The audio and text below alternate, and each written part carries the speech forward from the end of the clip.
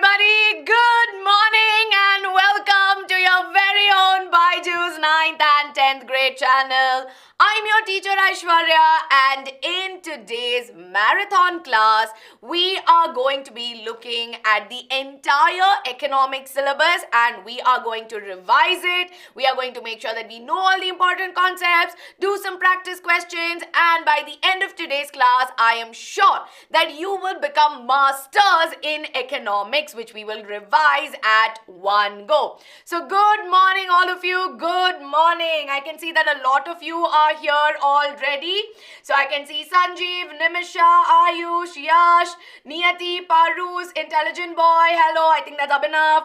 Okay, Bharat, Khushi, Niyati, Janvi, Kshitij. A lot of you are here. Good morning. Good morning to everybody here. So everyone, I hope that you've had your breakfast in the morning, because this is of course live streaming in the morning. But most importantly, I hope that all of you have your notebooks, you have your pens, and of course, I hope my audio, my video, and my screen and what I'm writing on the screen is visible to all of you. If it is, everybody, give me a quick thumbs up in the chat. Yes, give me a quick thumbs up to let us know that we are good to go. Yes? Amazing. Now, a lot of you here are very new, right? And of course, a lot of you are very regular and you've been with us for a very long time. But if you are someone who's very new to the class and you're very new to this channel and you're wondering what goes on in this channel and if should I really be studying with BYJU'S, then let me tell you that, see, once first and foremost, that we here believe in giving you quality content and helping you out at all times, right?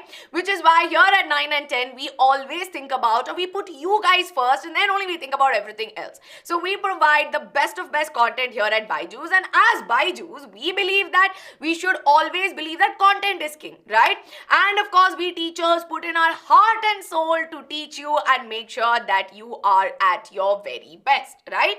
So in this class, of course, right, what can you expect in this class, right? So what can you expect? Yes? So first and foremost, we are going to do a complete revision, okay?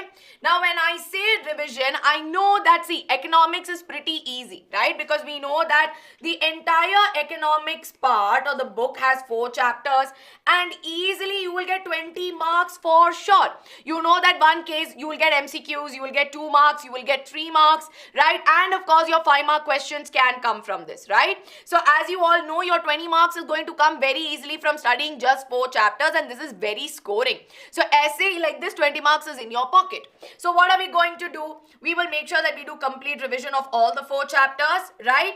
Now, when I'm going to do, I had the poll running. I wanted the poll to come when I tell you, right? But we're going to go from the chapter which is the most toughest for all of you to the easiest, right? There is no point in me starting with the easiest chapter if you feel like, ma'am, we already know it, right? So we're going to go from most tough to the easiest one, and we'll have the poll running for it. So the poll is going to be there right now. All of you quickly vote and tell me which is the chapter that you feel is very, very tough, right? Vote right now so that we can take a decision, and in the reverse chronology as per your live votes, we are going to go ahead, right? Now, of course, once the class is done or during the class, I will also be giving you some objective questions, right? I will also be telling you some important questions from every chapter, right? So we've gone through all the important PYQs and we've made a list of it, right? So we will be giving you some important questions, and throughout the explanation also, I will be telling you important topics as well. So what should you have with you? Please make sure that your notebooks, right, your textbooks, okay, your textbooks, and of course, please make sure you have a pencil or a pen with you so that you can make a note of all the important chapters, right? So somebody here is like, ma'am, when will we have Hansika, bacha, class 9 at the moment. We don't have a little bit bandwidth to do it. We've done a complete Menti. But if you have specific doubts or specific topics, let me know in the comments of this video. We will help us out. We will help you out. Okay? Yes, all right. And last but not the least, right? How is my mode of communication going to be? Mode of communication that is there is going to be mainly in English, right? I'm going to teach in English. Kindly don't tell me. I can see some of you are like, ma'am, Hindi, ma'am, ma'am Tamil, ma'am Malayalam, right? So of course we will make sure that we communicate in English. All other spamming that's going to be there, I will take it later towards the end, that is there. Of course, and very important, duration of the class. How long is this class going to be? My aim is actually to wind this up by maximum 3 p.m., right? Economics is very easy. No need to kitchify it, right? Very, very easy and simple it is. So what are we going to do? We will aim for 4 hours, right? Maximum is what I'm telling you. Maximum is going to only be 4 hours. By 2:33 is my aim. So if I start now, I want to wind up 2 chapters by 1:30. Okay, that is the aim. And if I have to do that, you have to cooperate with me. There is no way in which I will finish it off magically in 2 hours and you guys are like, oh ma'am, I didn't understand anything. Cooperation goes in both ways, right? So please make sure you cooperate with me, and as we go, we will make sure that 2 chapters we'll finish by 1:30 so that I can give you a half an hour lunch break, right? Half an hour, aram se have lunch. Easy 2 chapters we will keep towards the end, right? So now, of course, this is what we can expect. Are we ready? How's the Josh? Josh should be very high right now. Yes? Tamil, Malayalam, all other language, linguistic policy in BYJU'S is very clear. Towards the end, we will be doing all of that, right? Take a screenshot if you want to, because I've written it on a black screen. Okay. So now let me see, can we close the polls? I just need to know what is the chapter preference that we are going in, right? Okay, can we just pause at the poll results? Chat is moving very fast, so everybody just allow me to... Okay, amazing. Actually, this is what I predicted also, right? Very good. So first we are going to go with globalization. Yay! Okay. Then we are going to do money credit. All right. Third, we are going to do sectors of Indian economy. No, actually, no, not sectors. Can we go up? I think it's the second chapter. Okay, just give me one moment. One moment, everybody. Okay, third is going to be development, which is post-lunch, right? And last is going to be sectors of Indian economy. All of you find sectors of Indian economy very easy, is it? How many of you feel sectors of Indian economy is essay easy peasy? Very simple. And also it's very scoring. You have some short questions from this chapter also, right? Yes. Okay, so this is the plan, right? Yes, this is our plan. We are going to start with globalization. So let's get started and not waste any more time. I hope we are ready. So going to globalization of Indian economy. All these chapters are easy, to be honest, right? It's very simple only. It's super duper simple. So let's understand a little bit more, right, on what do we mean or what do we have in globalization. Now, first and foremost, if you've been part of the crash course or the pre-board fest, some of the slides may look familiar to all of you, but of course here the understanding is to go more or less in detail with what is exam relevant, right? So first and foremost, what are the important topics that are there in this particular chapter? You can take a screenshot if you don't have it also, right? Now we will be talking about understanding what is globalization, right? We will understand how there is different dimensions in globalization, right? And we will go on to talking about economic exchanges that will happen. What are the role of MNCs, which are very, very important. High chances of a question coming in your exam, right? So in this case, you will be able to get this. I'll move aside, don't worry. Then we will learn about role of foreign investment. Yes? So everyone, please make sure that you take a quick screenshot of this. Yes, take a quick screenshot, give me a thumbs up, right? So these are some of the broad topics that are going to be there. Yes? 4 hours, bacha, Divyansha, maximum 4 hours. Okay? Yes, very good. Otherwise, I'll share it with you on Telegram, not to worry, right? And of course, we are also going to be talking about what were the factors that enabled it. How there was increase or there was more advancement in technology, and the role of the World Trade Organization, right? And of course, liberalization, that is removal of restrictions on tax, removal of restrictions in foreign trade, right? And last but not the least, right? This is also very, very important topic with respect to exams, yes? So that is the impact of globalization, right? What are the positive impacts and what are the negative impacts, right? Take a screenshot. Yes, go ahead, take a screenshot. And I will share the PDF. You have nothing to worry about, right?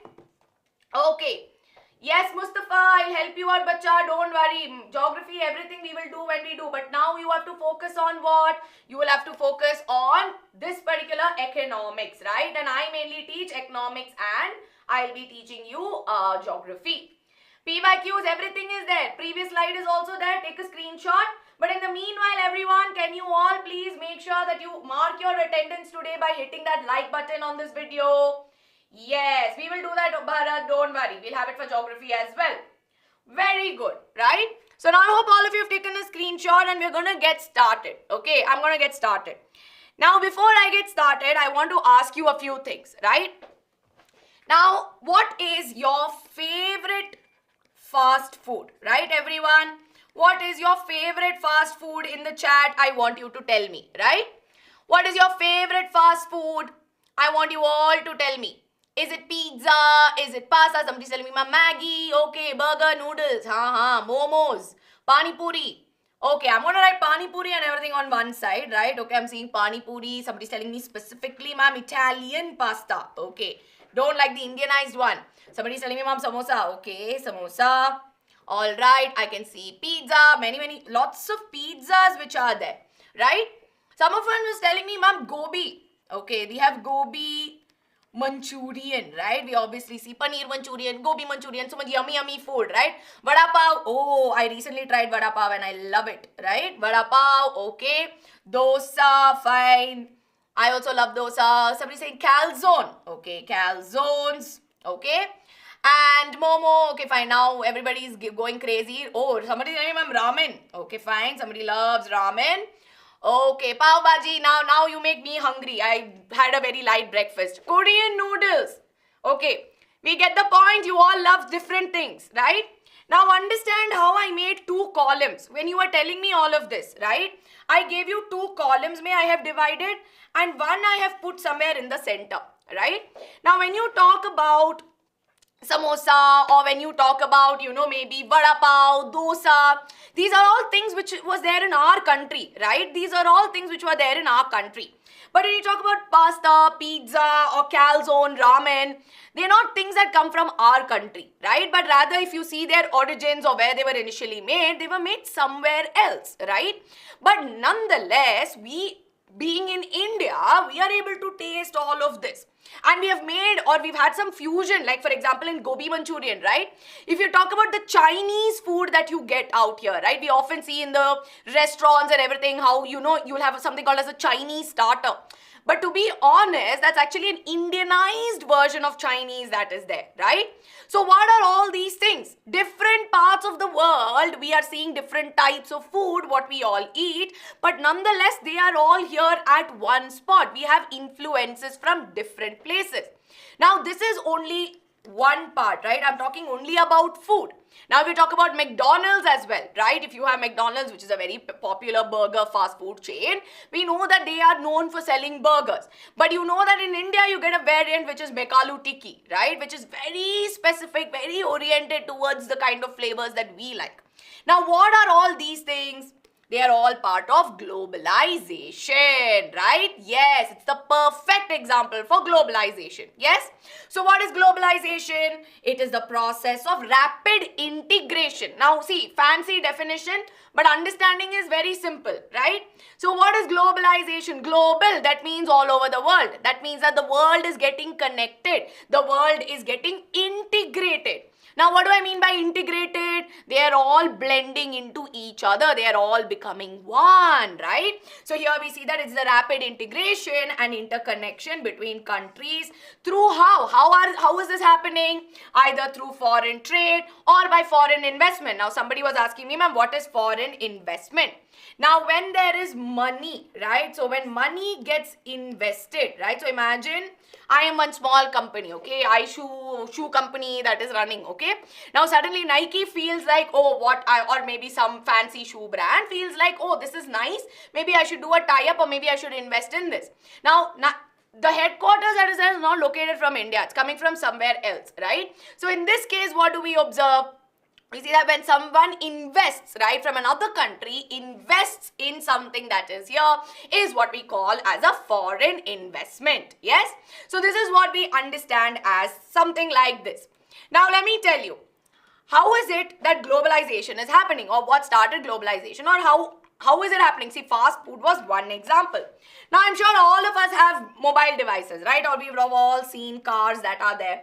Now, cars have different parts. Now, I am not a very big car fan, but if some of you are car enthusiasts that are there, you can also tell me, right? There are different parts of the car. There are wheels, there are engines, right? Different body parts that are there, I'm assuming. I'm not a very big car enthusiast, so I will not know much, right? Car, bike, many parts are there. Now the thing is, if you take any example, right, we see that maybe some body parts that are there. For example, whoever designed the car, right, maybe R&D, that is the research and development of how the car should be, how it should look. Maybe this particular team is working off Germany, right, because we know that from Germany, some very, big fancy car brands are there. Now we know that they'll be based off Germany, and then after that we see that maybe they will make the design, but the body parts will be maybe made in China, right? Maybe the engine is going to be made somewhere else. The wheels are going to be manufactured from somewhere else. Now, after all these things are manufactured, we see that they will be assembled. So, they are all different. They are all parts now. It's not a car. They need to be brought together, right? Now, maybe this assembly will happen somewhere in Mexico, right? And then from there, we know that it will be shipped to different parts. So in this case, if you see, so many different countries are integrated, right? And this integration did not start right now, but started way back in the earlier times, right?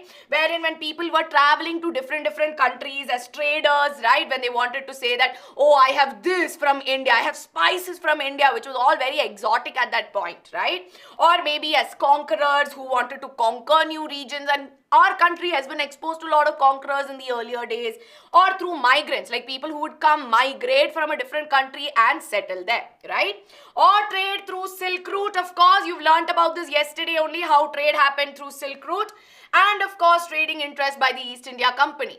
Now, there were many countries which were colonized, right? So we know that Africa and India were all examples of countries which were colonized. And we know that in these cases, especially we see that from, countries like Africa and India, we see that raw material was normally, traded off or transported. Normally food items were also transported. And along with that, sometimes some final products, right? For example, maybe like a particular, I'm not able to give even some example, but mainly, for example, maybe some masala, which is like a ground of so many different spices, those would be, transported out, right? So here, yes, very good. A lot of import and exports were there, right?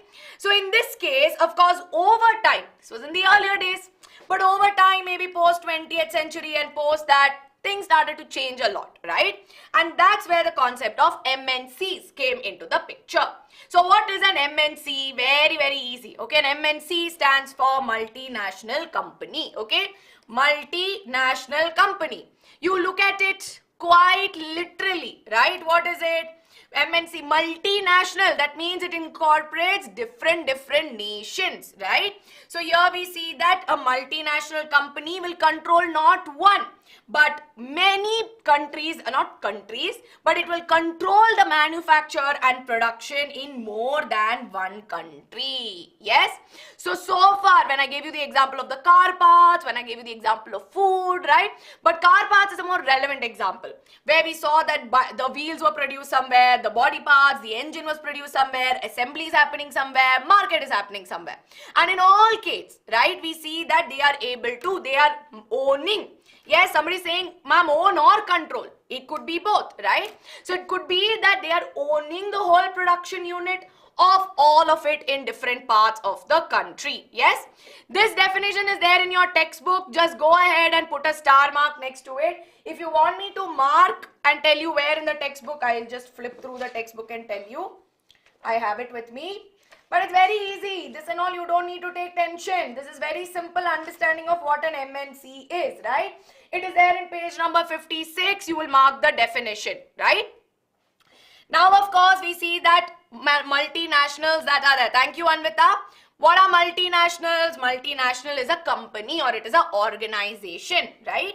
So, it is an organization which owns or which will control production, right? So if you see, there will be one in India, one maybe one manufacturing unit, maybe one factory in India, right? We'll see that there will be one office in USA, right? They will have one storehouse or one warehouse somewhere else, maybe probably in Mexico, right? And then we see that there will be a service center that is going to be there probably in China. So all these things are in different parts of the country, all over the nation. This is what we call as an MNC, right? Very simple and easy. They'll not ask you what is MNC for 1 mark, okay? Yes. Ma'am, service center is there in India also? Yes, yes, it is there. What is foreign direct investment? I am going to get to it. Yes? Ma'am, what do we do if you have to expand answer? Nancy, this question will not come for 5 marks, okay? But this along with some things that we will discuss later will come for 5 marks, okay? Now moving on. See, I know so many doubts are coming, right? But let me tell you, everybody first listen to me and then I will take a doubt board section where I will take your doubts. Otherwise, what is going to happen? I will keep taking doubts and today's class will become 6 hours and 8 hours instead of 4 hours. So are we all going to listen to me first and then ask the doubts? Because most often than not, I would probably be solving most of your doubts that are there. Give me a thumbs up in the chat. Yes? Yeah, thank you, Poppy, but let's stay focused, right? Let's all stay focused. Okay, for all of you telling me I look like a certain someone, thank you, but let's not spam, right? Let's not spam. Okay, let's move on. Yes, now I need attention. So what is an MNC? It produces and sells goods and services in different countries, right? It is also responsible in manufacturing, but it also sells it in different countries. Not that I am producing cars and I'm just keeping it as it is, right? I'll also have to sell it in different parts or across different countries that are there. Now, how is it that an MNC functions, right? So let's assume, right? So I have an MNC, right? Imagine I'm an owner of a big MNC that is there. And I know that I am making maybe a fancy fast car which I want to go for, you know, F1, like F1 race and all that, right? So imagine that I'm making a car. Yes, and I know that I have it. I may be manufacturing in it. Okay, maybe I'm manufacturing it in China, right? And then I'm assembling it in New Mexico, taking the same example as there in your textbook. And I have maybe a service station or a customer service that is going to be there in India. Now the thing is, me as an MNC, right, or a leader of an MNC along with my team, how do I decide that China I will do manufacturing, in Mexico I will do assembly, and in India I will keep my customer service? So what is the parameter of deciding, right? How is it that there are different teams that are going to be there in different parts of the world, right? How am I going to think about it, or what is the basis, right? How do they function? That is something that we need to understand, right? Yeah, I know I said F1 generation, but I meant F1 race, okay? Yes. So that exactly, it is the money. So here, when you talk about the functioning of an MNC, right, it's quite complex and intricate, yes? And what do they do? I mean, what do they think about? What they want is to make sure that they have low cost, right? Low cost production, or I'll say low production cost, right? Low production cost and greater profits, right? So I need to make sure that I am not spending too much money just to make one product. If I want to make one car and I spend some 2 lakh rupees in making the car, how am I going to get profit, right? Then I'll have to sell my car for 3-4, I mean, of course cars are worth more, but I'm giving you a hypothetical example, right? If there are other cars which are being sold for 1 lakh, but I am spending same 1 lakh just to manufacture it, then no way, right? It's not going to make, you know, you will not, it will not go this way, right? So you need to make sure that you lower production cost and then sell it at a greater price so that you will get profit, right? As simple as that. So what MNCs do is to make sure that wherever they are operating, right, whether they decide, so they decide that, okay, in China I will do this, or in Mexico I'm going to do this, to reduce their cost of production and increase it, right? And at the end of the day, they're not just selling in one place, but they need to produce them globally, right? Which is why they need to be sold and produced globally. Which is why normally if you see the markets wherein they'll be sold would be like US, Europe, right, or even across the world that are there. Now, of course, this is the intent, right? This is how an MNC functions. Now, the thing is, again, we need to understand, right? So this is the main intent of an MNC. But how do they choose their location of business? Now, this could be a 5-mark question. This could be a 3-mark question. So please, everybody, put a star mark in your notebook, right? Everybody pay attention now, okay? For those of you who didn't understand, I will explain this once again, right? So now others who are unnecessarily spamming, please stop spamming or you can leave the class, right? Okay. Now, yes, for a lot of you who said, ma'am, this came in my exam, this is going to be very, very important, okay? So here, as you all know, how do you decide that, okay, in this place, I am going to have production. In this place, I am going to have assembly. In this place is where my service sector is going to be, right? So here, when you talk about it, first and foremost, it is availability of labor, right? So basically, if you think about it, for those of you who are asking me, where does this part come? Go to page number 57, it is there, okay? Page number 57 in NCERT, put a star mark in the lower paragraph, right? Yes, it's coming in the lower paragraph that is there, okay? So now first and foremost is availability of skilled labor. So which means that if I need to set up a production unit, right, I need to make sure that first of all I get daily wage laborers who can run, or laborers who can run my factories, and I'll also need skilled laborers. And in India we have both, right? So we see that India is perfect for this whole manufacturing setup because we have the right pool of mix of laborers as well as skilled engineers who are there, right? And we are able to get them and they are able to get it at a low cost that is there. Now along with this, right, it needs to be closer to markets. That means that it should not be that my manufacturing is happening in one corner of the world, right, and my selling is happening on some other corner of the world, right, because I'm going to spend so much money in taking my product from here to here, right? So you imagine if this is where I am manufacturing and I need to transport my car for 7,000 kilometers, okay? I'm talking about cars, right? 7,000, 8,000 kilometers I'll transport it to one corner of the world where I want to sell it, right? Lots of money is going to go in this, right? So much money I will invest in transporting and making sure that nothing happens to my car. Yes, and of course at the end of the day, it should be that wherever I'm planning to sell, right? Imagine if I'm going to sell it in some very small island where people are like, I don't need to use cars, right? It should be convenient. There should be a market for it. Now, when I say market, it means that there should be a demand for it. It should not be that you're selling someplace where they don't want cars. What will I do? You imagine if I have a racing car in a place like Bangalore where there's so much traffic. Who will buy a racing car? Nobody will buy it. They're like, I have normal car is good for me. I have to go in Bangalore, right? So that is one thing you need to understand, okay? Now, of course, the next one is availability of other factors, right? I should have land, I should make sure that I have money, right? And I should have my raw materials, right? So now, of course, it should not be that I have decided Bangalore city, in the center, I see there's one small chotu piece of land, I am going to make one big factory. No, right? It's not going to happen. You imagine in a city like Delhi or Mumbai, which is already there, and suddenly you have a factory coming up in between all of it. It's going to be very difficult, right? So you need to have the right piece of land. You need to make sure that you have capital, right? And you also need to make sure that you have the raw materials. It should not be that from India, you want to manufacture it. You don't have steel. You don't have the parts for engine. That also you have to spend money. No way, right?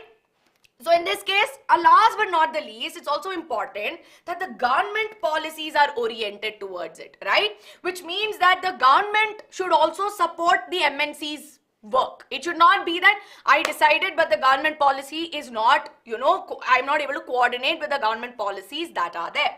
Which is why these are 4 very important pointers, right? 4 very important pointers which allows MNCs to choose their location of business.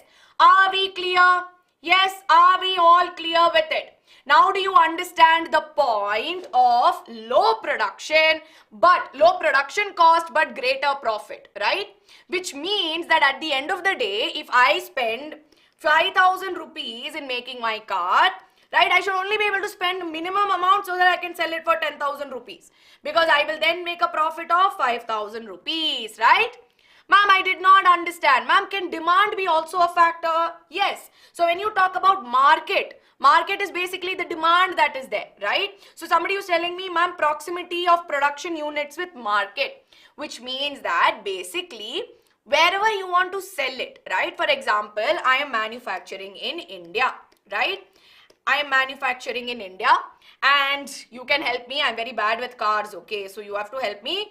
F1 races, we know that there are representatives of different countries. Like, for example, Britain is there, I think, right? I'm very bad at this, but assuming, just to make it easy for me, there are some European countries, right? There are some European countries and maybe some African countries which are involved, I'm assuming, okay?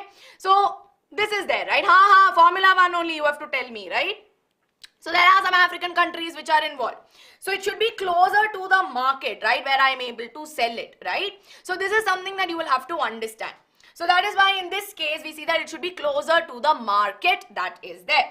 So here you will get this for 5 marks or 3 marks. And very important thing is that most countries welcome MNCs because there is a flow of capital, right? There is a flow of capital that takes place. Now we know that if an MNC has to come up, so imagine I am the owner of an MNC and I am coming from US and I am coming to India, right? If I want to set up a production unit, if I want to set up customer service, I will bring in money, right? I'll have to invest that money. So in this case, when an MNC invests money in a foreign country to expand its business, I've come from US and I have come to put money in India, right? I'm bringing in the money or I'm bringing in capital. For some of you who are asking me what is capital, capital is nothing but paisa, right? So here when you bring it in, it's a foreign investment. So investment coming from other country, from the foreign, is a foreign investment. It's as simple as that, right? So that's why it is very, very important. So now we know how an MNC works and how an MNC can be set up, right? Yes, okay. I'll explain that, Nishan. I'll explain that as well. See, Anshul and many of you who are asking about climate and who's talking about other things, see, understand one thing, right? That is, of course, climate, raw materials, capital, they go specific to a manufacturing industry, which you are also talking about, you know, you're getting a little, you're clubbing understanding or location of setting up a manufacturing industry with that of a MNC, yes? MNC mein manufacturing unit is one part, right? But it also means setting up service centers, setting up, you know, offices where there could be people, it could be setting up R&D, right? So that is something that you will have to understand, okay? Are we all clear? Everybody? Okay. Ma'am, how much points should we write for 5 marks? You will have to write 5 points which are there. Okay. Give me a quick thumbs up and we're going to move on to the next part, which is also a little bit confusing, right? I'll explain it once again in case towards the end, but so far so good. Okay. I don't know. Not yet, I think. Okay. Yes. Now moving on, okay, let's move on to the next part where we talk about if one thing is MNC brings in foreign investment and they're like, cool, we'll set up something like this. But the next thing is they may have some other strategies to expand business, right? Now that again goes from page number 57, right? Page number 57 and page number 58. You can make a note of this. This whole page that is there is going to talk about how are the other ways in which an MNC will expand, right? So that is what they are going to do. I will take the doubt after I finish this, okay?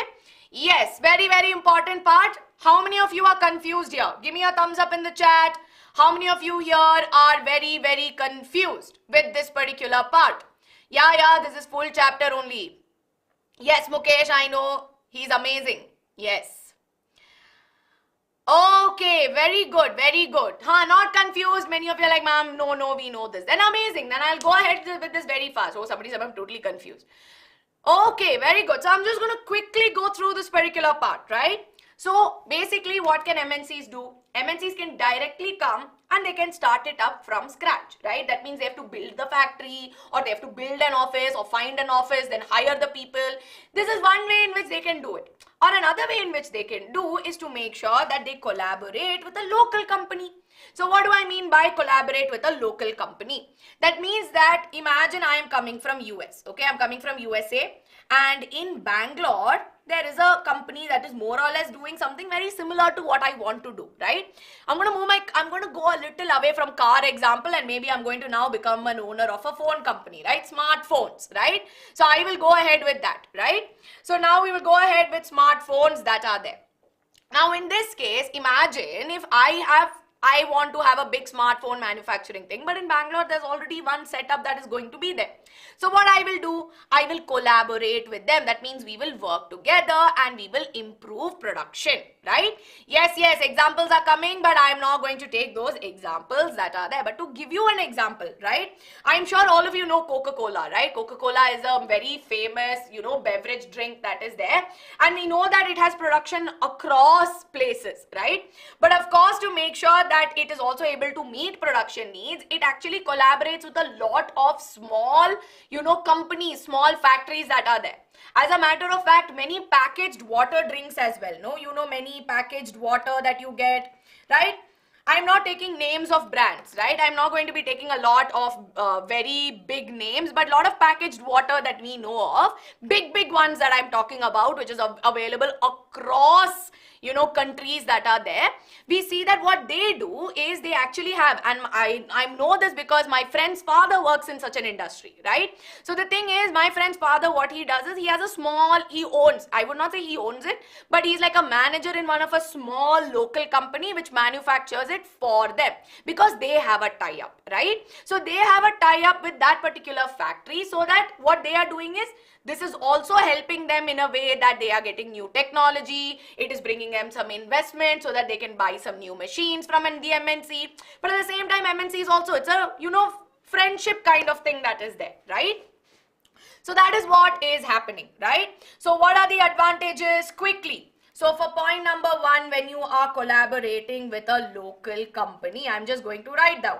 What are the 2 advantages? Advantages is that there is additional investment, right? So for that local company, they are getting extra money from the MNC so that they can get better machines, right? So imagine if I had my, if the small company had some extra ones, right? They had chotu ones, they didn't have good machines. Now with the help of the MNC, they can buy better ones, right?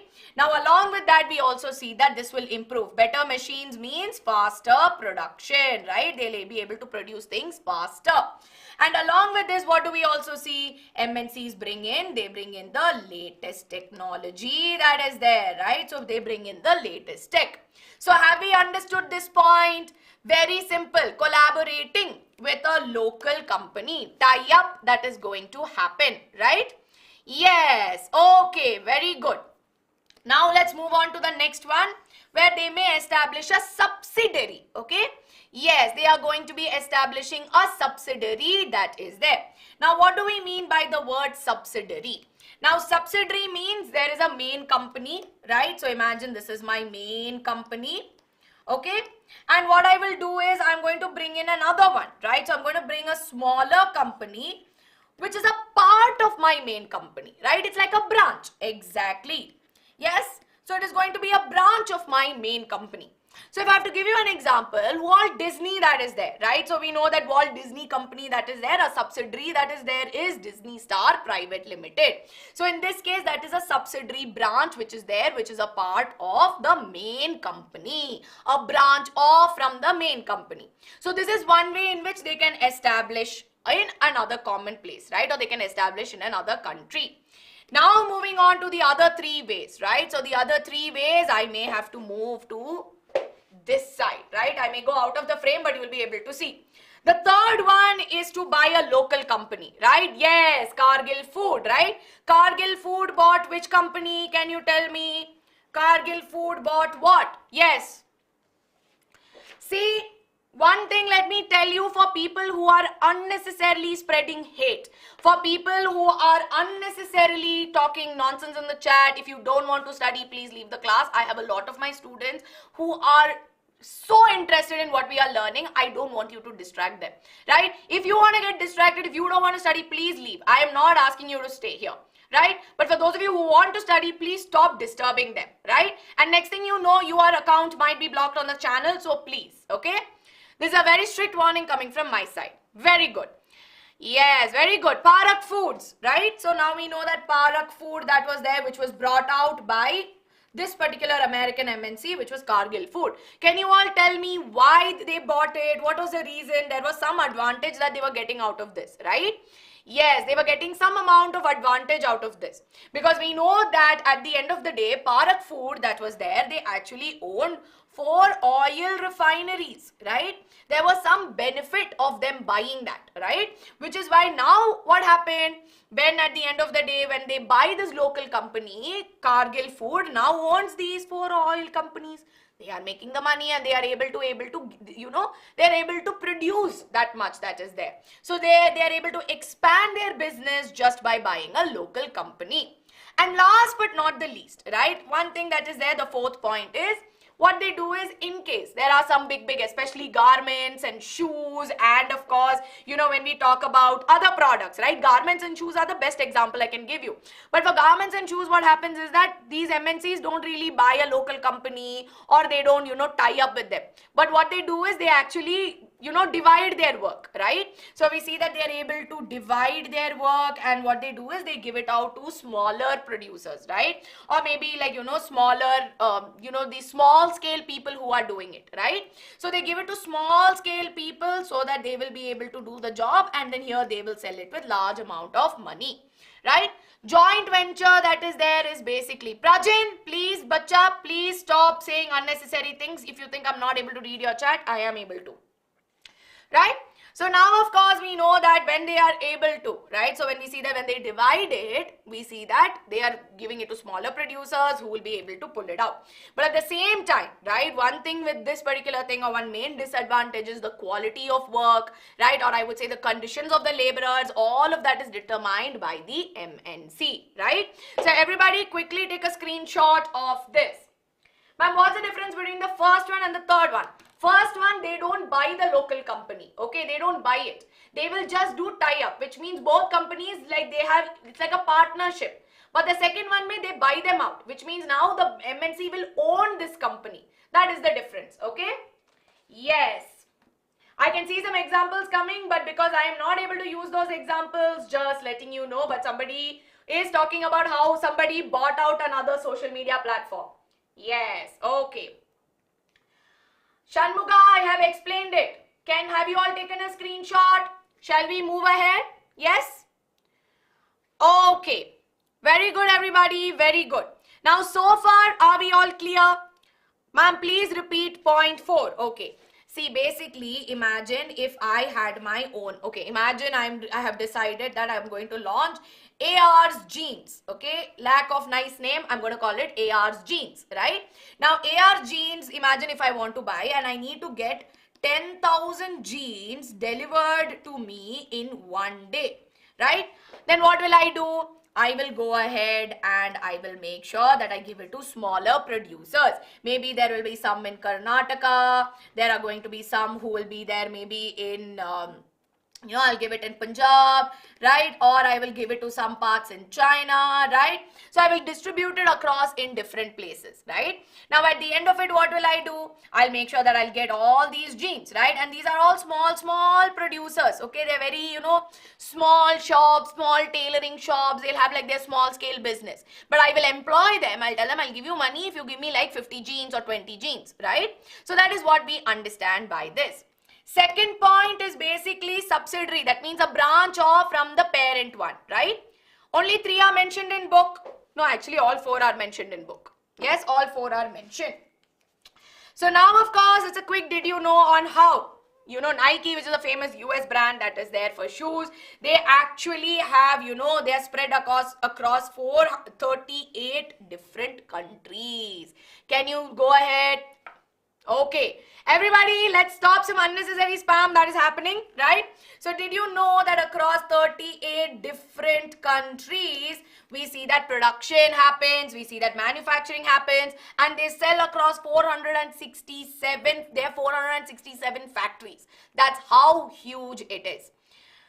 What will you do with that information is what I want to know. I don't think so. It is not. It is not yet. It is not. Okay, to answer your question, it is not yet. All right.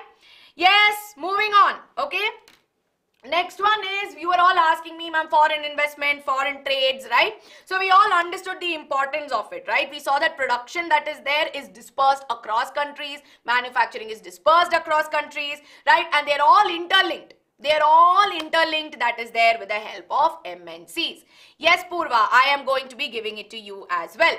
But most important thing, right? The most biggest advantage that comes with all of this is the interlinking, right? The interlinking of different countries that also enables foreign trade, right? So what do we understand by foreign trade? Yes? So we know that when foreign trade takes place, what do you understand by foreign trade? You tell me that first, right? Yes, I will go enable slow chat right now. Prajen, why bacha are you spamming in the chat unnecessarily? Why are you distracting the class? Don't you all want to have lunch on time? That is all that I'm going to say. Yes? Okay. Very good, very good. Trade between countries, exactly, right? Foreign trades means to export. Is it only export? Good vibes, right? Ma'am, no, some extra information I'll also give you. No, it should not be that I'm just telling you everything just from NCERT. I should also give you some important information, right? Exactly. It is both export and import, right? So basically, foreign trade enables the movement of goods and services between countries. It means that I will be giving something and I will also be getting something, right? So we see that there is both export as well as import. Now we see that when there's export and import of goods and services, right? So we're seeing that services are also getting transported, or there is trading happening. That means it also enables movement of people, it enables movement of ideas, and of course technology, right? So which is why over time, if you see, right now, if you take my case and if I give you a personal example of mine, and I'm sure you will also be able to tell you. I mean, you will also be able to tell me, right? We know that in our family, we obviously see that there might be some cousin brother, some uncle, or maybe some distant relative, or maybe some friend of ours who we know who is now maybe living right now in Singapore, right? Or maybe they'll be in the US, right? Or they may be in London, right? So we see that they'll be in different parts, right? How many of you know? I'm sure you all know some relative, some friend who's going to be there, right? Now in this case, of course, here we see that there is migration that has happened. Now along with that, we also know that there are different people who've come from different parts of the country, right? Maybe they would have come from different parts, maybe Dubai, they would have come from, Germany, and they'll all come to India as well, right? So here, this is what we understand as migration. Canada also, I'll write that, right? So we know that from Canada also, they would have gone to Canada as well. Now, in this case, when migration takes place, right, we see that even our culture, the kind of food that we eat, that is why we see that even when you go to London, you will find a place where you'll get Indian food. Or when you go to US, you'll find a place where you're going to get Indian food. Maybe you'll get South Indian food there or North Indian food, whatever it may be, right? And we will see that there is some blending of cultures that takes place. Exactly. So there is a cultural exchange that takes place along with this. Now, along with this, when there is movement of, when trade happens, right, even on a broader front, cultural exchange is there, of course, but along with that, we need to focus more on the goods that happen, right? So we see that there are more and more goods which get produced, right? And in your textbook also, if I see in page number 60, right? So go to page number 60 where they talk to you about how over time, Chinese toys have taken over the market. Now, earlier in the day, if you see, I can give you an example of Chanpatna toys, okay? Now, Chanpatna toys, Patna, I hope I got the spelling right, yeah. So, Chanpatna toys that are there are mainly, they are a kind of toys which are made in Karnataka, in a part in Karnataka called as Chanpatna, right? But over time, if you see in the market that you find, you will mainly find toys which are manufactured from China, right? And why is it that we find this? We are able to see that over time, we see that these are of course cheap, they are affordable. And over time, we also observe that this has made sure that more and more people compete, right? They compete in the market. Yes. Can we please make this into slow mode? Yes, it's going to become slow mode now. Moderator is back. It's going to become slow mode.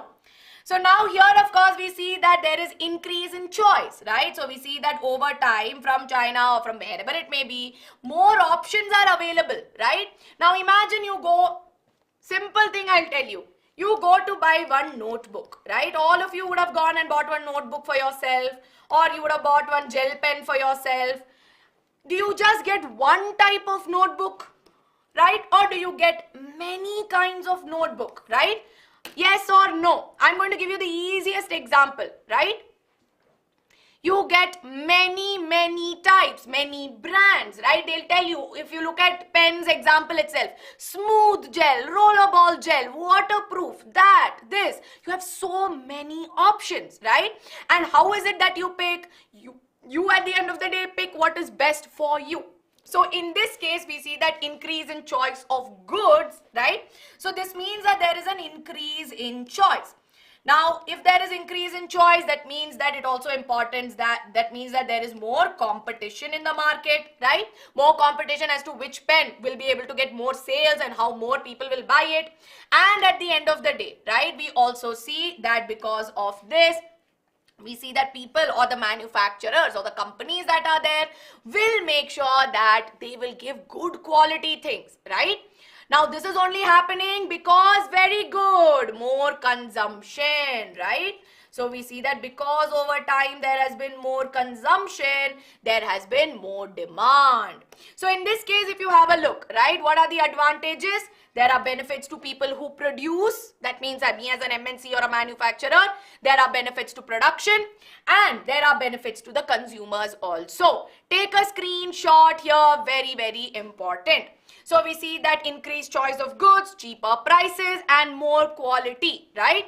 That means that producers need to make sure that they go beyond their domestic country and make sure that they get new sources and capital. Are we all clear with this? Yes? Are we all clear? Because now we're going to move on to last few parts of the chapter. 10 minutes I'll wind up this chapter. Are we feeling confident about this? Yes? Everybody?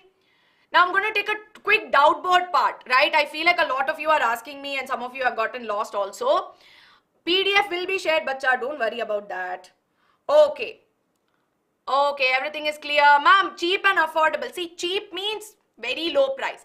Affordable means that it's maybe like slightly moderately priced, but it's affordable for more people, right? Okay, stop sending lyrics on the chat. All right, ma'am, benefit of workers. See, benefit of the workers that are there at the end of the day, right? Benefits of being a worker is that you will get employed. Ma'am, book number. See, I was just discussing about, I think, page number 60 and 61, right, on importance of foreign trade. So 59, 60, 61 I have discussed right now. Ma'am, difference between local company and MNC. See, local company that is there is basically set up. That means if I am a local company, Aishwarya Jeans, right? Aishwarya Jeans is a local company. That means that I am based off Bangalore. My customers are within Bangalore, maximum, you know, Karnataka, Tumkur, Mysore, I'll be selling there, right? Local, it's established within the area. But at the same time, if I am an MNC, my production goes across different countries. My selling goes across different countries, right? So are we clear? Are we all clear? Trade surplus and all I'm going to explain now.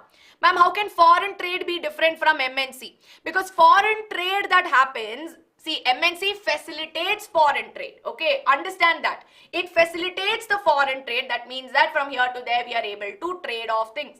But see, trade goes beyond that. There are raw materials that we trade off which may or may not go through, you know, an MNC, right? So that is something. Collaborate is to be friends, right? That means work together. So imagine if Ankita ma'am and I are coming to teach you biology. We are collaborating and teaching you biology together, right? So we are working together. What is the difference between, oh, some heavy words have come. Wait. Ma'am, difference between joint venture and acquisition. See, acquisition is when a company, a main company will acquire, it will take over the whole company. Joint venture is when they work together, right? I'm giving you an easy example. There are business clauses and many things that goes into it. WTO, World Trade Organization, which I'll explain now, okay? Demerits of MNC. See, demerits of MNC that is there is, of course, discussed later, but I'll tell you now. Demerits that are there is a fact that MNCs control working conditions. With respect to the small traders, I told you, right? We know that in the case of small traders and small producers, MNCs are the one who control their wages, who control their working hours, and who control their working environment. So that could be both positive as well as negative as well. Impal Gowda, I have explained this, okay? I have explained joint venture also, right? Yeah, you can write collaboration also. You can do that. Okay, no, I am not explaining anything in Tamil, Hindi. I told you, we have linguistic policy, mainly English. Yes? Okay, yes, done. Fine. Chalo, we will move on. Shall we move on? Yes, to the next part, right? I have to get to the trading part of it, right? So everyone quickly, look at it. So we've understood that MNCs, right, facilitate globalization, and we know what is globalization, right? Now, of course, we know that there are various aspects or various dimensions to globalization, which I would like all of you to go into page number 62, right? So page number 62 pe we have this information, yes? So we know that in this particular one, right, I'm going to stop and I'm going to take one on Ford Motors. Ford Motors question we'll solve together later. Actually, I'll open the textbook maybe later on. Ford Motors ka example, we will do it together. We'll solve it together. Fine? So now we know cultural dimension I already explained to you, right? How there's influence of foreign ideas, values, commodities on our day-to-day experience. But here we know that in political dimension, we know that when an MNC binds different countries together, right? Political policies, political ideas of one country can have an influence on the other as well, right?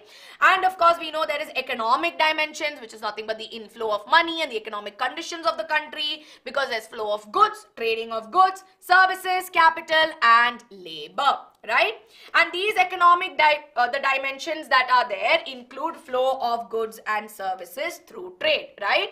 That means that we know that along with this, there is flow of, when we talk about through trade, we know that services, which means that your IT sector, your customer service sector, they are all services that we offer to different parts, right? And we know that there is flow of capital, and along with that, we also know that there is flow of labor through migration. Yes, we have already discussed how people migrate, right? There was a large influx of migration that took place in the early days where they went out of the country for food, right? For labor, that means to get income, right? So to make more money, for a better quality of life, right? And for better jobs, right? So in this case, we see that there has been migration of people as well for all of these reasons. Exactly. So in this case, what do we understand? There are various factors that fuel globalization, okay? Now, factors fueling globalization, very, very important. 3 marks, it can come. Okay. So, please pay attention to factors, right? What type of questions will come? I will tell you. Yes. Now, of course, when we talk about technology, right, we know that first and foremost, there has been a rise in technology. Yes. So, we know that over time, the information, right? So, I'm just going to write this down. The information and communication technology. Yes, the communication technology has had such an impact over the world. Usage of your phones, usage of laptops, usage of softwares, right? See, let me go through this once again, right? So we know that there are various factors that fuel globalization. How is it that over time, I'm sitting here, I'm able to talk to somebody who's all the way there in US, right? I have some friends in US, I have friends in London, and I'm able to talk on the phone. Why is it that I'm able to do that? Or if at all, right, if you have some relatives who are maybe far away there, how is it that you are able to talk to them, you are able to interact with them, and you know that they are doing whatever it is? Exactly, it's due to the IT sector and the communication sector, right? So as you all know, I'm able to talk to you how? You're all in different parts of the country, but here you are able to talk to me, able to talk to each other, right? So what has happened is improvement in information technology and communication technology has reduced the time gap between traveling. It has reduced the time to deliver goods, right? So now we don't need to wait for months and months or weeks and weeks to figure out if what I sent came there or no, right? Just one message away and the person knows that this has been delivered, right?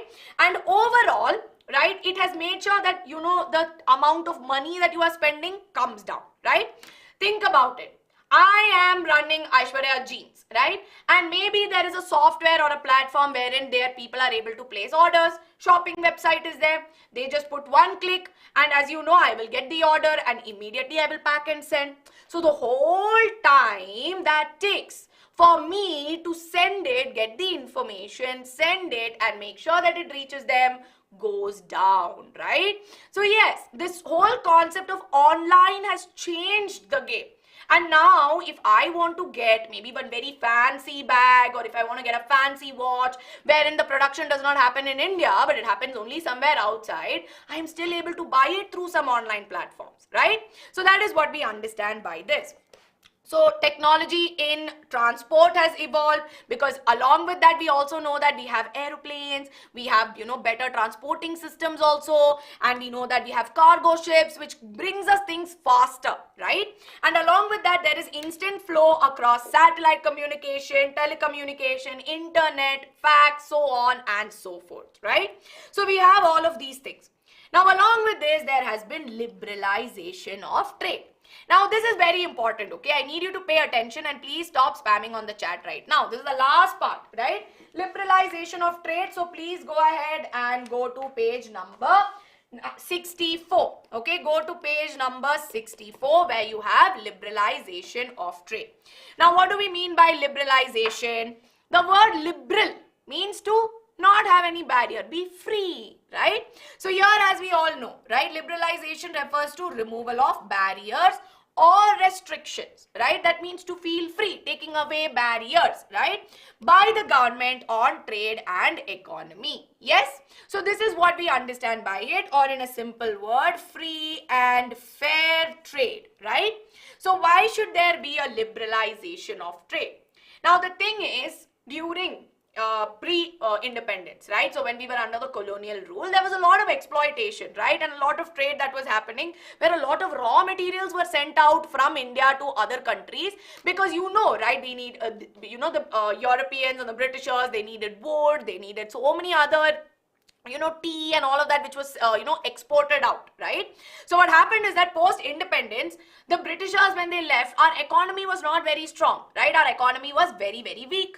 Yes, so when it was very weak, we saw that the agriculture industry, the state of the agricultural industry, and of course the other manufacturing industries was all very poor.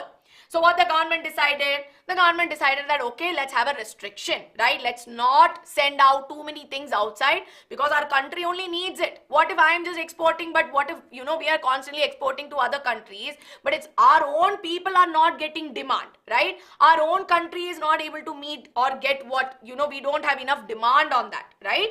So which is why, to support domestic producers and to protect the country from foreign protection, they put up a trade barrier, right? So what is a trade barrier? That means that there was restriction on how much trading could take place, right? So what do we understand by this? It's very simple, okay? You imagine at home, right? You see that at home, there has been, assuming, right, there has been a notice which says that there will be no apples, okay, for the next 1 month, right? And you know that you have only 10 apples with you which you have to use for 1 month. Simple logic. Will you give away all of your apples? You're like, it's okay, take it and go. Or you will be like, I need to make sure that I use my 10 apples wisely, right? So that is what we are going to do, right? We are going to use it wisely. And that is where the government came from, that they are like, see, after independence, so much of unfair trading and export happened to a point that we should make sure, or we protect the domestic producers. And along with that, to make sure that we empower our economy, it should not be that poor domestic producers are making, jeans, or they're making all sorts of, clothes, products and everything. And you have foreign traders coming in. So if your foreign traders come in with all their foreign products, people will obviously go there and be, it's looking so nice, let me buy that. That's why they wanted to have the trade barrier, okay? Are we all clear with this? Now somebody asked me a very interesting question, right? Ma'am, what is the difference between liberalization and globalization, right? So what is liberalization or globalization? Now liberalization is basically to remove barriers, right? So here this is to remove barriers for foreign trading, right? But at the same time, globalization is integration. That means that globalization is when different countries integrate and interlink. Are we clear? Vasu Gaming, I have just explained what is liberalization. You can take a screenshot of this definition. Yes? Everybody, quickly take a screenshot.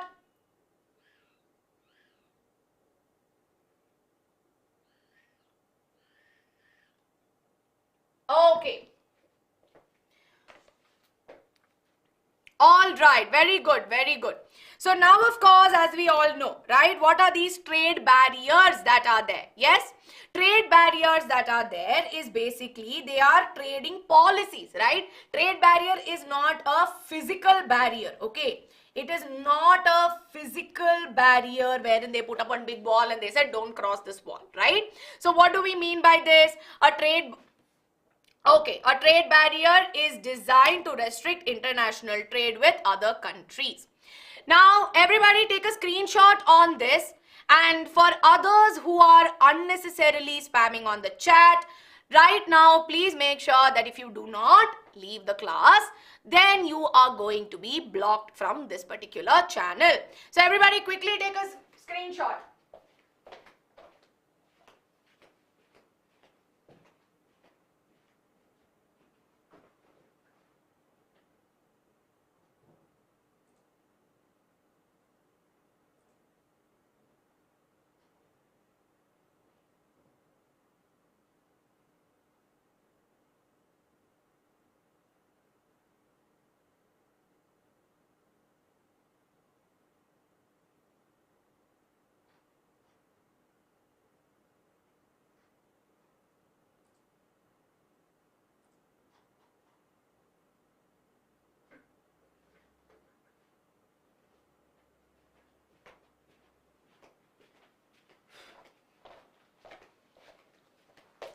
Okay, moving on, now I'm going to explain this once again, right? Yes, so now I'm going to quickly go ahead and I'm going to explain this once again. Now, trade barriers are not physical barriers, but they are trading policies which are implemented by the government, right? So, they are implemented by the government, which are designed to restrict international trade with other countries, right? So, how is it that the trade, what are these trade barriers that are there, right? What are these trade barriers? So first and foremost, they started implementing taxes, right? So we see that whatever was imported, that means if it was coming from a different country, right? Whatever was imported from a different country, we see that they would charge import duty, right? Or they would charge lot of tax on it. That means lot of tax needed to be paid, yes? So they would charge import duty on this.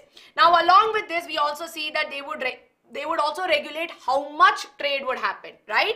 So we see that they would also make sure how much of it would be traded off. We saw that there was a specific amount of products that could be brought into the country, right? So here we see that there could be a specific amount of trade or specific amount of goods only that could be entered into the country and specific amount of it which could be gone out as well, right?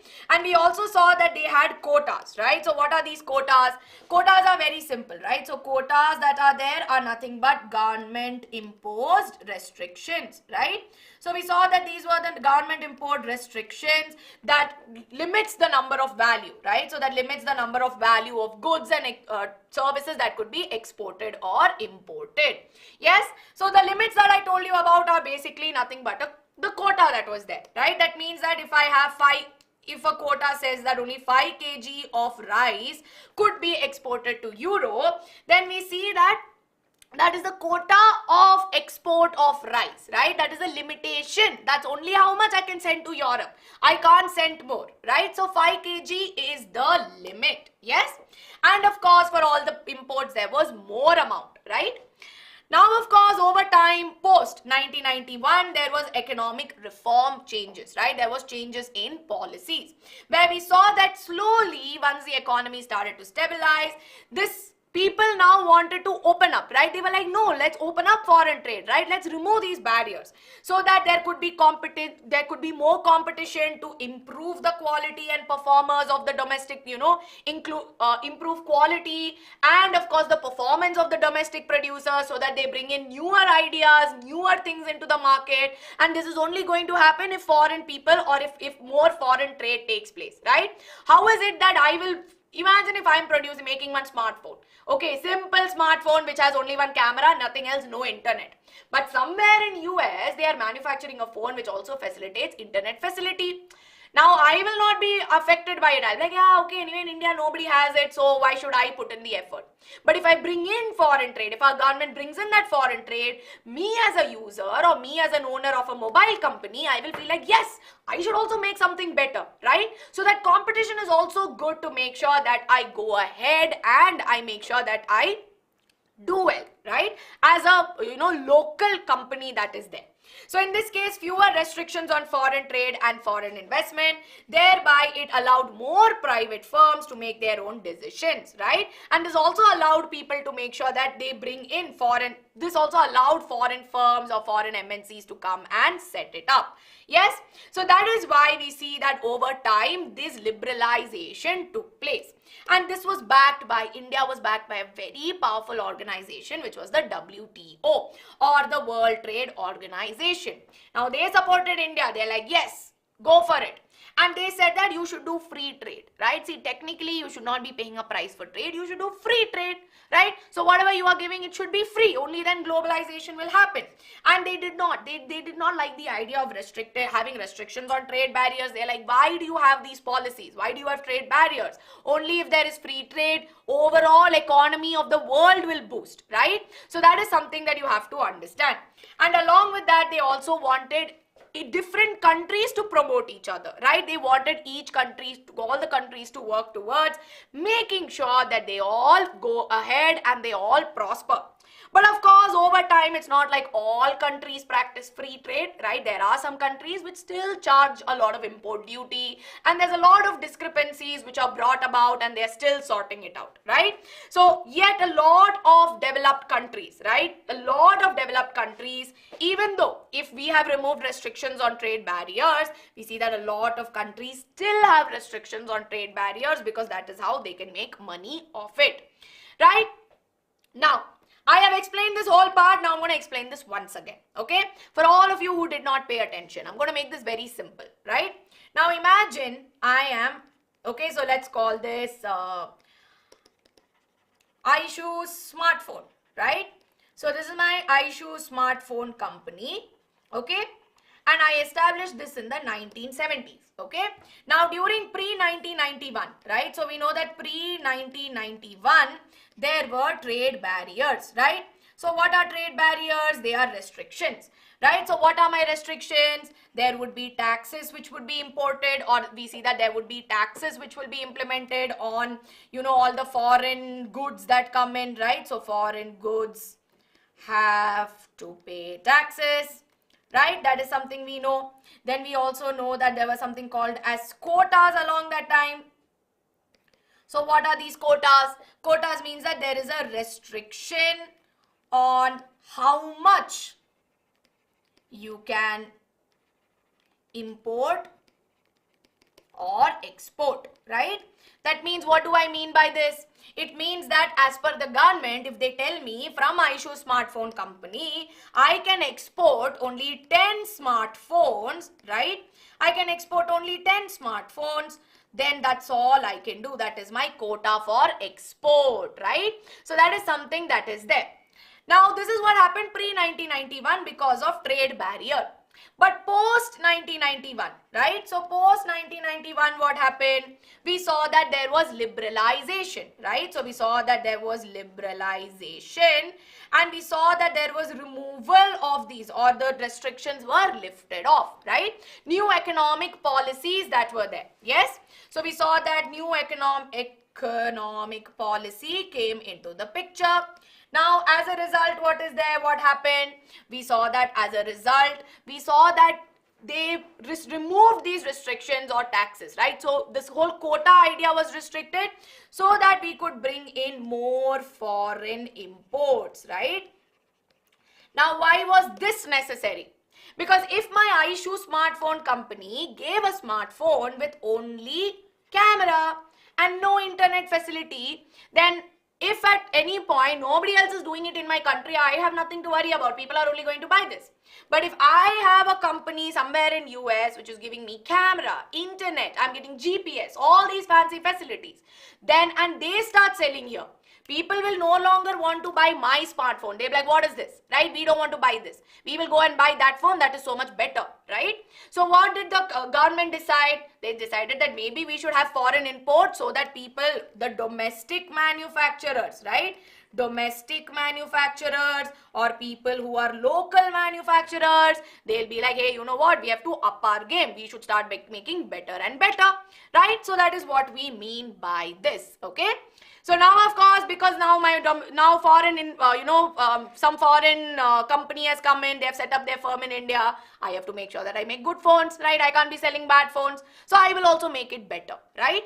Now, when this was there, the World Trade Organization, right? So the World Trade Organization or the WTO, they were like, yes, very good. Let's remove restrictions on trade barriers. As a matter of fact, they believed that you should do free trade. Because at the end of the day, why are you putting money on sharing your resources, right? If I have something with me, imagine I have rice, somebody else has wheat, okay?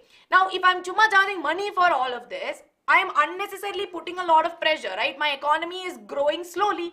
But if I don't do it, but I just help each other out as a friend, right? You think of it very simply. If your friend asks for 10 rupees, you will give it, right? Your friend needs help. And that way you would have solved your friend's problem immediately. So now in this case, they're like, why can't countries be like friends and practice free trade, right? Thereby help each other out and everybody will become better. Right? So that is what we understand by this whole thing, right? That is the role of World Trade Organization. Now, of course, we know that this that is there is what we understand, right? So we know that this whole process of globalization has positive and negative impacts, right? Now, positive impacts, of course, we know that over time we have improved quality, right? High quality things which we get for very cheap price. Now, of course, for 10 rupees, you are getting a brilliant gel pen that you can write in your exam, right? For 20 rupees, you are able to get a beautiful notebook. You are not spending 80-90 rupees just for one pen, right? You're spending only 10 rupees, but amazing pen that is there, right? And along with that, like I said, when you go to the market, not like you will get one option for a pen, you have 10 options for a pen. And we see that there is better standard of living and of course more investment, which means more job opportunities, more facilities, more amenities, right? These are the positive impacts. Now, positive impacts is something you will definitely get for 5 marks. So everybody please go to page number 66 and 67. Positive impacts that are there are very, very important, right? They are very, very important. So now, of course, we know that along with this, there is benefit to local suppliers, right? Because a lot of local people are also going to start making better ones, right? Emergence of many Indian companies, because eventually Indian companies like Infosys is now an MNC, which has branches set all over the world, right? And we know that there are opportunities for more IT companies to boom, and there is outsourcing. So now when MNCs are there, more job opportunities that are going to be created. But now, of course, there are some negative impacts, right? Now, what are these negative impacts? First and foremost, like I told you, there is resistance to free trade, right? Even now, some developed countries are unfairly, you know, what are they doing? They're retaining these trade barriers. They are imposing money, right? So we see that even though the World Trade Organization says that you should practice free trade, they are still unfairly practicing this, okay? They have retained the trade barriers, right? Now, as a result, we also know that MNCs can cause loss to small-scale producers and they don't, play by labor laws, and there is lack of implementation of labor laws, right? And there is lack of job security as well. So globalization at the end of the day is good. It's both boon and bane, but it should be make sure that labor laws are implemented, investment in education, making sure that people are skilled so that they can get jobs, making sure that, small producers are taken care of properly, matters of money are settled, labor laws implemented, and they are not over exploited, right? So they should not be over exploited. And of course, the World Trade Organization should negotiate with organizations so that there can be, there's negotiation for fairer rules as well. Of course, with this, everyone, chapter is over. Now, here are some important questions. Yes? Very, very important questions. Lot of you are asking me. Now these are all PYQs, okay? These are all previous year questions, okay? Now this, as you all know, right? We see that how is foreign trade differentiated from a normal trade? This is one question. This will come for 2 marks, not more than that, right? Explain by giving examples on how MNCs are spreading their production. This will come for 5 marks. This can come for 3 marks. Why do MNCs set up offices and factories in certain areas? Location, which we discussed, can come for 3 marks. This can come for 5 marks also. What are the advantages of globalization? I just told you 3 marks. And globalization has been these are another way in which globalization, how advantages they are. This will be for 5 marks, right? So all of these are some probable questions. Yes? Everybody, please make sure that you go ahead, take a screenshot of this. National income questions will come in development. That I will do when we have a look at that, right? Okay. Now shall I give you some MCQs also? Shall we do few MCQs and then I'll give you a break? Yes, Shiva Krishna, please ask your doubts, bacha. Average income, national income, when we do development, I will do. Okay, now I'm not taking those questions.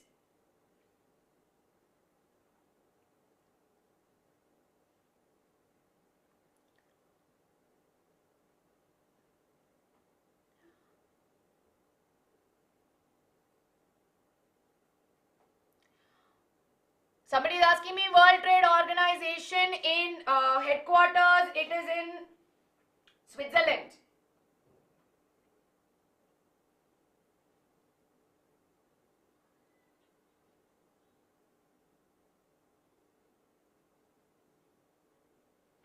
Okay. Now see, there are few questions which are there, right? Okay, some of you are asking me, ma'am, what is tariff barrier? Tariff barrier is nothing but a trade barrier, okay? That is something but trade barrier. Privatization is basically when a publicly owned organization becomes privately owned, is what we understand by this. Okay. How is MNC responsible? Because they are connecting. See, this is not for me to answer. This is for all of you to answer. And if you want to, if there are some questions that you are not sure of and you want me to check, you can answer in the comments of this video or you can send it to me on Telegram as well, right? So, Tia, I have answered your question. Steps to attract foreign investment, you will have to write about how countries should have laborers, right? Skilled, unskilled laborers, if they have raw materials, if they have the, basically the location, right? When we spoke about how MNCs choose where to set up their offices, that is how they attract foreign investment, okay? Now we are going to do a few questions. Yes, so I have it with me. Let me just keep it here. All right, so now I have not had them on the slide, so I'll have to write them down, right?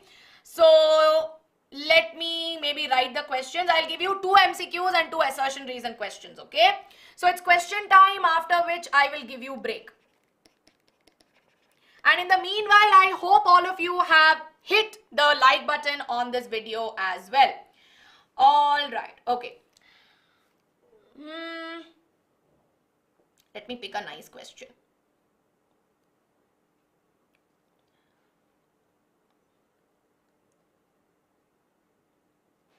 Yes.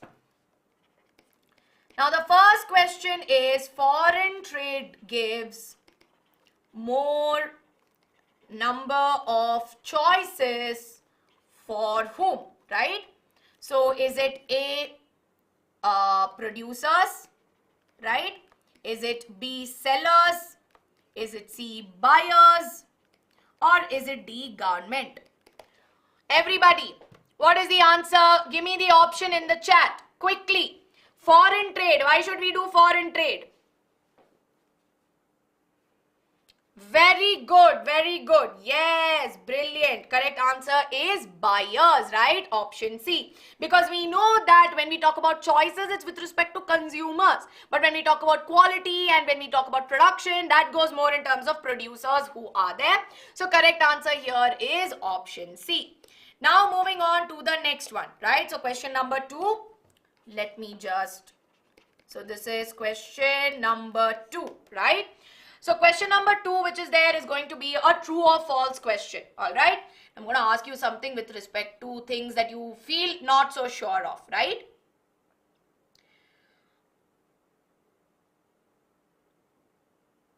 So just give me a moment. I'm just having a look at things that I'm sure, like after teaching you, I had to figure this out, right? So it's just taking me a while to get a nice question. Okay, so maybe let's do this particular question, all right? Dash monitors, okay? Dash monitors the liberalization of trade at an international level. What is the answer? Who is monitoring liberalization of free trade? Somebody is telling me government or World Trade Organization. What is the answer? Yes, very good. It is the World Trade Organization that monitors liberalization of trade, right? And what do we mean by liberalization? It is free trade that happens, right? Free trade across countries. Now moving on, let's do question number 3, which is going to be true or false, right? Question number 3, which is going to be a simple true or false. Okay. Globalization, that is there, all right? So globalization and competition amongst producers is beneficial to the government. True or false? Yes? True or false? This is a trick question actually. Is it beneficial to the government or who is it beneficial to? Okay, all of you who told me false, can you tell me why you told me false? For many of you who are telling me false, can you tell me why you told me false? Why? Who is it beneficial to if there is competition amongst producers? Is it only to government? No, it is also, see, here only in the previous question, it's consumers, right? More options they can get. At the end of the day, producers also to an extent, because then they will improve their quality. So it is not only to the government, okay? See, they're saying only to government. That is not the case. This statement is false, right? It is to consumers and it is beneficial to the producers to one extent because it makes them improve their own quality, right? Answer is false. It is not true, right? Consumers get choices and improved quality. Very good. Okay. Ma'am, can you please explain page number 70 पे? Page number 70 पे क्या है? Struggle for fair globalization. Yes, I will explain this, right? I'll explain this part. Now, actually, Chirayu, if you see in page number 70 is where I spoke about how there is no free trade, right? So here in this particular part, although World Trade Organization talks about how you should have free trade and how they have certain policies which are implemented, we see that there are in some cases where it is not implemented, right? In developed companies as well. So it is not implemented, okay? Now last question. It's an assertion reason one. How many of you get scared looking at assertion reason? Yes. How many of you are like, ma'am, assertion reason is not my thing? I will explain that, bacha. Okay. All right. Yes. So let's have a look. This is going to be assertion and reason. Now assertion statement here says that a tax on import. Okay, let me actually take another one. So I'm going to do from the last part where you are confused, okay? So the removal of barriers of trade is known as liberalization, right? So this is what we know as liberalization. Reason says that federalization allows federalization of trade, right? Allows businesses to freely decide, okay? Freely decide which goods to import or export. What is the answer to this, right? Everybody's like, ma'am, what is federalization right now? You told me liberalization, but what is federalization?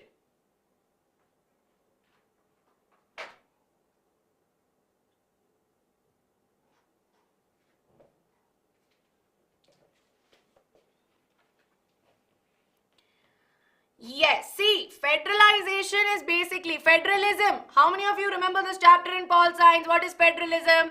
Federalism is when things come together, right? So here in this case, A is true, right? A here is true. But in this particular case, right, the reason which says federalization of trade allows businesses to freely decide which goods to import and export, right? So in this case, we're again talking about liberalization that is there. So most of you have more or less got it correctly, right? So now, of course, as we know, with this, we are done, right? We know that with this, not thank you, but with this, of course, yes, we know that more or less we are clear with this chapter. What is your confidence level on this chapter? Can you all tell me? What is the confidence level out of 10 in this chat, right? Yes, quickly.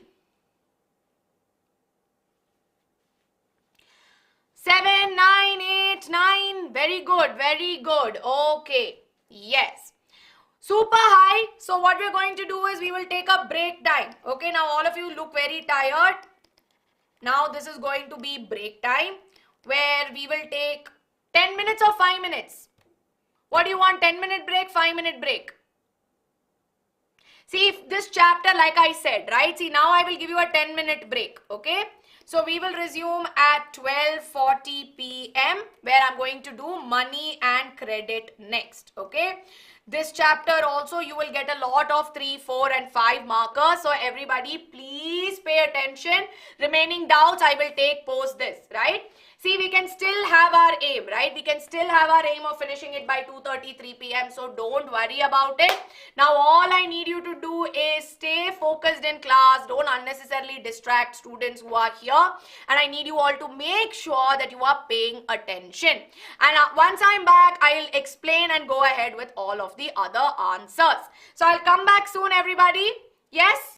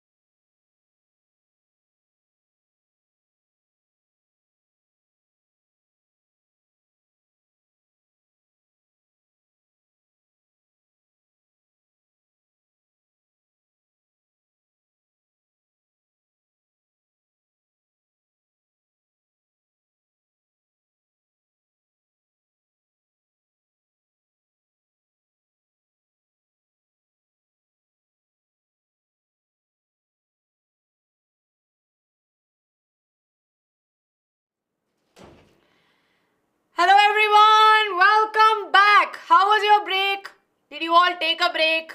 Yes? Hello everyone. Yes. I hope my audio, my video and my screen is all clear to you. Yes? All good? Are we ready? Okay. All right. Very good, everybody. Very good. Yes, yes. Okay. Ma'am, I read textbook, ma'am. Ma'am, I played ho. Some of you got scared. Very good. So those of you who are feeling sleepy, you'll all wake up now. How many chapter we completed? Bacha, we completed only one. Right? Sadly, we completed only one chapter. Right? But nonetheless, where is this? Which? Yes. But nonetheless, we are going to finish all of it by 2 p.m. Right? That is our aim. So are we ready? Yes. Are we ready for the next chapter, which is money and credit, right? Okay, ma'am, are you having too many questions in this session? I don't have too many questions. Do you have a lot of questions for me? Yes? Okay. Comic cartoons, Ankita ma'am is going to be taking it, right? So SEZs are special economic zones, right? Those are special economic zones which are there. Yes, I think I missed that out, but it's there in your textbook, right? So you can have a look at it in that particular chapter as well, but it's not a lot of questions will come from that particular part, but nonetheless, right? Yes, thank you Anshul, thank you for helping me out. Those of you who are very new to our channel, please welcome to the channel. And of course, as you all know here, we make sure that all of you are A-okay and conceptually clear with all the concepts that are there. So all of you who are like, ma'am, why did you block me? Did you have a personal thing against me? I told you very clearly, I don't have anything personal against any of you. You are all my students. I love all of you equally, right? A teacher's love is always unbiased, right? A teacher's love is always equal to everyone, all the students. But I did give you a warning that if you spam in the chat, if you say unnecessary things that are there, then of course, as you all know, I will block you in the chat, right? Because I don't want a lot of hate coming in the chat. Yes? So will you all please make sure, because see, at the end of the day, when I'm teaching, it distracts me also, right? And tomorrow there will be so many students who are going to be watching. They are going to be watching the session and they'll just be thinking, why is this teacher not focusing? It's because of the live chat that is running. And then in the end of the day, what's going to happen is I will not look at the live chat and then all of you will tell me, ma'am, aapne doubt to clear nahi kiya. So it should not be that way, no? So will you all pay attention now? Will you all show us a lot of love? So Bikshan, Anshul had given you the answer, bacha, but basically there are special regions which are there, right? Special economic zones that are there. Consumer rights is deleted from your session, so you have nothing to worry about, right? Now I need utmost focus because I promised you 1:30, abhi wo 2 o'clock ho jayega, right? So 2 p.m. is when we are going to have our lunch break, right? So if 2 p.m. we are going to have lunch break, that means I have 1 hour and 20 minutes to finish money and credit, right? So as you all know, right? As we know that globalization is done, next we are going to go to money and credit. Are you taking 5 marks? I'm giving you 5 mark questions, and as and when I'm explaining, I'll tell you what are the possible 5 marks that are there, right? Okay.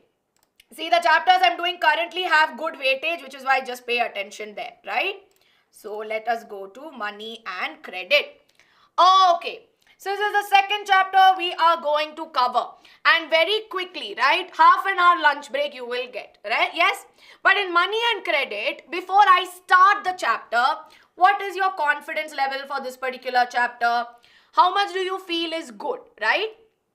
Yes. Jill, that is a question I gave you. You should be giving me the answer to that, right? And if you want to give me the answer, let me know in the comments of this video. Okay. Ma'am, 5, 6, 8, satisfied. 8, ma'am, I'm full confident. Ma'am, whole economics is easy, so easy. Very good. So then we'll do one thing. I'm going to pick up the pace when I'm going to teach money and credit, right? Because money and credit is a very easy chapter. And in this particular part, there are only few things which are like most likely questions that are there. So it's going to be very simple. Yes? So in this particular chapter, we have a mind map. So you can take a screenshot in the beginning where, of course, we talk about the origin of money, which is the barter system, right? And we know that in barter system, we know that the concept it was based on is double coincidence of wants that is there, right? So this double coincidence of wants is a very, very important thing that you will have to make a note of in your book. Yes? Okay, yes, these are not very new ones. These are things that we've done earlier as well. So quick screenshot for those of you who don't have this with them before. right? And now, of course, we know that in this particular one, right, credit is very, very important, where we understand what is credit, how a credit functions, and what are the terms of credit. So this right here are super important topics that are there. Yes? Ma'am, is MNC private sector? Yes, it is. It's owned by a group of private people, right? Okay. Now, of course, we know that after that we will be looking at sources of, credit as well, where we have formal sources of credit, informal sources of credit. Now, this right here in itself is a 5-mark question, right? Or they can ask you for 3-mark question, where they will ask you to differentiate between formal sectors and informal sectors. So, I'm going to be coming back to this when I explain formal and informal, okay? So, I will be coming back to this. So, if you want to take a screenshot right now, you can take a screenshot, or we can always come back. And of course, last but not the least, we have self-help groups which are there. Now, self-help groups is also a possible 5-mark question that is going to come. So, as you all know, take a screenshot of this as well, right? So, we are going to be discussing this in detail, and this is a very, very important question. So, I'm out of the frame so that you all take a screenshot, right? Hema, we are going to discuss that only, bacha, in this session. I mean, in the next 1 hour. So, don't worry, I'll tell you. But everybody is giving you the answer in the live chat, okay? Very good. So now this particular chapter, I hope all of you have taken a screenshot. This particular chapter deals with the concept of money, right? Now, before I talk about origin of money, or if I talk about anything else, right? Let's go back to some of the examples that we've been discussing throughout today, because with examples it becomes easy, right? Now you have SST exam on the 15th, right? SST exam is there on 15th, and you need to buy all your stationery, right? So you need to buy stationery which is there. Now what all will you buy? You will buy a pen, then you will buy one scale, right? You will buy one eraser, right? And then you will buy one sharpener maybe. Yes? Basic things you are going to buy, no? Now in this case, when you buy pen, scale, eraser and everything, you will go to the shopkeeper and then you will say, I want all these things, right? And at the end of the day, what is he going to say? He will tell, okay madam, 10 rupees for this. Then you will have 10 rupees for scale, 5 rupees for eraser, 5 rupees for pen.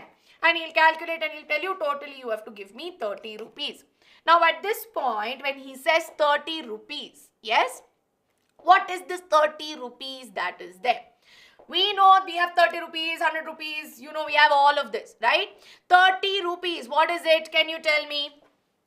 What do we mean by this 30 rupees? What is that? I want you all to tell me. This exactly. They say someone is selling cash, someone is selling me money. Very good. It's the total amount, but this is the money that you have to give, right? So you will give this money to him. Yes? And what is this money? Money is nothing but a medium of exchange, right? So we see that I will give you 30 rupees in exchange for pen, scale, eraser, sharpener, right? So we are exchanging. Ha, kasu, exactly, right? So now we see that it is acting as the intermediate. Now money is the exchange. But in what form will we give 30 rupees? Yes? In what form are we going to give 30 rupees? Very good, Khadija, very good. You will give it in currency, right? So you will give it in currency. So this paper, see, you give a note, right? We always say that we will give a note of 20 rupees, right? So you will give a note of 20 rupees and you will add a note of 10 rupees and you will say, ha, take it, you have 30 rupees with you, right? So you will be giving that particular currency as well.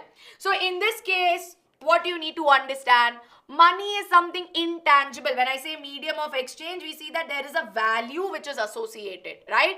A value that you are telling that this is the pen, a value you are associating to scale, value you are associating to eraser, one value you are associating to sharpener, right? And we see that that forms a value or a medium of exchange, yes? But in what form will you give it? You will give it in the form of currency. Yes? So this is something that you need to understand. It forms the basis of this whole chapter, right? Understanding what is money. Yes? Are we clear? This is the basic thing I want all of you to know. If you are clear with this, the rest of the chapter becomes very easy, right?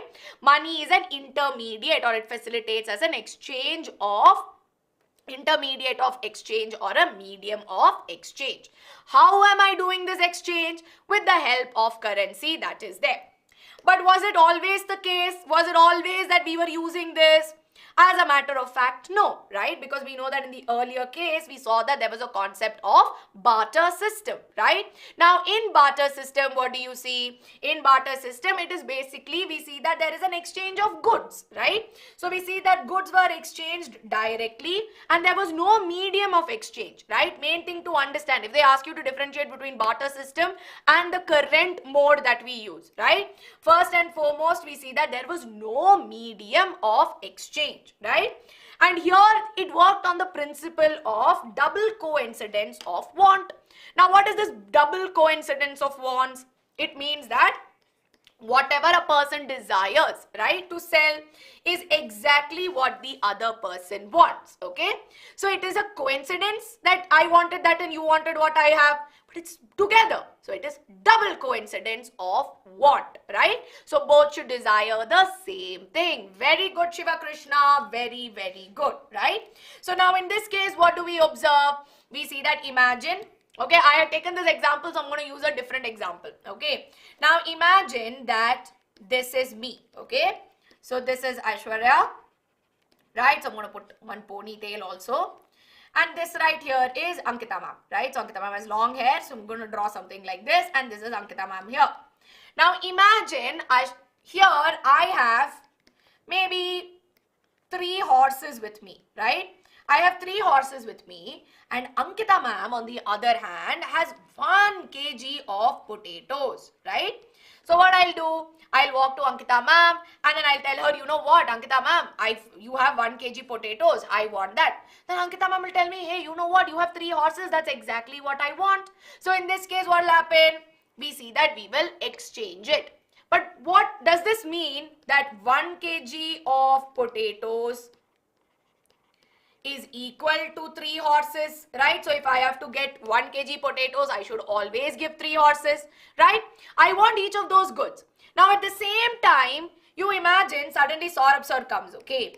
Now Saurabh sir is coming here, all right? Now Saurabh sir is here. And Saurabh sir says, you know what? I have only maybe, I don't have potatoes with me. I have half kg of tomatoes, right? I have half kg tomatoes. Will you give me 2 horses? Now, how am I going to decide, right? How am I going to decide whether if ideally 1 kg potato is equal to 1 kg tomato, does this mean that I will give him 1.5 horses? Because at the end of the day, this is half. So I cannot make this 1.5 horses, right? I cannot do this concept of 1.5 horses. Yes, it doesn't work this way, right? So one of the main drawbacks that we observe here at this point is that the main drawbacks, yes, now this is again one of the most possible questions which can come for 2 marks. Drawbacks of barter system, right? So here we see that there is a lack. At times we see that there is indivisibility of certain goods, right?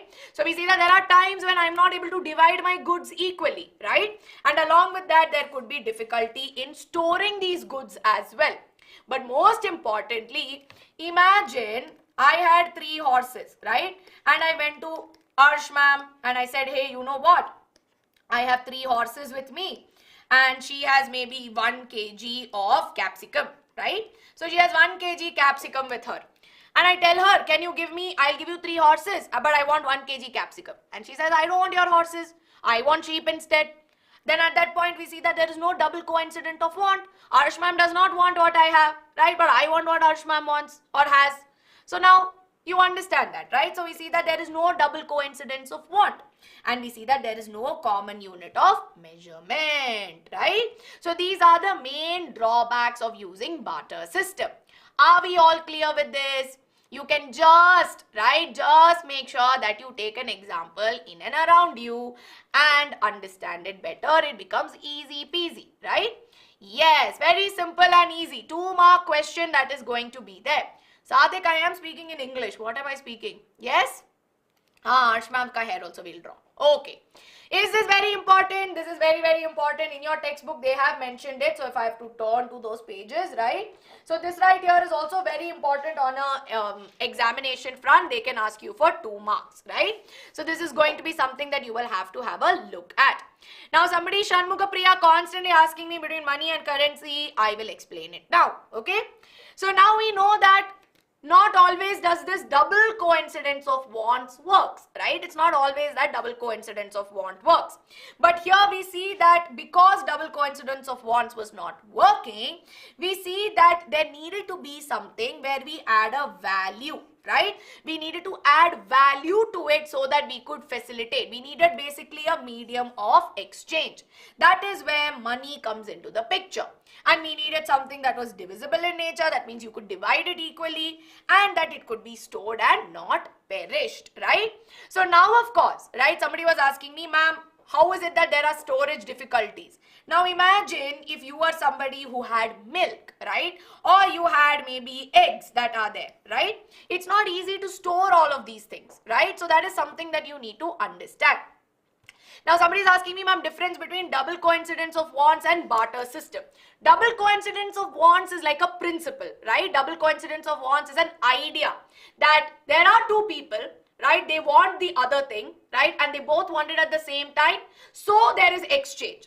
That system is what we call as barter system. The ideology is what we call as double coincidence of wants. Very simple and easy, right? Which is why over time, in the earlier days, we saw that people were using grains and cattle as a medium of exchange, which was of course very difficult to store, and it was, getting it was getting, it was not very durable. They were all perishable, which is why over time they moved into the concept of having coins, right?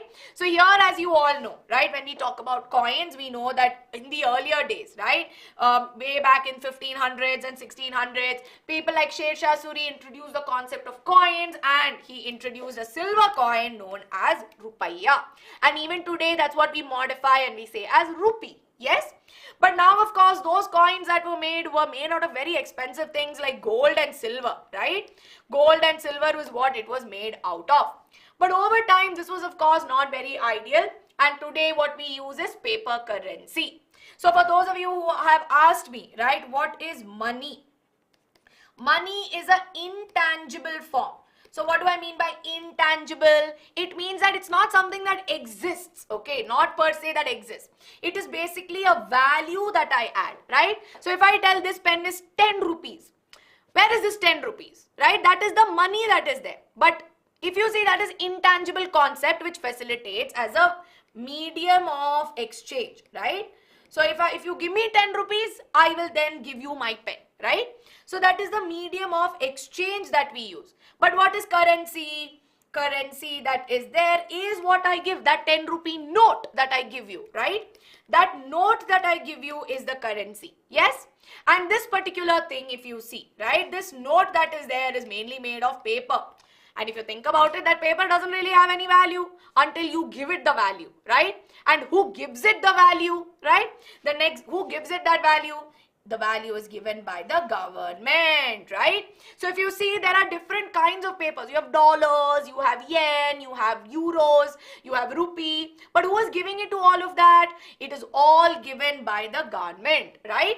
And we see that because it is legalized by the government, we see that it is used in these forms, right? So we see that because the law legalizes it, rupee is used as a medium of exchange, right? Now, of course, here we know that it's not that everybody can just start printing money, right? But we see that it is given out by the RBI. There are a specific, branches, organizations which are involved in this. Ma'am, why can't we print more money? Because, see, it's not just that we keep printing money, right? It's value which gets associated. And how do you determine value? You determine value based on how many things are available, right? It's not that you just have so much money, right? It should also be that you are able to purchase it, and there are a lot of things that come into it. And of course, more money, yes, inflation would also happen. Poppy Bacha, why are you spamming in the chat unnecessarily? Yes, please don't spam, okay? So now, of course, as we all know, right, it's not that more and more money can be printed. The value should also be associated along with this. Now, of course, we all know, right, which means that we know that at the end of the day, over time, right? If at all, like let's imagine this is me, right? This is me. Now I'm working as a teacher, right? I'm a teacher, and of course every month some salary will come. So let's assume I'm getting 10,000 rupees, right? I'm getting 10,000 rupees as salary. But now I live with my family. No, I live with my family. I don't have to pay rent, right? I don't have so many things. So what I'll do, I'll put 8,000 rupees every day into the bank, right?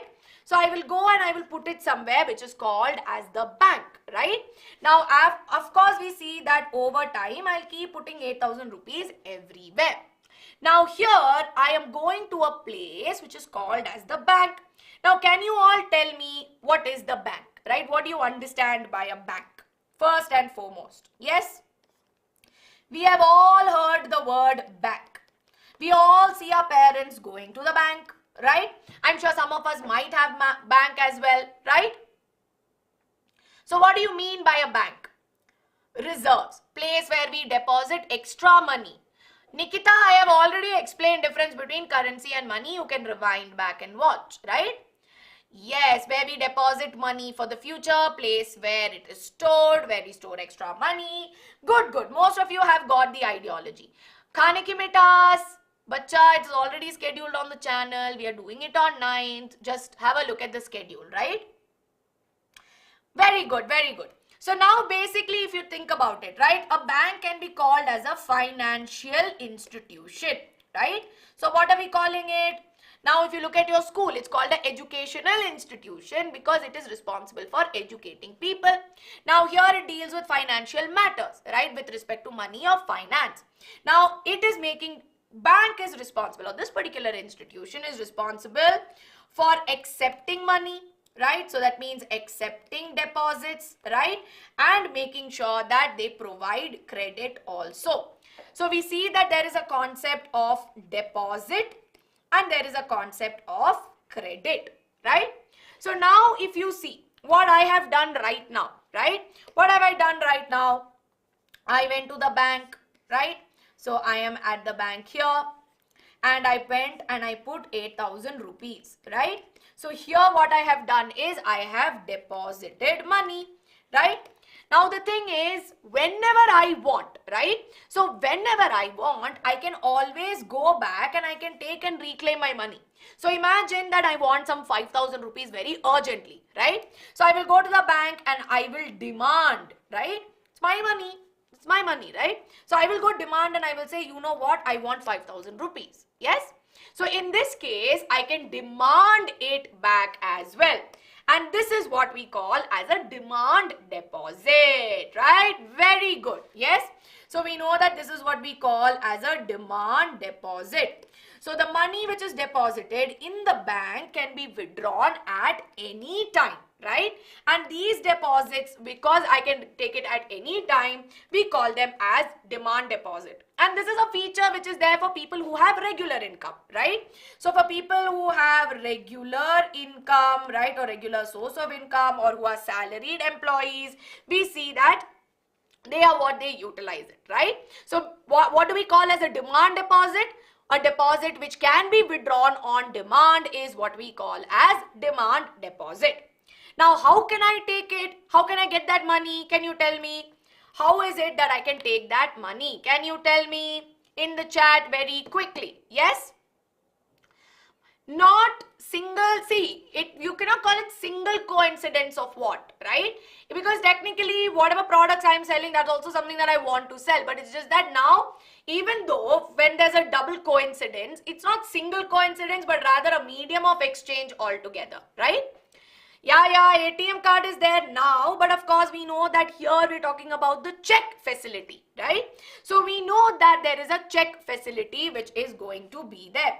So when I go, I can give a check, right? So normally what will happen? In a check, we see that there will be payee name, right? That means, for example, if I want to withdraw it for myself, I'll write my own name. Right, I will put how much money I want 5,000 rupees, right, and my bank details will be given here, my account number will be given here, and I'll have to just sign and I will get it, right? So a check is a facility wherein it will instruct the bank that this is how much money should go. But now imagine, right, I have to actually give Pallavi 5,000 rupees, right? Pallavi wants 5,000 rupees from me. Yes? Pallavi tells me, ma'am, I want 5,000 rupees from you. I need it very urgently. So can you please give it to me? So now another way in which this would happen is that I can address it to Pallavi, right? I'll say pay name is Pallavi, and then I will put 5,000 rupees. I will sign. I will put all the details, so that what will happen is when I deposit this check, right, this money will directly go to her account, right? It will directly go to Pallavi without giving cash per se, right? I don't need to really give cash, right? But now, of course, yes, over time we have e-pay methods, right? So many pay methods that are there. But now, of course, check facilities are still used for large sums that are there. No, when you're talking about huge sums of money, we use check facility as well. So in this case, what we observe is that withdrawal can happen as and when required. Transfer can happen as and when required. And most importantly, the money is safe and secure, right? There is security in the banks as well. Now what happens is that if I leave this money, right, every month I am putting 8,000 rupees, right? So imagine every month I am putting 8,000 rupees in the bank. That means that over time what will happen? Over time what will happen is that the bank will give me interest, okay? Now what is interest? Interest is the price you pay to borrow money, right? Or the cost you charge to lend money, right? So at this point, look at the first part. Price you pay to borrow money, right? That means that when I'm putting 8,000 rupees and they tell me, ma'am, you will get 5% interest. That means that 5% of 8,000 will be credited by the bank, right? So that is something that will come on it. Yes? So now with this, of course, we see that these are some of the benefits of demand deposit. 2-mark question can come here as well, right? 2-mark question can come where they ask you what are the benefits of demand deposit. Now, so far, whatever I have explained, is it all clear? Are we all clear? Ma'am, interest is the income of the bank. Not yet. Shiva Krishna, you are a little confused there, right? Okay, some questions which I want to take, right? Ma'am, what is difference between demand deposit and demand draft, right? Demand draft that is there is it considered, see, DD, demand draft is what we consider as DD, right? So demand draft is what you write up to get the money, right? Either to get transferred or to get it, that is what you write. And over time, demand drafts have been, not a lot of people use demand drafts, but now we use check facility that is there, okay?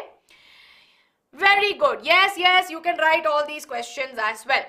Now, I told you that, yes, Director Sufafia, I will answer this question also. Will they ask you to draw a check? They will not ask you, right?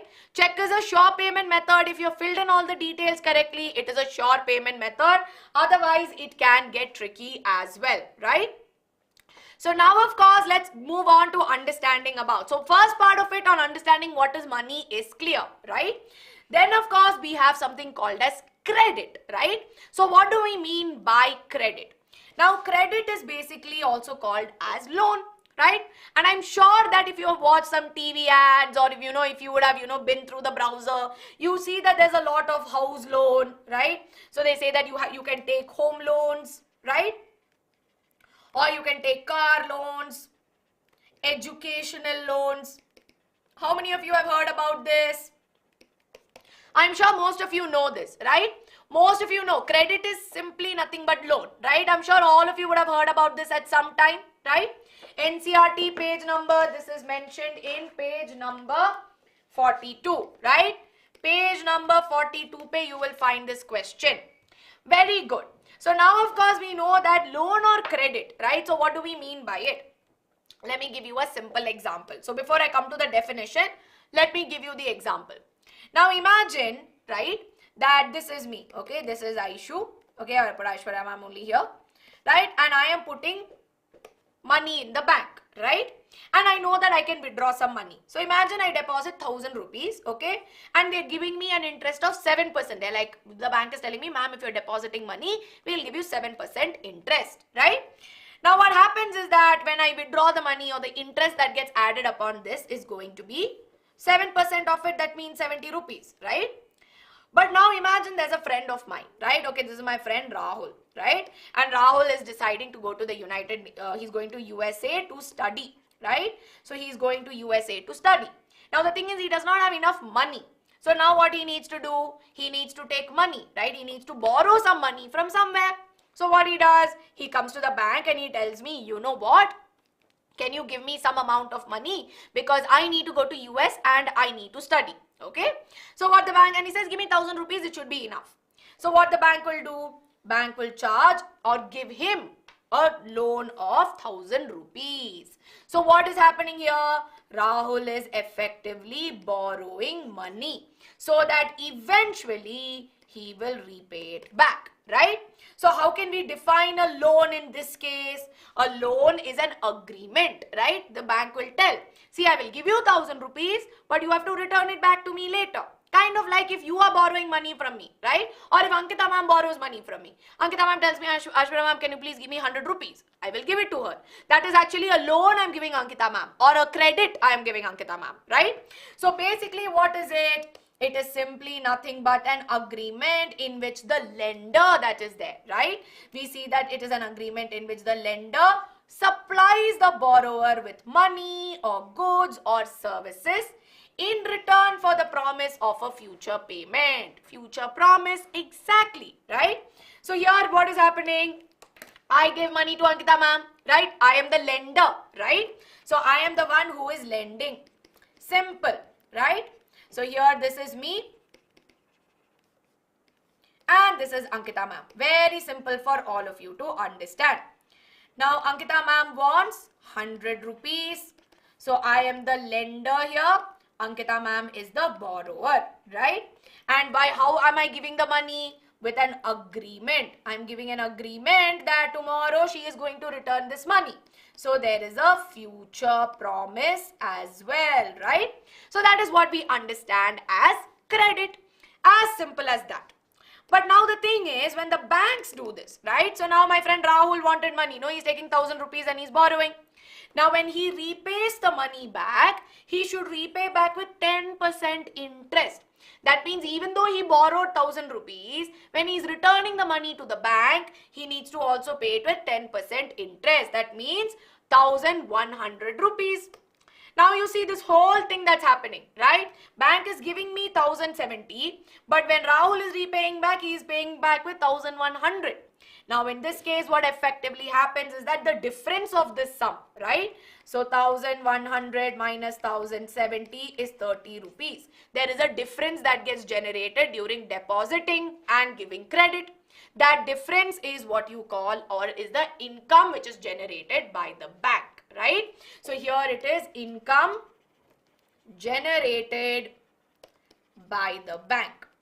So are we clear? Are we clear with what is credit, how a credit functions, and how bank is making money? Yes? Ma'am, this is the medium of income. Exactly. See, I went slow here because if you understand this part, the rest of it is easy peasy. Low rate of interest for deposition, high rate of interest when you are giving loans out, right? Which is why car loans, home loans, all of them have full higher rate as well, right? Yes. Doubts that are there are, see, whatever doubts are there, please, you can ask me. Don't say, ma'am, doubt, right? But at the same time, what will happen is, you will have to just ask me the doubt, okay? All right. So now, of course, as we all know, right, we see that the primary source of income is the intermediate, because the bank acts as an intermediary for depositors and borrowers.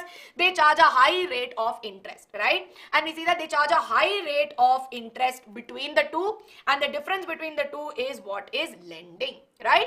So this chapter, now they will ask you, this can come for 2 marks, right? Now this is of course very, very important, because this chapter you will get a lot of 3 markers and 5 markers from this question. So please pay attention. What will happen if money is not paid on time?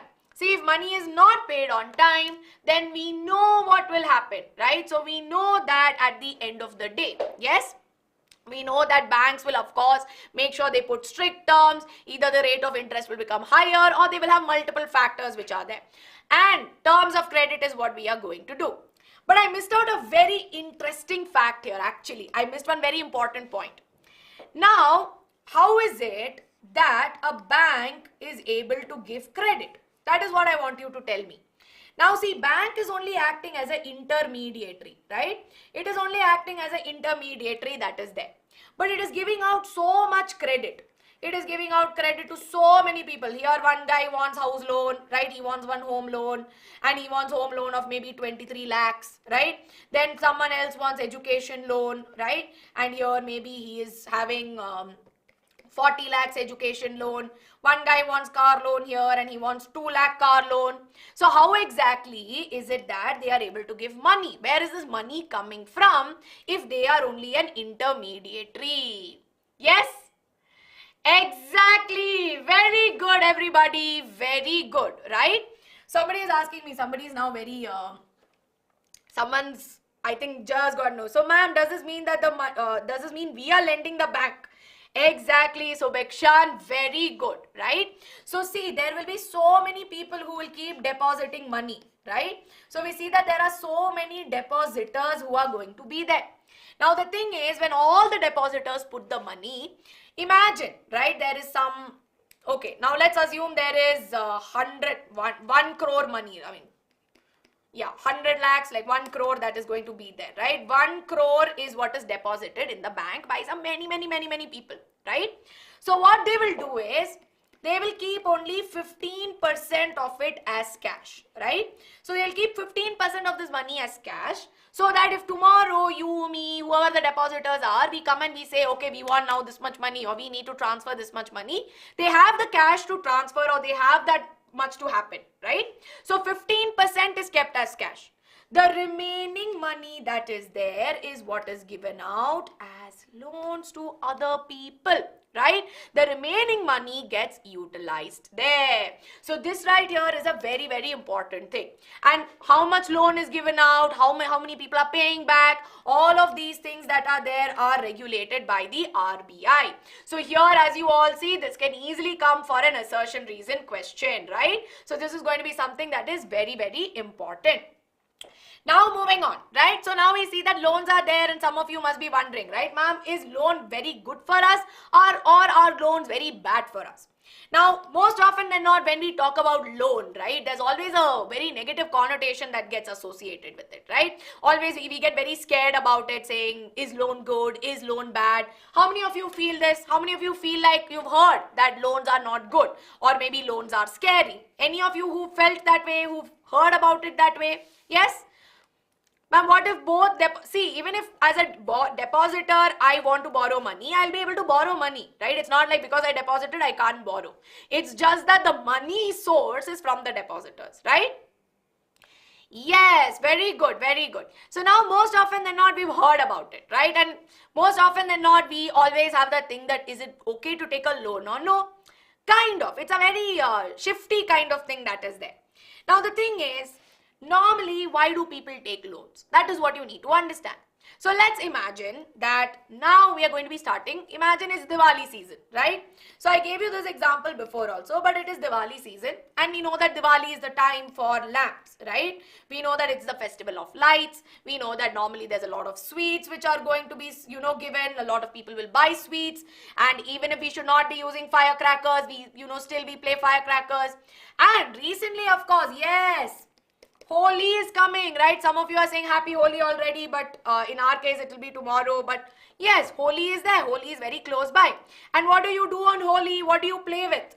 What do you play with on Holi? Yes, we play with colors, right? All of us play with colors on Holi. So now, of course, when we play with colors, we need to produce colors, right? So imagine it is Aishu's color manufacturer. Okay, I'm just going to make some random company, right? So I am a manufacturer and I mainly make colors, and I have decided that I am going to make organic colors which is not going to harm anybody, right? And a lot of people want organic colors, right? So what will I do at this point? What I will do is I will first and foremost make sure that I have enough money to make that much, right? So where will I go? Now I want at least 50,000 rupees, right? I don't have 50,000 rupees with me. So what will I do? I will go to the bank and I will say, can you please give me a loan of 50,000 rupees? I will repay you back. So they will say, yes, take the 50,000 rupees. I will give you 10% interest on it. That means when I return back, I need to give 10% of interest as well, right? So what I will do, I'll use all of this and I will make sure I manufacture all my colors, right? So I will give red, blue, green, everything I will manufacture. And at the end of the day, I will sell it to people, all my students, all of you who are here, you will buy it.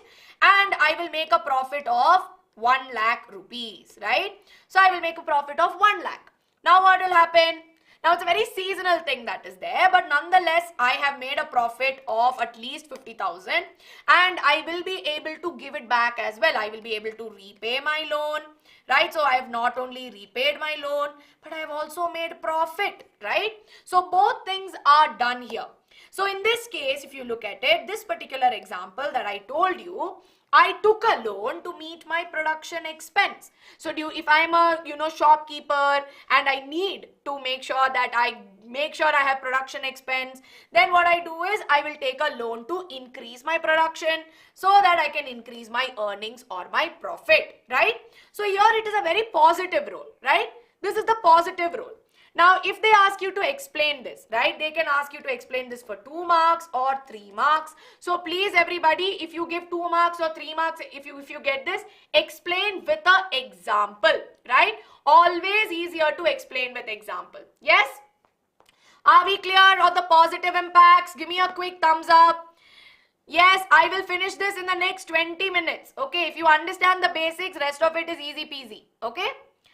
All right, very good. Now let's move on, right? Let's move on to a different credit situation.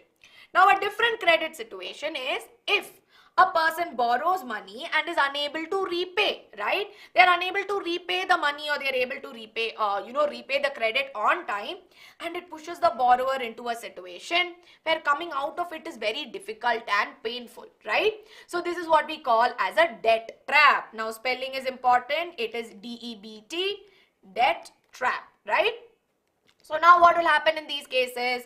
So imagine I am a farmer, right? Now I am a farmer, right? And I decided that, okay, this is the month for me to grow some, maybe brinjals, right? It's brinjal season. Everybody wants to buy brinjal. So I have decided to cultivate brinjals, okay?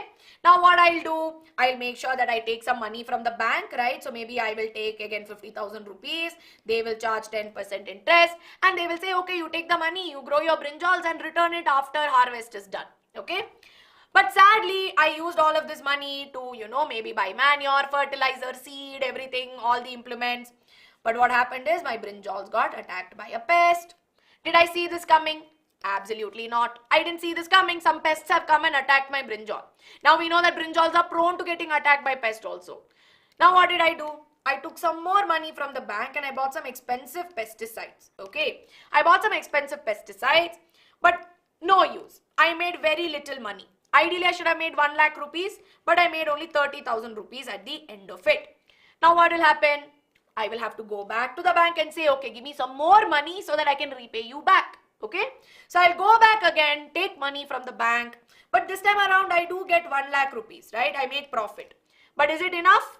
No, because I've gone and taken money once again, right? I've gone back to the bank and now what has happened? It has become a vicious cycle. Locust did not come and attack. Let's assume that all was well in my case, right?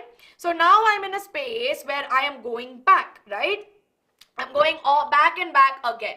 So in this case, we see that now I'm in a debt trap. And most people because sadly due to some unavoidable reasons, when they get stuck in a debt trap, it becomes a vicious cycle, right? So which is why we see that when you take a loan to pay off a previous loan, it becomes very tricky. Yes?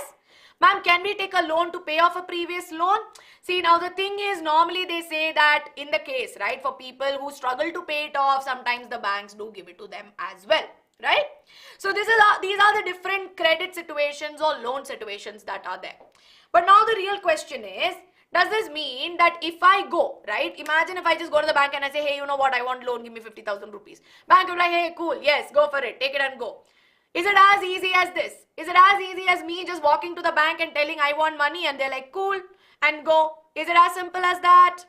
Yes or no? I really hope I get the answer.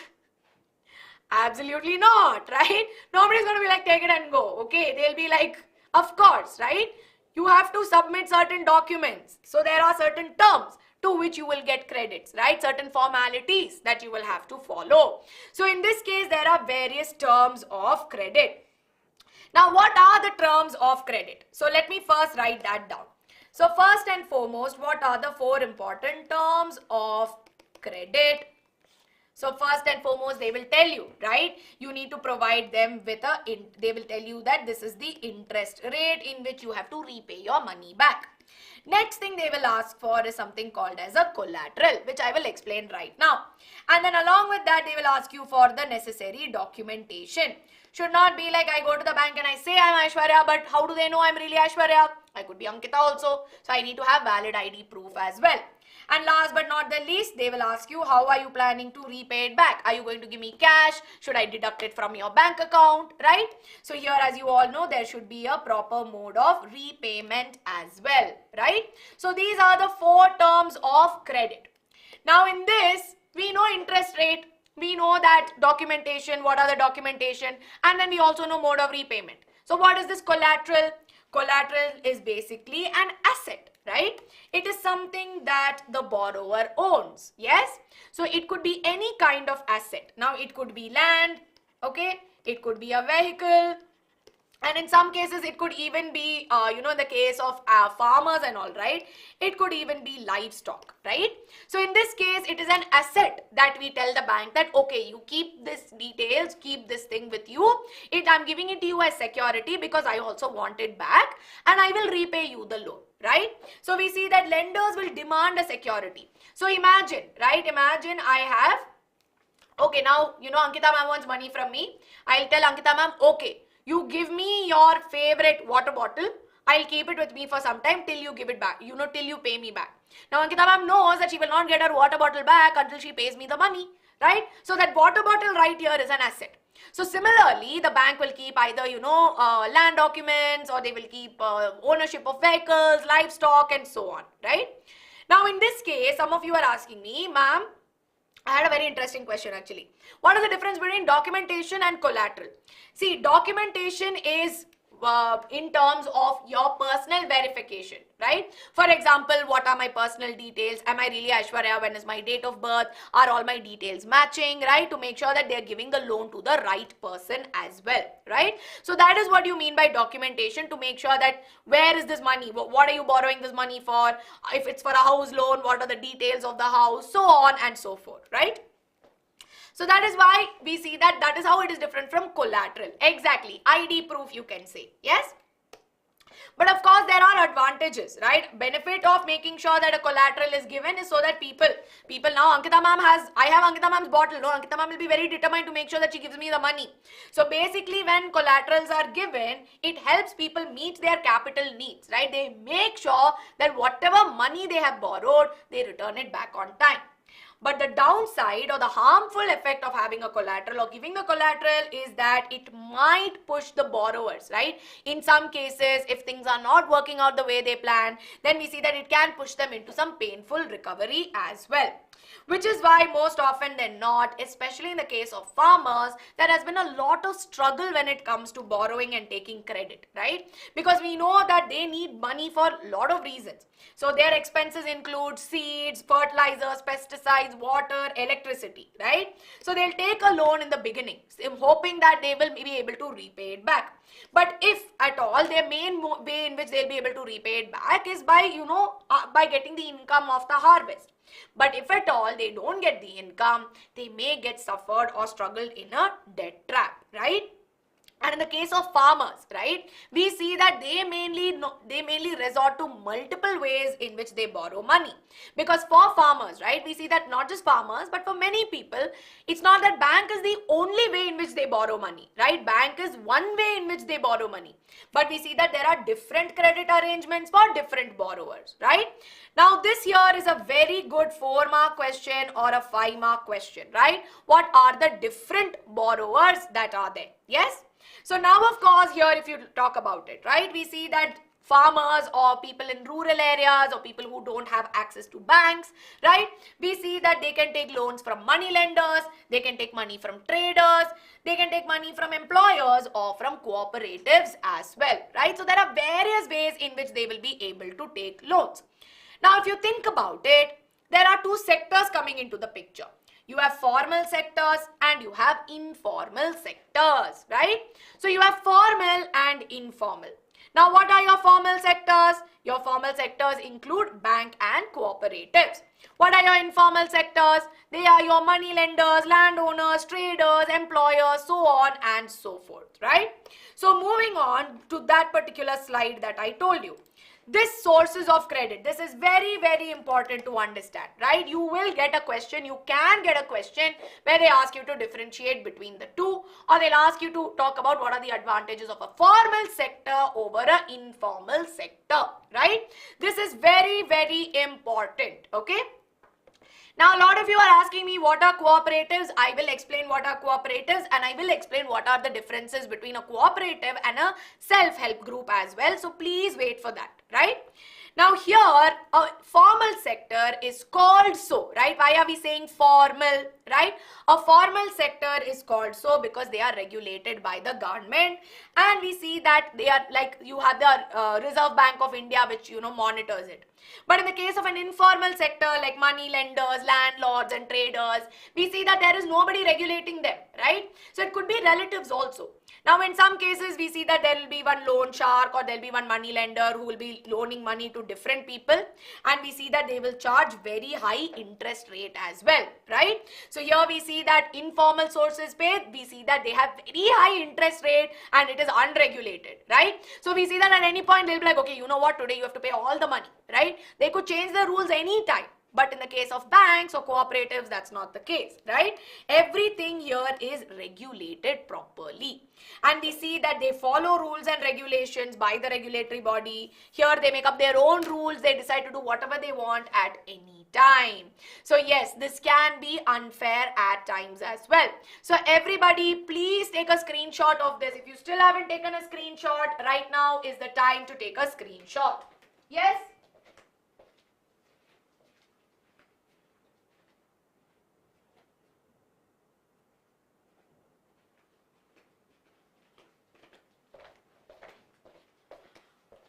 Okay, very good.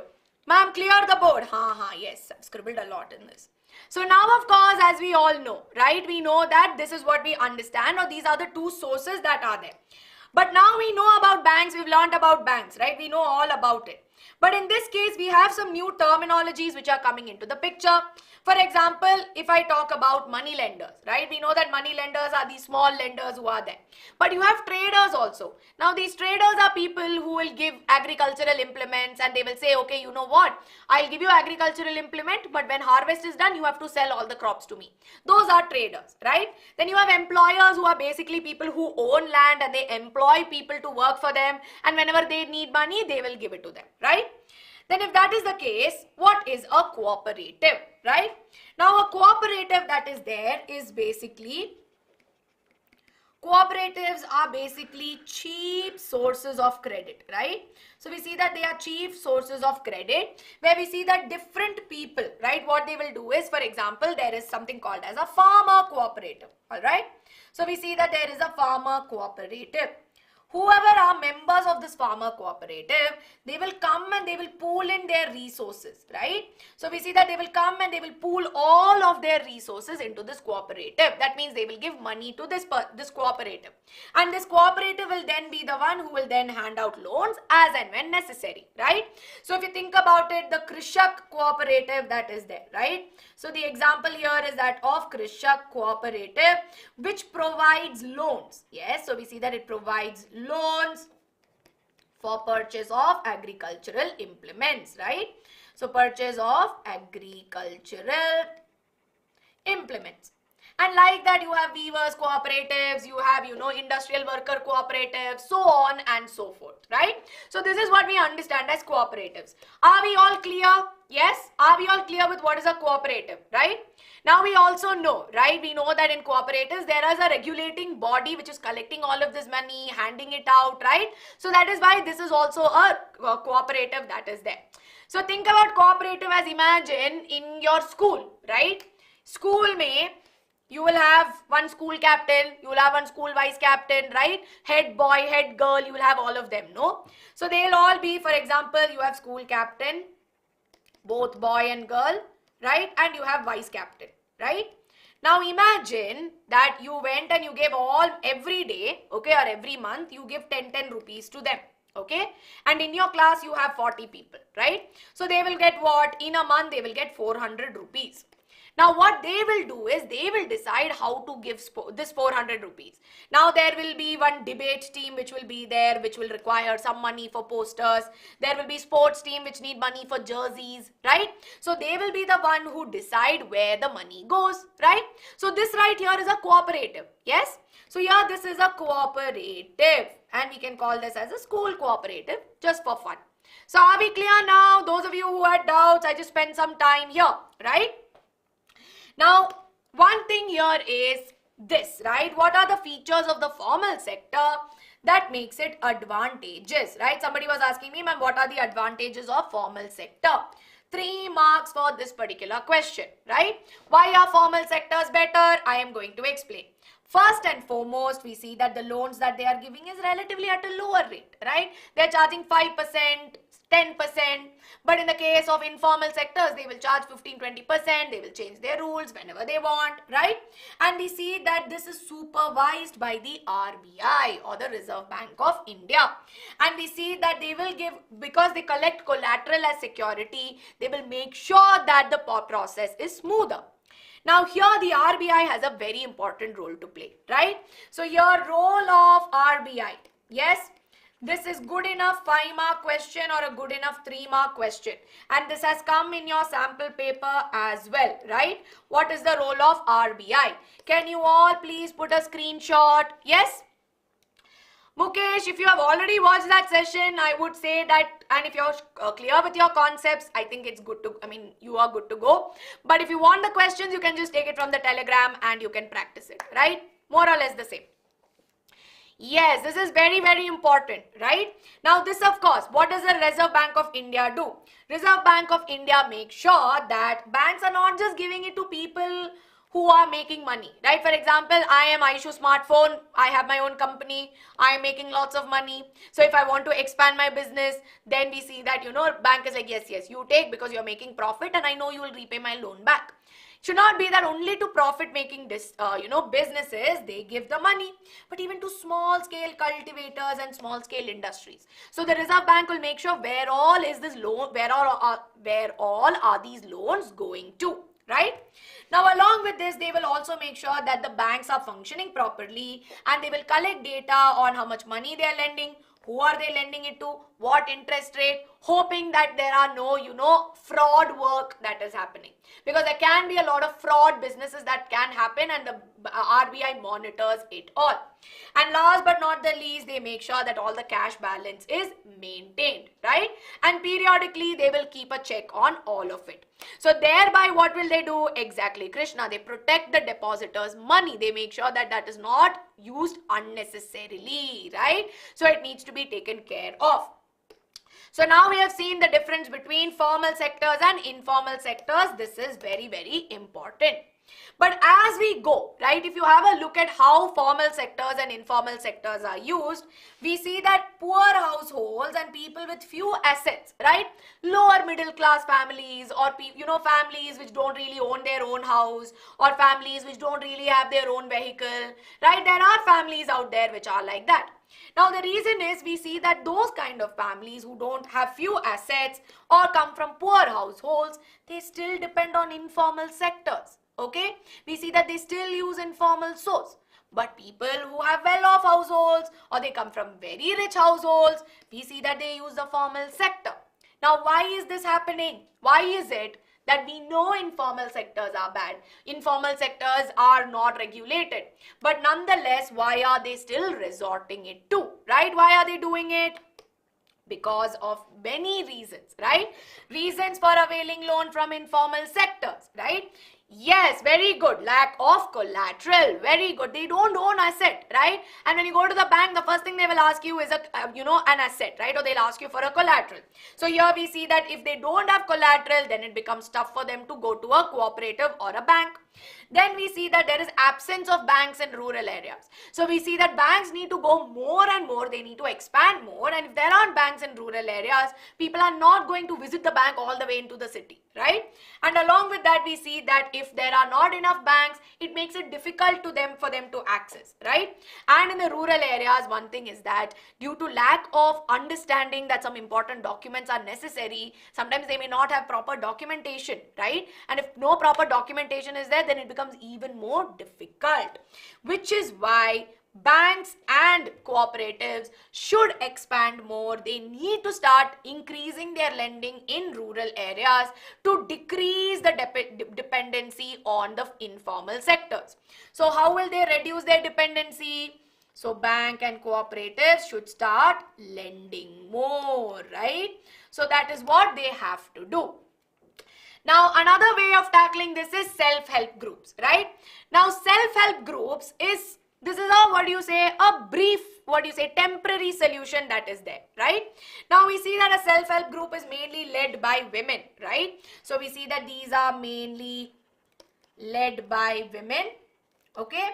Normally, they'll have about 15 to 20. And what they do that are there is they meet up and they make sure that they save money, right? And they make sure that they decide on where the money goes, and we see that they decide interest rates, and they make sure that, they go out there and they take the important decisions which are with respect to loan activities and savings, right? And we see that self-help groups acts as a medium to make sure that they get timely loans from banks for a variety of purpose. Now, this particular question is also there in one of the sample papers. So please, 5-mark question will come from this. Please, everybody, self-help groups ka pointer is there in page number 50, right? Page number 50, put a star mark, learn this, right? Ma'am, what are avail loans? Avail loans is to get loans. Avail means to get, that's all, right? Okay. Ma'am, I did not understand self-help group. It's very simple, right? See, mainly what is there, you need to, in rural areas, what happens is that because of a lack of understanding about how processes happen, or maybe they are not aware enough, what happens is that they don't know how to go about it. So what they have done is they have added a self-help group, okay? Now what this self-help group will do is it is a group of women. They'll collect all the money, okay? They'll be like, the farmers will be like, okay, see, we need this much money because we need to get pesticide or seeds or whatever that is there, right? So what they will do is they will take decisions. Should I really spend this money, or you are unnecessarily spending it? So first they will decide whether the loan is really needed or no. And if at all a loan is needed, what they will do is they will go out there and they will get the loans from the bank for variety of purposes, and they will go and get it at a reasonable rate, right? So that is something that is there. Now along with this, we see that they help the borrowers overcome lack of collateral, right? So now, even though the person may not have a collateral, we see that they will act as a medium, right? So we see that they will first figure out, okay, this is why you need it for. If they truly believe that, yes, this is for a proper purpose, then they will go ahead and they will do this, right? Now you asked me difference between cooperative and self-help group. See, self-help group is almost acting as a mediator, right? It is acting as a mediator between the person and the bank. But a cooperative in itself is a formal sector which is regulated, where they will collect the money and they will give it out, or they will distribute it, right? So a self-help group is actually just helping them figure out where the money should go to, right? Ma'am, how will depositor get their money back in a cooperative? So basically, cooperative is like a community, right? In smaller, places like in rural areas or villages, what we observe is that they all help each other out, right? So as and when they need money, not like they'll go put all their money, right? They go putting a part of their money into the cooperative, so that as and when they need it. So imagine if let's say that it's my friend's wedding and she needs money, then I will go and I will ask the cooperative that, hey, she's getting married. So then she will get a part of it, right? So that's something there. Ma'am, what to mark on page 50? You need to mark about the importance of self-help groups. That whole page number 50 and 51 are important. So page number 50 and page number 51 are very, very important. Yes? Am I in a self-help group? No, I'm not. Okay. So now, of course, apart from them being mediators, we also see that they form as a building block, or they are the building blocks of organization that is there of the rural poor.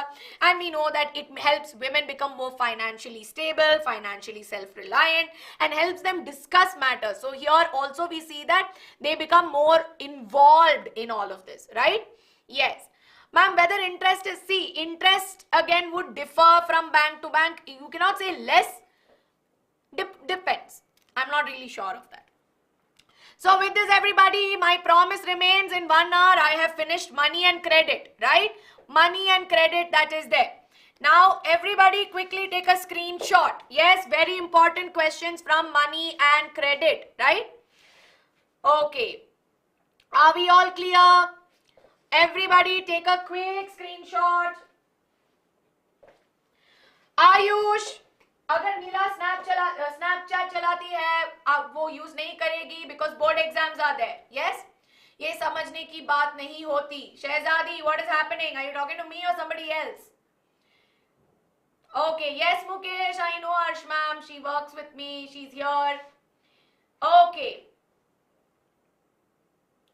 Have you all taken a screenshot?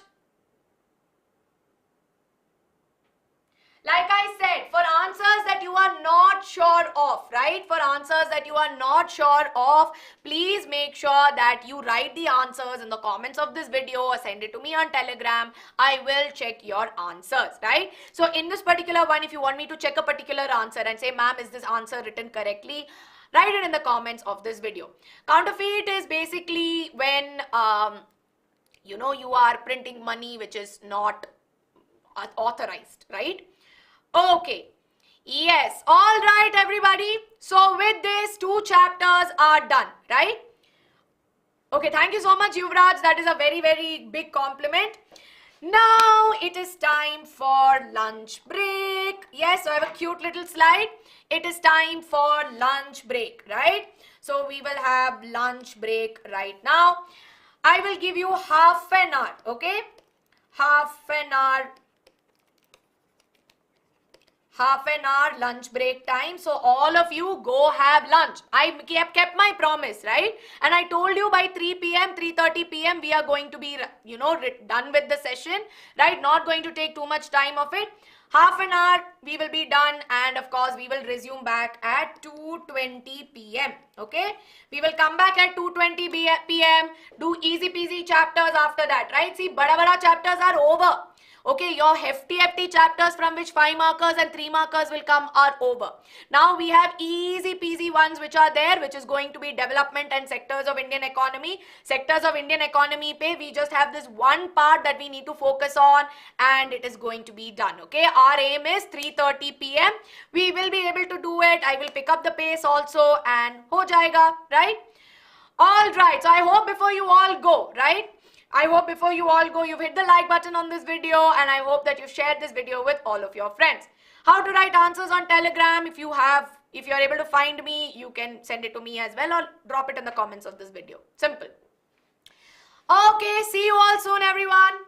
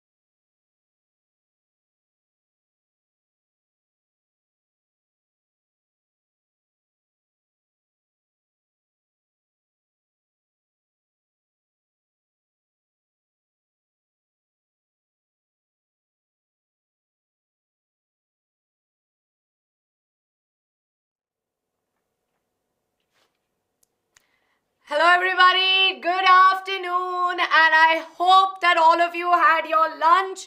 You are back and you are ready to ace the last two chapters in economics. So everybody, all of you are having a lot of parallel conversations, and like I always say, lunch break is the time where students can do what they want. So I will not intervene. But now, of course, class has resumed and I hope all of you had lunch, and please make sure that all of you now are paying attention in class. Yes? So I hope my audio, my video and my screen and what I'm writing on the screen is visible to all of you. Yes? Please let me know that we are good to go. Are you all able to see? Good afternoon, everybody. Good afternoon. Okay, why is somebody crying? I hope, see guys, please don't have parallel conversations. Otherwise, you will just be distracting your friends. And you would have used this 1.5 hours wisely to finish off your economics. Yes? Okay. Harshit, Kirtana, everyone having random conversations, please, I would request you all to stop, right? Yes, I had my lunch too. And I am ready, energized as well. I will quickly go get my water bottle also.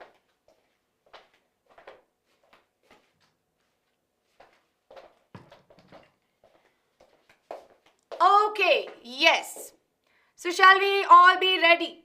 Now again, like I said, I have a lot of students here in class, right? And so far so good. We finished 2 chapters.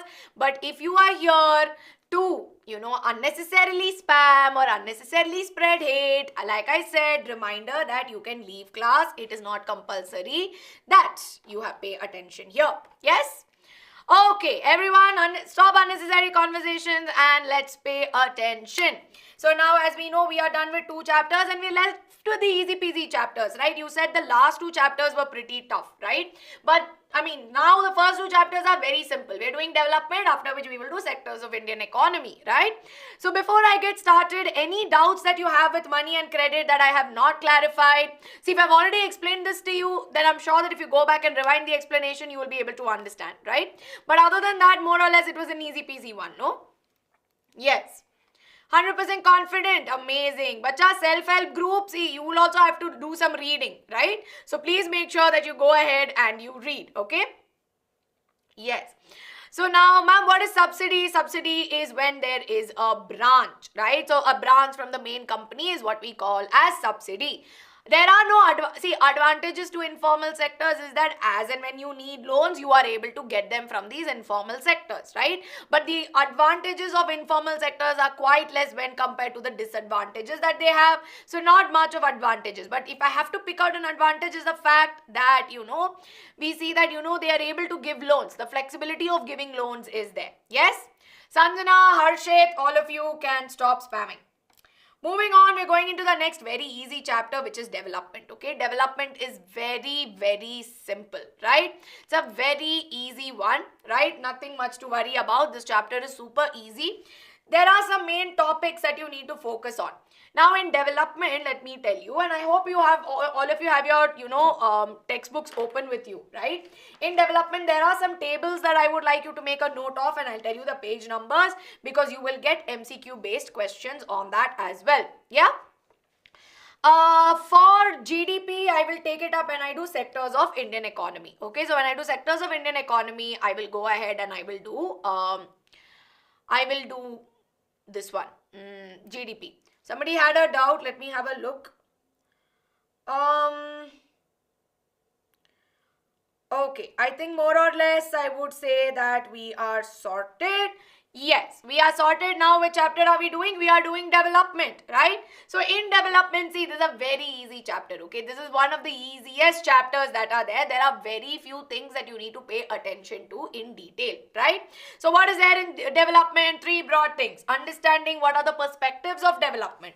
Understanding the indicators of development, right? And how we measure development, yes? So now as we all know, right, what are the indicators? We have national income, average income, we have health status and education, and along with that we also know that there is HDI and there is of course the HDR that is there.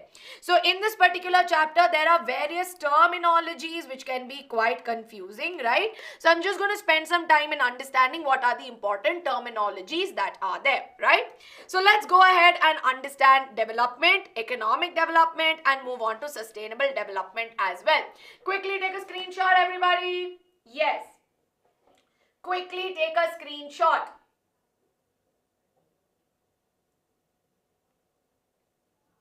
Ramya Shri, doubts you can also let me know in the comments of this video, bacha. And Indu, you can ask me your doubts, okay? Quickly let me know. Money and credit, you said that in the third question we should compare positive and negative aspects of credit. Exactly. So whatever places, right? So as you all know, whatever questions that you feel like, ma'am, I'm not sure how the answer is correct or no, let me know the answer in the comments of this video. I'm going to be checking it. So don't worry, don't take tension. Yes? So let's get started, everybody, and let's move on to learning about understanding what is development, right? Now, before I go ahead, can you all tell me what do we mean by development? What do you understand by development? Yes? Tell me, what do you understand simply as development? I will send the PDFs also. Indu, can I take this doubt after I finish this chapter, bacha? Because I've started teaching this, so I will go ahead with it and then I will, take that doubt. Yes? Development is a directional goal, anything for betterment, progress, yes, right? So growth, exactly. Growth, achievement, progress, improvement, evolution, right, is what we understand as development, right? When we grow, when we progress, right? And of course, we see that development is the all-round progress, right? It is the all-round progress, which also includes freedom, right? Freedom to participate in what we want, getting security, making sure that, we have a good quality of life that is there. Yes? So now, of course, when we do a comparison, right? So again, let's take the example.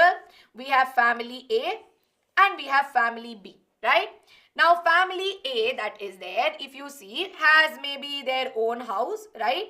So we see that they have their own house and we see that they own one car for the family and we see that, the father is maybe working in the defense, right? He works in the army and the mother is a housewife, right? So the mother is a housewife and we see that here they have 2 children.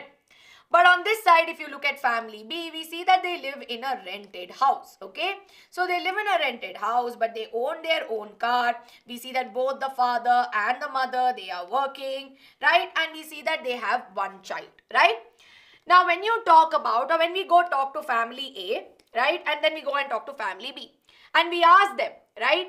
How do you want to progress? Or how do you want to develop? What do you think? Do you think they will have same goals or different goals? Yes, same or different. Very simple and easy, right? Are they going to have same roles or they are going to have different goals? Exactly, they are going to have different goals, right?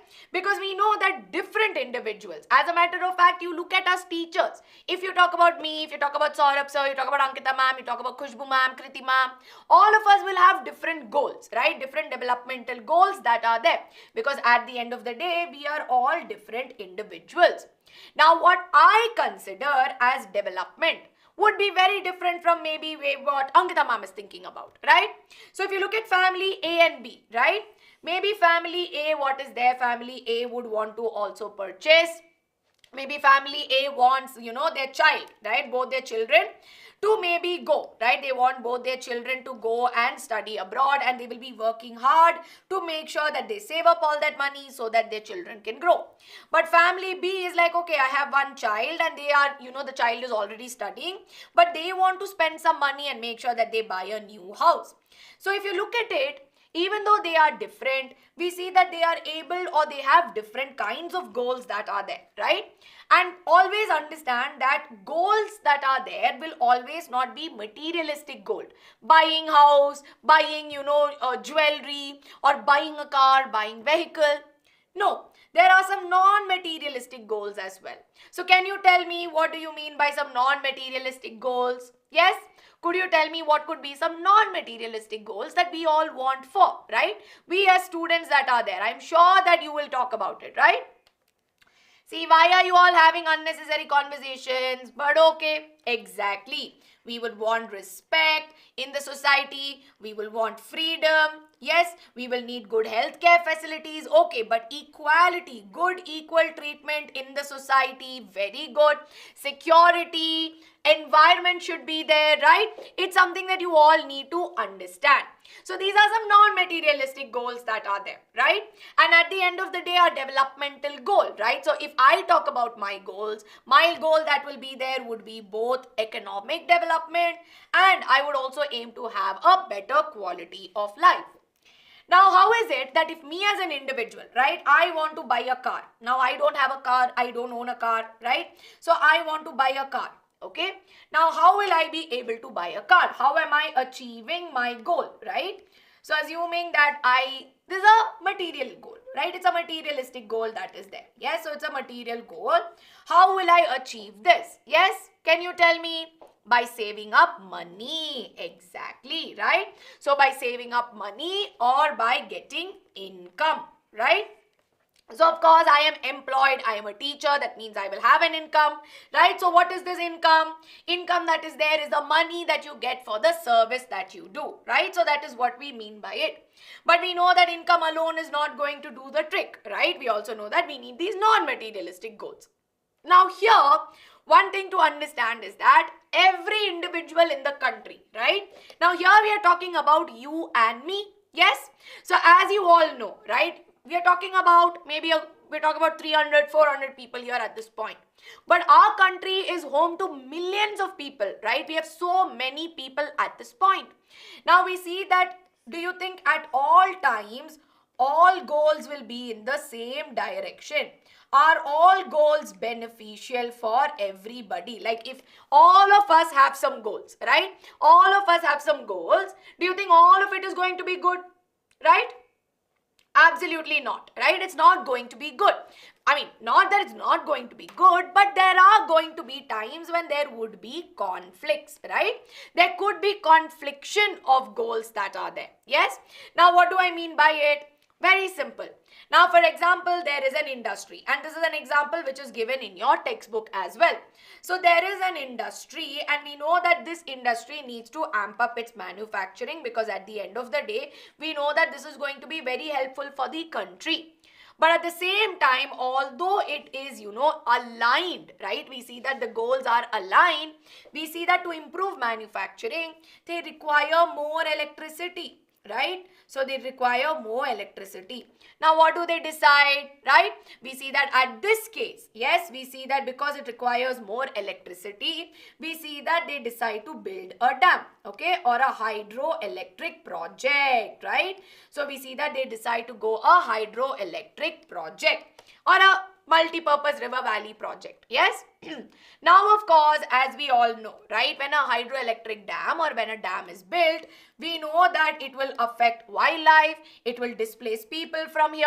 So at this point, right, do you think that this is going to be beneficial for this person or for the people who are living there? For the industrial sector that is there, of course, we know that this is very, very important. But in this case, what is beneficial for one person could be harmful or it could be conflicting in the other case, right? So the Narmada case, exactly. So this could be a conflict that could be there. So understanding that not all goals are aligned, there could be some which could be destructive for the other as well. Yes? Now moving on. We know that this is at an individual level, right? But we also see that it happens at the national level as well. So we see that at a national level, we see that development can go from person or it can differ from person to person. And we see that as a nation, we should have some development concept as well. So what could be some of the national developmental goals? To make sure that there is more income for everybody, making sure that everybody has equality, there is cleanliness, making sure that environment is clean for people to live in, making sure that everybody has access, right? So what what makes us love our nation, right? Or I would say that what would we want in our nation so that it becomes better and better, right? We only want our nation to become better, because when our nation gets better, we as people will love, or we would want to, contribute more and more on it, right? So a healthy environment, better education, healthcare facilities, right? Making sure unadulterated medicines that are there. So these are all some important ones which are necessary. So now, of course, we need to understand, or we need to go more on understanding how can we calculate if a nation is developed or no, right? Because I'm sure you'll hear about how, this particular country is developed, this particular country is developing, or this country is not developed enough. So how do we calculate this, right? How do we understand this? That is where the concept of national income comes into the picture. Now, before I go ahead with national income, let me quickly give a reminder on the chat that if you guys are unnecessarily spamming, you are wasting your time and you are extending the session and the duration of this class. But if you pay attention in class, it will be good for you only, right? So please kindly stop spamming. If you listen to me, in the next 20 minutes, we will be done with this chapter. Next half an hour, the next chapter will be done. By 3:30, you will be free. But if you continue to spam on the chat, if you continue to distract or pose your understanding, please, I sincerely request you can leave right now and come back and watch this video later. Else you can study by yourself also, right? But there are many of my students who want to study. So unnecessary things like Harman, what you are doing, you will be blocked from the chat, okay? This is my last warning to everybody in this particular class. Moving on. Yes, for somebody who's watching this much later, very sorry. But of course, moving on, right? We know that the national development that takes place happens through or how do we calculate if a particular place that is there, right? Or if a particular nation is developed or no, right? How do we calculate that? We go ahead with national income. So what is national income? Now, national income that is there is the total income of the residents, right? So we see that it is the total income of all the people living. So imagine if this is nation A, right? So this right here is nation A and it has a population of maybe, let's say, 10,000 people, right? And what they will do to calculate the national income, what they are going to do is they will calculate the income of each of these people. And together it will say maybe 23 lakhs or 25 lakhs or whatever, right? So that is the national income. And similarly for the different countries that are there, they will calculate. Yes? Now, why is it that we are calculating the national income? What was the agenda for calculating national income? Because we see that more income means more of all the things that are needed for human beings, right? So we know that at the end of the day, right? We know that if people have more income, then means that more money is being generated, and more money means nation is developed, right? So more or less that is the case. But was this really an ideal way of calculating? Was national income the most ideal way? Absolutely not. There were some disparities or disadvantages of using comparison of national income because of two reasons, right? So first and foremost, we see that different countries, right? So different countries will have different populations, right? So we see that they will have different populations, which means if country A has 10,000 people and we are saying that the national income is 23 lakhs, then here we have country B which has a population of 50,000 and we are saying that they have a national income of 50 lakhs. Now, if you just look at it number-wise, we see that based on national income, country B is more developed than country A. But at this case, we see that this 50,000 number is something that is not taken into consideration, right? So this is going to be one major disadvantage that is there. Now, along with that, we also see that wellness of people also depends upon the population, right? So here in this case, the total income is not an ideal one because it does not bring in a lot of parameters, which is why they started moving on to calculating or looking for an alternative of national income. Okay, if I cannot decide whether a country is developed or no with the basis, right? If I am not going to figure out by just looking at the national income, then how am I going to figure it out? How will I know if a particular country is developed or no? Then it will be based on the average income that is there. Now, the average income is also called as per capita income. See, more or less both the things are the same, right? So we see that per capita income that is there is also known as average income. Now we know what is average, right? Average, what we do is we take the sum and we divide it by the total that is there. Yes? So basically what are we going to do? Pretty much the same thing, right? So per capita income that is there is the total income of the country which gets divided by the total population, right? So now of course we know that per capita income is total income. That means if my country has 23 lakhs of total income, it will be divided by 10,000. And that is what is going to give me per capita income. Yes? Or what we call as average income. Yes, so this right here is very, very important.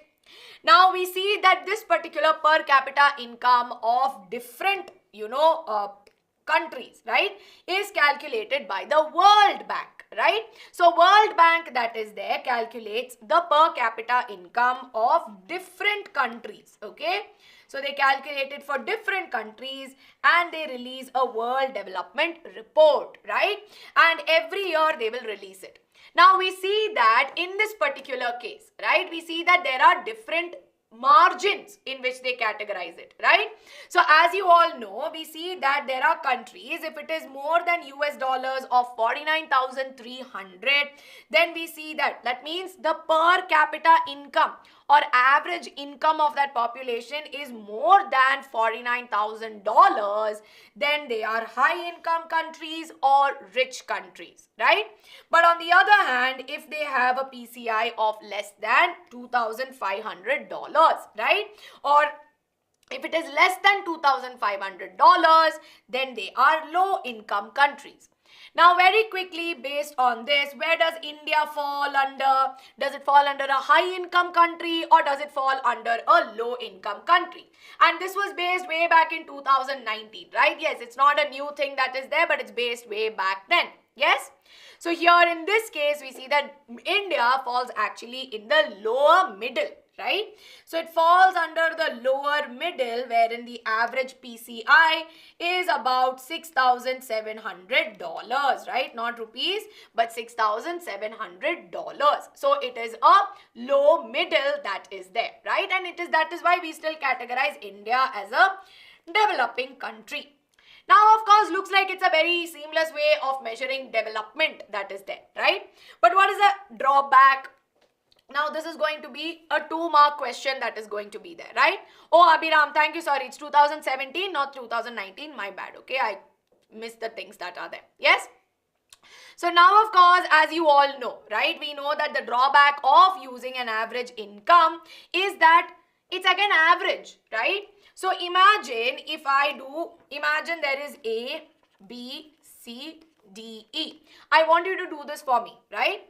Now imagine you have country 1 and you have country 2.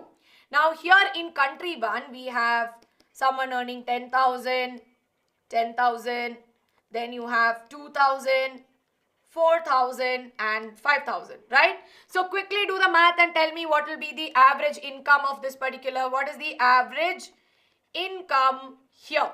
Can you tell me? Average income will be calculated as total income divided by total population, right?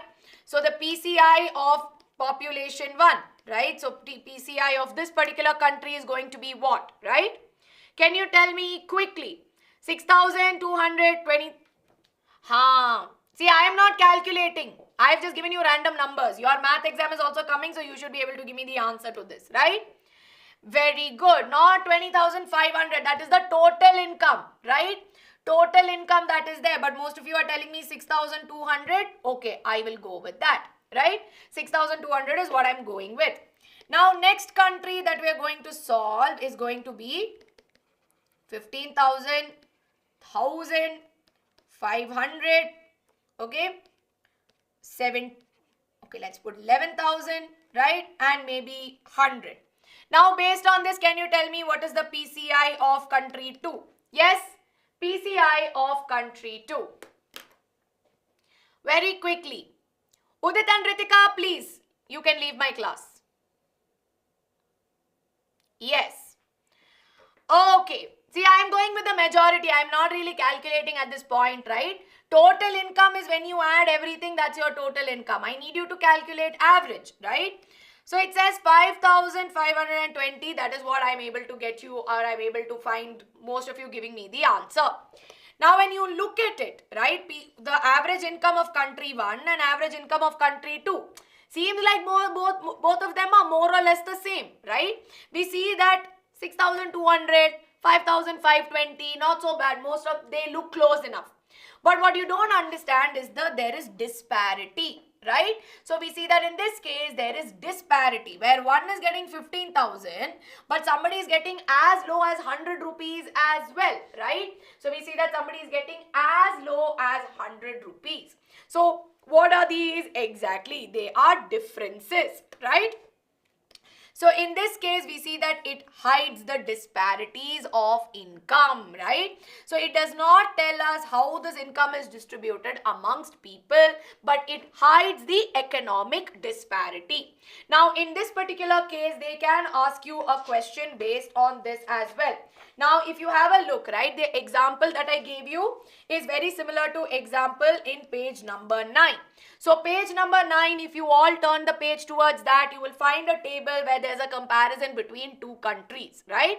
So, in this particular one, they will be able to give you. Ma'am, data of income of countries is, see, Priya, that's what page number 9 gives you another table, okay? That is an activity for you to do later. I gave you a random activity, like I just gave my own numbers, right? So it's as simple as that. Now, Purva, what do you mean by hiding disparity, right? So in this case, when you talk about hiding disparities, it means that it does not really tell you the difference in income, right?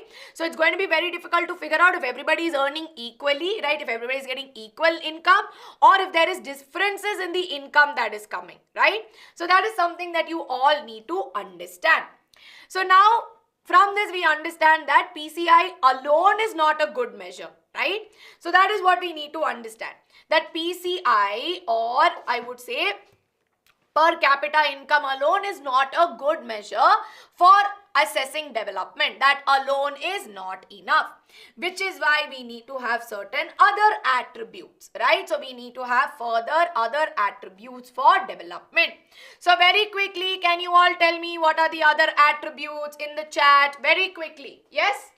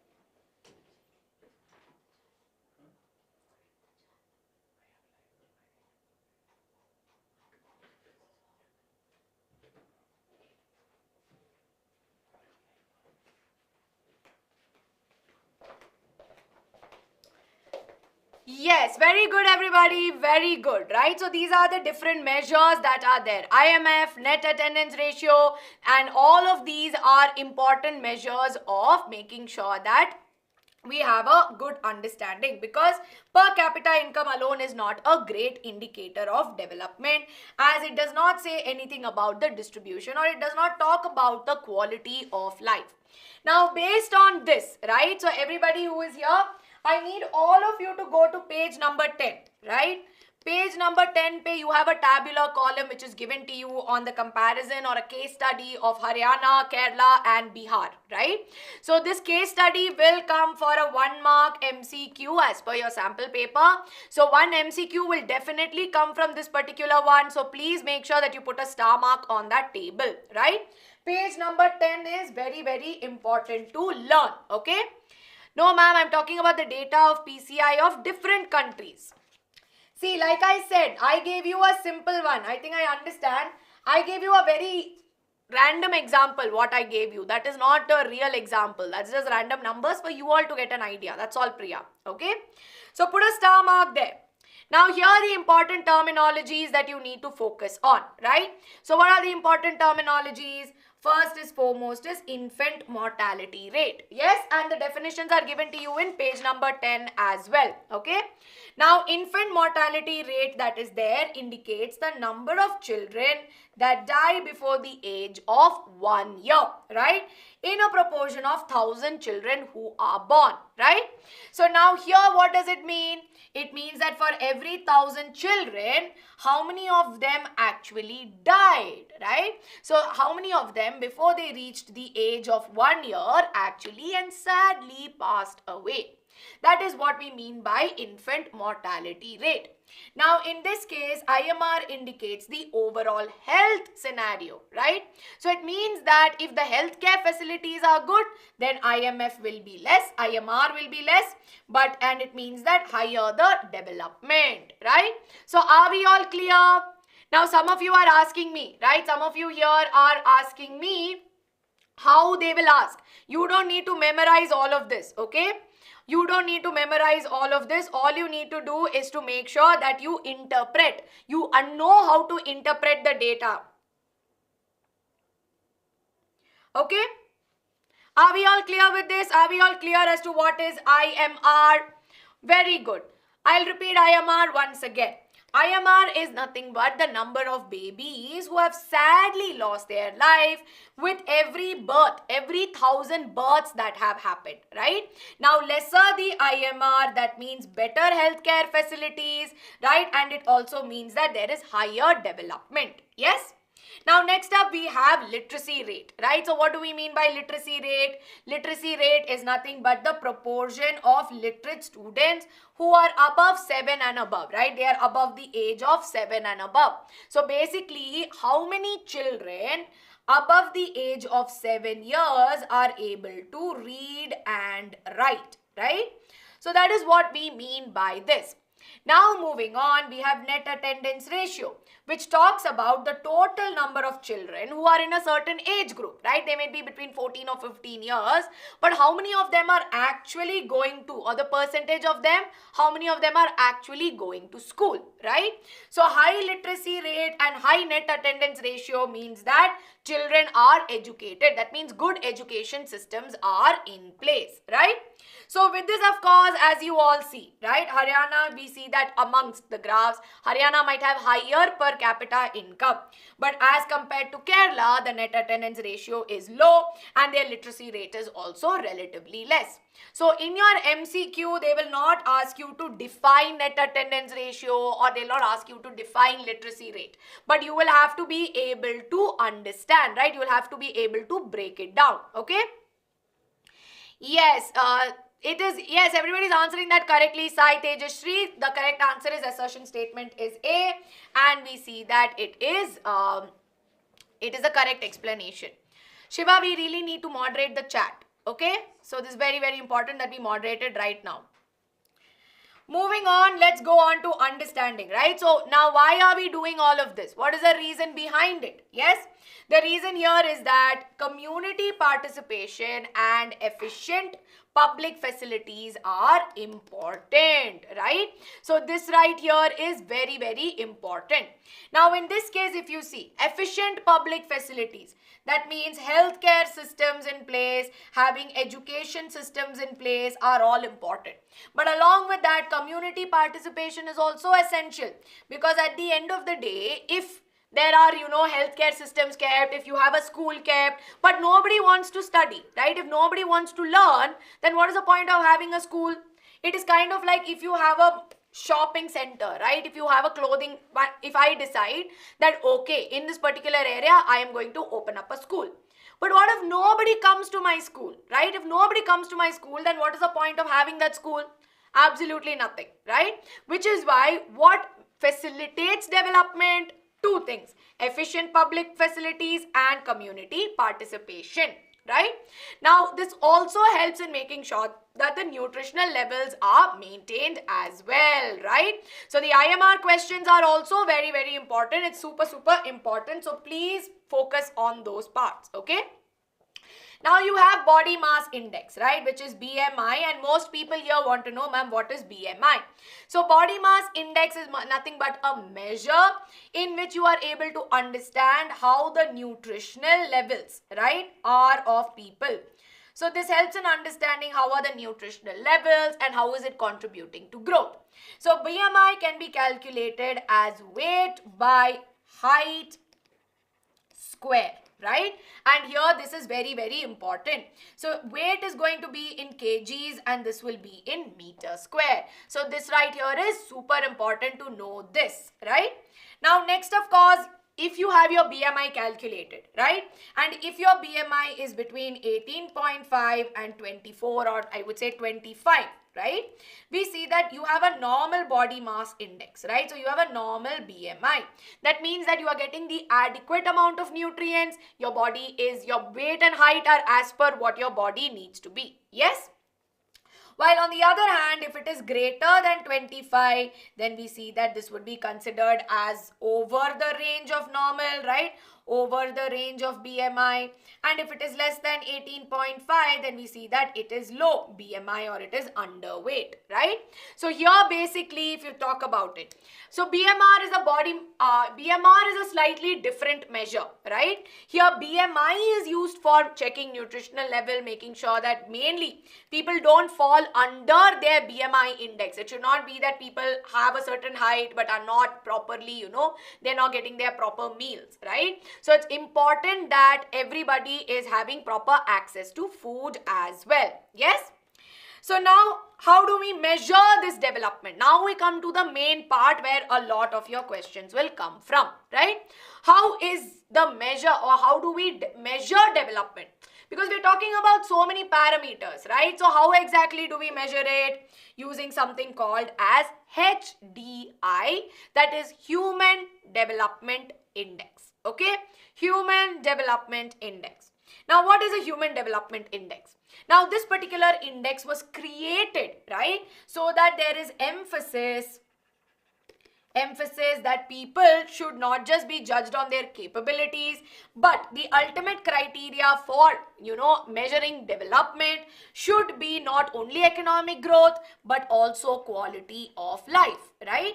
So you cannot just say that if a nation is having lots of money, they have economic growth, then it does not mean that only that alone is enough, right? We also see that there should be an average in not only economic growth, but also key dimensions of human development, right?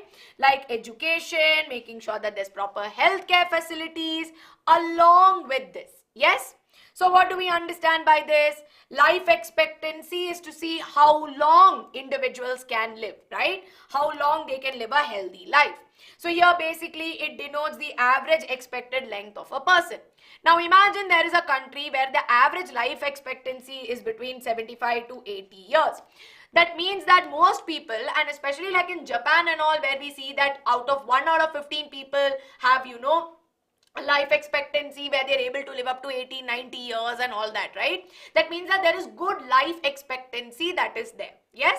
So in this case, if you think about it, this is a good denotion that people have good healthcare facilities, they are having good access to food, and they are able to live, right? So that is what we understand by this. But at the same time, right, we see that there is education as well, quality of education. So how many years, average amount of time when, average years in which schooling of adults take place, right, and when they enter school as well. Now at the same time, we have per capita income also, which is a factor. HDI main factor are not just one thing, Aditi, but they are many things, right? Life expectancy, quality of education, and per capita income. So basically, based on the living standard, based on the health status and the education levels, right? So based on all of this, a certain value is given to the country or a certain rank is given to the country. This is what we call as HDI. Are we clear? Are we clear as to what is HDI? Yes, I will tell you HDR once again, right? I will tell you what is HDR, but is HDI clear to all of you? All clear? HDI ho gaya? Thumbs up. Human development, no, it is not human development resources, Anish. Yes? Human development index. If you all have been paying attention to me, this is an easy topic. If you have gotten distracted, then you will struggle in this chapter. That is all I have to say, right? So here, if I have to go on, right, let's move on to page number. Let's go on to page number 13 of NCERT. You will be able to find it, right? So Human Development Index that is there is a rank. It is a value which is given, right? Shiva, I think my screen is frozen. No. I think I got stuck in between. Okay. I think I was stuck in between, but it's okay. I'm fine now, right? I thought I got stuck, right? In my screen, I froze. But still, going back, let me tell you, right? What do we understand by HDI? HDI is Human Development Index. What is Human Development Index? It is a rank or it is a value that is given, right? It is a rank or a value which is given to a country, right? So you are number one. So kind of like how you give marks in class, right? So if you write exam, all of you are going to get marks, right? Then based on your marks, they will do one calculation percentage, right? So basically, take your board exam as example, right? So you are writing board exam where you are writing so many subjects, right? Now based on the marks you get for each subject. So here you got 75, here you got 72, here you got 79, here you got 76, whatever, right? Here you got 51 maybe. Now based on the marks you get for each subject, you will get one total marks, then eventually they'll give you a percentage, right? Now based on this percent, you will get a rank. Yes or no? We will get a rank, right? Saying that, oh, you got first rank, you got second rank, you got third rank, right? Now, this rank that is there is what we call as HDI, right? This is what we call as HDI. Now, similarly, once your rank has come, you will get one mark sheet, you will get one report, right? You will get one report telling that in the full class, this is how, you know, how all these people are standing. You have Ishita, Pooja, then Sadia, and you have Barnali. You have all these people in this order, right? That report that we get at the end of it is what we call as HDR. What is HDR? HDR is Human Development Report, right? It is the report which is published after calculating HDI. Yes? Are we clear? Are we all clear what is the difference between HDR and HDI? Yes, very easy. Okay, very, very simple and easy. Yes? Okay. So now, of course, as we all know, this is published by the UNDP. What is UNDP? It is the United Nations Development Program, right? So we see that they release this particular report, okay? And here they will rank all the countries that are there, and this particular country and this rank that is there, right? This rank that is there will suggest where the countries need to improve. Yes? So Norway is at 1, Switzerland is at 2, USA is at 17, right? This is kind of like a mark sheet. Kirtana, BMR, we don't need to worry about, bachas. It's not there in the exam. Why? Focus on things which is not going to come. Yes, focus on things that are going to come, right? So you see that based on this, India here stands at 131, right? So of course we see that there is a long way for all of us to go, because all of these things that are there are based on multiple factors, right? They're based on the kind of quality of education, quality of healthcare, and quality of life. Yes? So this is what we mean by it. Now, important things to remember, right? What will they come? See, HDR, or what is HDR based on? Or what is HDI based on, right? What are the parameters of HDI? Is a 2-mark question you will get. Then they can ask you, right? They can ask you, what are the parameters in which, you know, you can compare? What are the parameters of national development? 3 things that we discussed about, right? So mainly MCQs will come, or maybe you will have 2 markers coming in from this particular question. From this particular session, right? But of course, main thing you need to talk about is sustainable development. You can get a 3-mark question here. 3-mark question can come from sustainable development. So everybody, please turn your pages to page number 14 and page number 15. You have 2 case studies which are given to you, right? 2 case studies, one on groundwater and one on exhaustion of natural resources. So please make sure you star mark them, right? Because when we talk about development, right? At the end of the day, if I go back, why are we getting this? Why is this rank published? So that at the end of the day, we know where each country stands and where all are the rooms for improvement, right? How can we improve? How can we utilize our resources better? How can we improve the quality of life, right? So they will ask you what is the significance or what is the importance of having HDI, yes? But at the same time, when we are talking about development and making things better, we also need to be very smart about it, right? Because sustainable development is a kind of development wherein we utilize resources wisely without compromising the ability for the future generation, right? The future generation should not be affected by this, but rather we should see that we should utilize them in such a way that it is there even for our future generations, right? So this right here is very, very important. And why? Because we know that in the process of development, overconsumption and over-exhaustion of these, non-renewable resources can be harmful for us, right? So this right here is very, very important. Ma'am, how to do problems on average and national? They'll not give you problems, Shobha.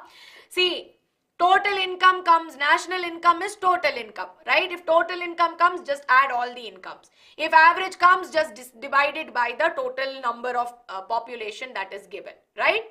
So with this, everybody, we are done with this chapter. Done. Sustainable development, very, very important, okay?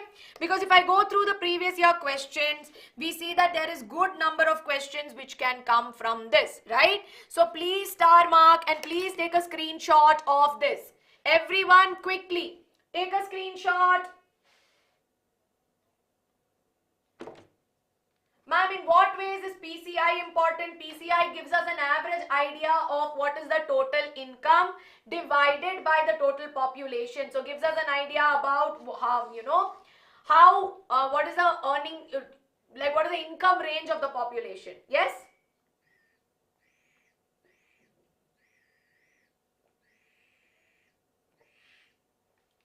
Pooja, they can ask you for case study also. But if they ask you for case study, this chapter is very simple. Yes, Kiran, they can ask you for case study, but chances are less, right? Public development systems. Okay. Yes, there is an analysis stream for social sciences also, but we may not take it as long as science because next day you have exams, so we are going to be going ahead. What is the issue of sustainability? See, sustainability, basically, what do we mean by sustainability that is there, right? So as you all know, at the end of the day, we know that we need to have sustainable practices so that at the end of the day, we are utilizing resources wisely, right? So that is the reason why we should have sustainable practices so that even economic development development should not be only aligned with economic development. You should also make sure that you are aligning them, right? As in, you are utilizing it wisely even for the future generations. Yes? As per NCERT, it's 134, is it? Let me check. Oh, okay, wait. It's not 134. It's 131. Sorry. I mean 130.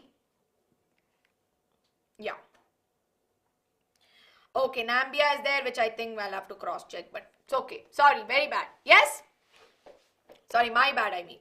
So everybody, have you all taken a screenshot like I said, right? So for this particular chapter, if anything you want to write the answer and you want me to check the answer, let me know in the comments of this particular video. And with this, we have completed development, money, credit and globalization. We are left with the last chapter, sectors of Indian economy. Here again, very easy chapter. You've been learning it. I will quickly make sure that I take maybe 20 minutes of your time. I know you don't want this break, right? But take a 2-minute water break, everybody. 2-minute water break so that you can drink some water and come back, and I will finish it off at one go. And like I promised you, by 3:30, 3:40, I'm going to be done so that you have good amount of time to prepare for yourself, right? And you can prepare for your next math class as well. Ma'am, for 8th question, should we explain? Yes, you should explain that, okay? And let me tell you, in the meanwhile, as you all drink water, I would suggest, why are you unnecessarily distracting yourself when you are so close to your board exams? See, I am not at loss here, okay? I am not writing, if I write my board exams also, I have already written my board exams, everything is over. I am here for you, right? If you are not going to pay attention, then I would say that I am not struggling with it, you are, right? So everybody, please stay focused in class, okay? I can only tell you once, otherwise what's going to happen is at the end of the day, you guys might have some doubts, but due to a lot of unnecessary spam, your friends might be missing it out, okay? 2 minutes break, everyone. We will resume at 3:12 p.m.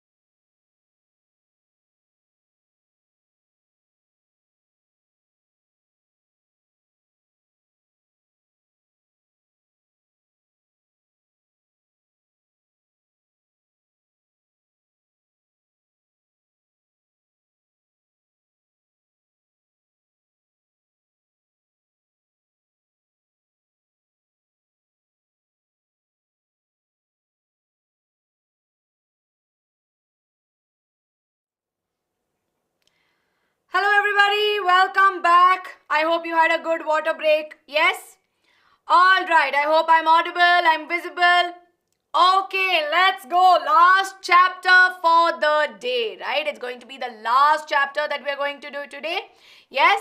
So it's a very simple chapter, sectors of Indian economy, but very possible 3 markers, very possible 5 markers from this chapter, and 4 mark case-based questions which will come from this, right? So chances of this coming are very, very high. I will tell you where we are going to do this. 1 marker also, sorry. 2 marker will also come, so very scoring chapter also. Yes, see, everybody pay attention. I'm telling you, your 20 marks in economics is going to come in just After you finish another half an hour with me, you will feel super duper confident about scoring 20 marks, right? So of course, with this everybody, with this Josh, let's get started, right? So of course, the first thing that we're going to look at this particular chapter is understanding what is Indian economy and understanding the different sectors that are there, right? So we know that based on the nature of production, we have primary, secondary and tertiary. And this part here is very important. So everybody take a quick screenshot. Take a quick screenshot of this because this is going to be important, right? Yes, let's go. So now, of course, as we all know, apart from that, based on the nature of employment, we have organized and unorganized sectors, right? So as we know, this right here is important because based on both of this, we are going to get questions. And along with that, we know that based on ownership of assets, we have public sector and private sector. And we also need to focus on the advantages of public sector as well, or what is the need of having public sectors. Yes? So I hope all of you have taken a screenshot and we'll get started. See, bachas, like how Ankita ma'am told you yesterday, there is no official blueprint. We can only tell you that these are possible things based on our analysis, our experience from looking at both of this, right? Should we memorize numbers? Not really, right? Those are just for you.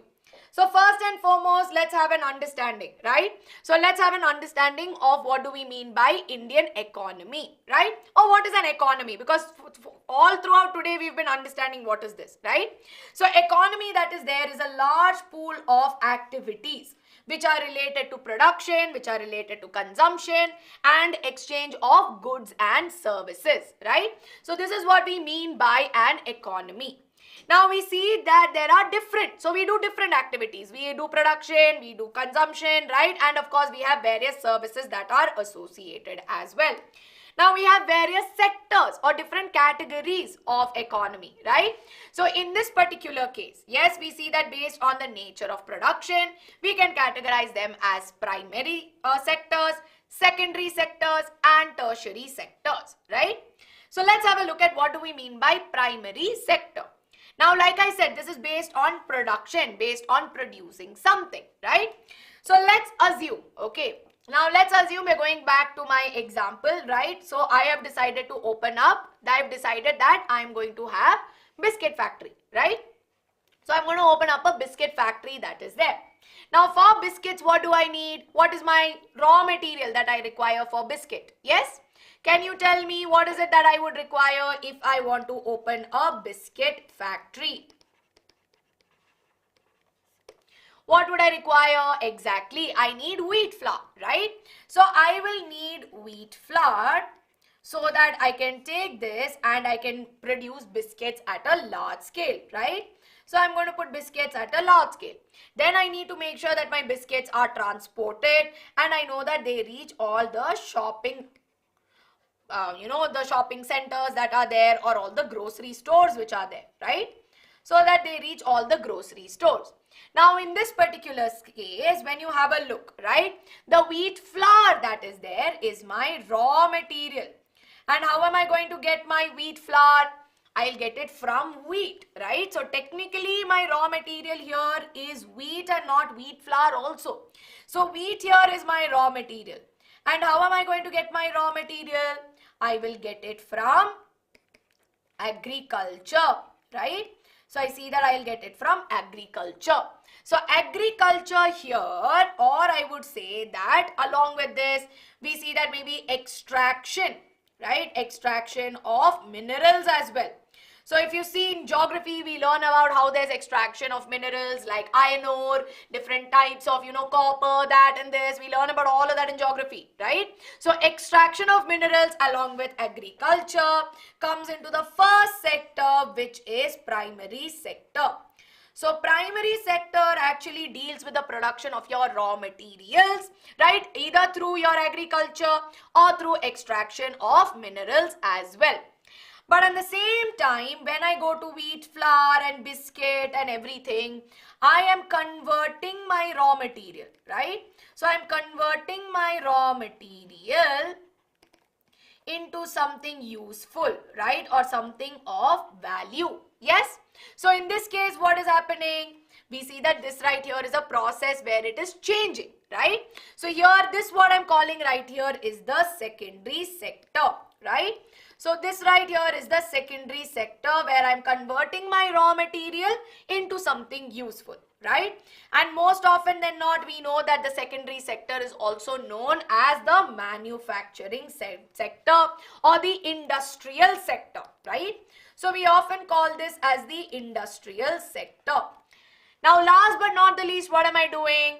After all my biscuits are made, after I've manufactured all of my biscuits, I have made sure that I have transported it and given it to grocery stores, right? So I've given it to grocery store. So this right here is a service that is there, right? So it's not directly involved in the primary or secondary sector, but it is enabling transport, right? So it's enabling transport of the manufactured goods and it is making sure it reaches the consumer. So this right here is the tertiary sector or what we call as the service sector, right?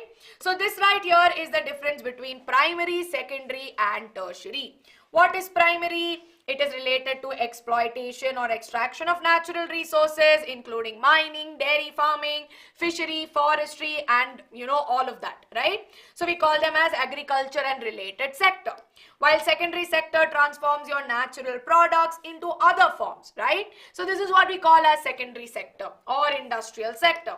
Then we have tertiary that is there, which supports both primary and secondary, which we call as the service sector. And as we all know, right, all these sectors that are there are interrelated to one another, right? So they are all dependent on each other based on people working for them and based on the amount of goods and services which are produced, right? So this is what we mean by the interdependence. Now Abhiram has asked a very good question on, ma'am, doesn't exploitation mean it's a bad word? I mean a negative connotation, right? I'll not say bad word, but negative connotation, right? Now see, exploitation I know has a negative connotation, but the thing is when you talk about it or when you look at it, right, exploitation is the utilization, right? Complete utilization is what we call as exploitation, yes? Over-exploitation is when you use more than what is necessary, right? So that I hope you understand the difference between the two. Now, difference between three sectors can come easily for 3 marks, easily, okay? Or sometimes it can come for 2 marks also. Or you can get a 1 mark MCQ where you need to identify which sector it is, right? So these are the kind of questions that you can get from this particular part. Now moving on, let's understand more, right? So let's understand more on what these different things that are there. Or let's understand more on goods and services, right? So see, when I say goods and services, when I say goods are nothing but they are basically products, right? So basically these are products, okay? Now there are 2 kinds of it. You have intermediary service and you have final service, right? Now I'll give you an example which is there in your textbook itself, right? Let's take the biscuit example that is there. Now you have wheat, right? And you need wheat to become wheat flour. Yes, this wheat flour is what you make biscuits out of. And then finally, that's how it will reach the consumer, right? Now the thing is, for wheat, right, it needs to go into becoming wheat flour first. So what I will do, I need to give it to a mill, right? I need to give it to a mill so that they will powder it. Yes? So now what will happen? What's going to happen here? We see that I will give my wheat for maybe 20 rupees per kg, right? So this I will give 20 rupees per kg. And what will I do? I will sell it to this man for 20 rupees per kg. Now he will make wheat into wheat flour. He will put it inside his mill and he will make it into wheat flour. But what will he do? He will say, okay, 25 rupees per kg, right? Now imagine when I'm making my biscuits, right? Imagine if I'm making my biscuits. I made my biscuits and everything and now I have to give it to the consumer. How will I price my biscuit? How much rupees will I do? Will I say 20 plus 25 plus maybe another 45? This is equal to 100 rupees per biscuit. Can I say that? Should I count everything individually? Yes or no? Should I count it individually? No, right? Absolutely not. I don't need to count it. But rather, we see that the values here are added from one place to the next, right?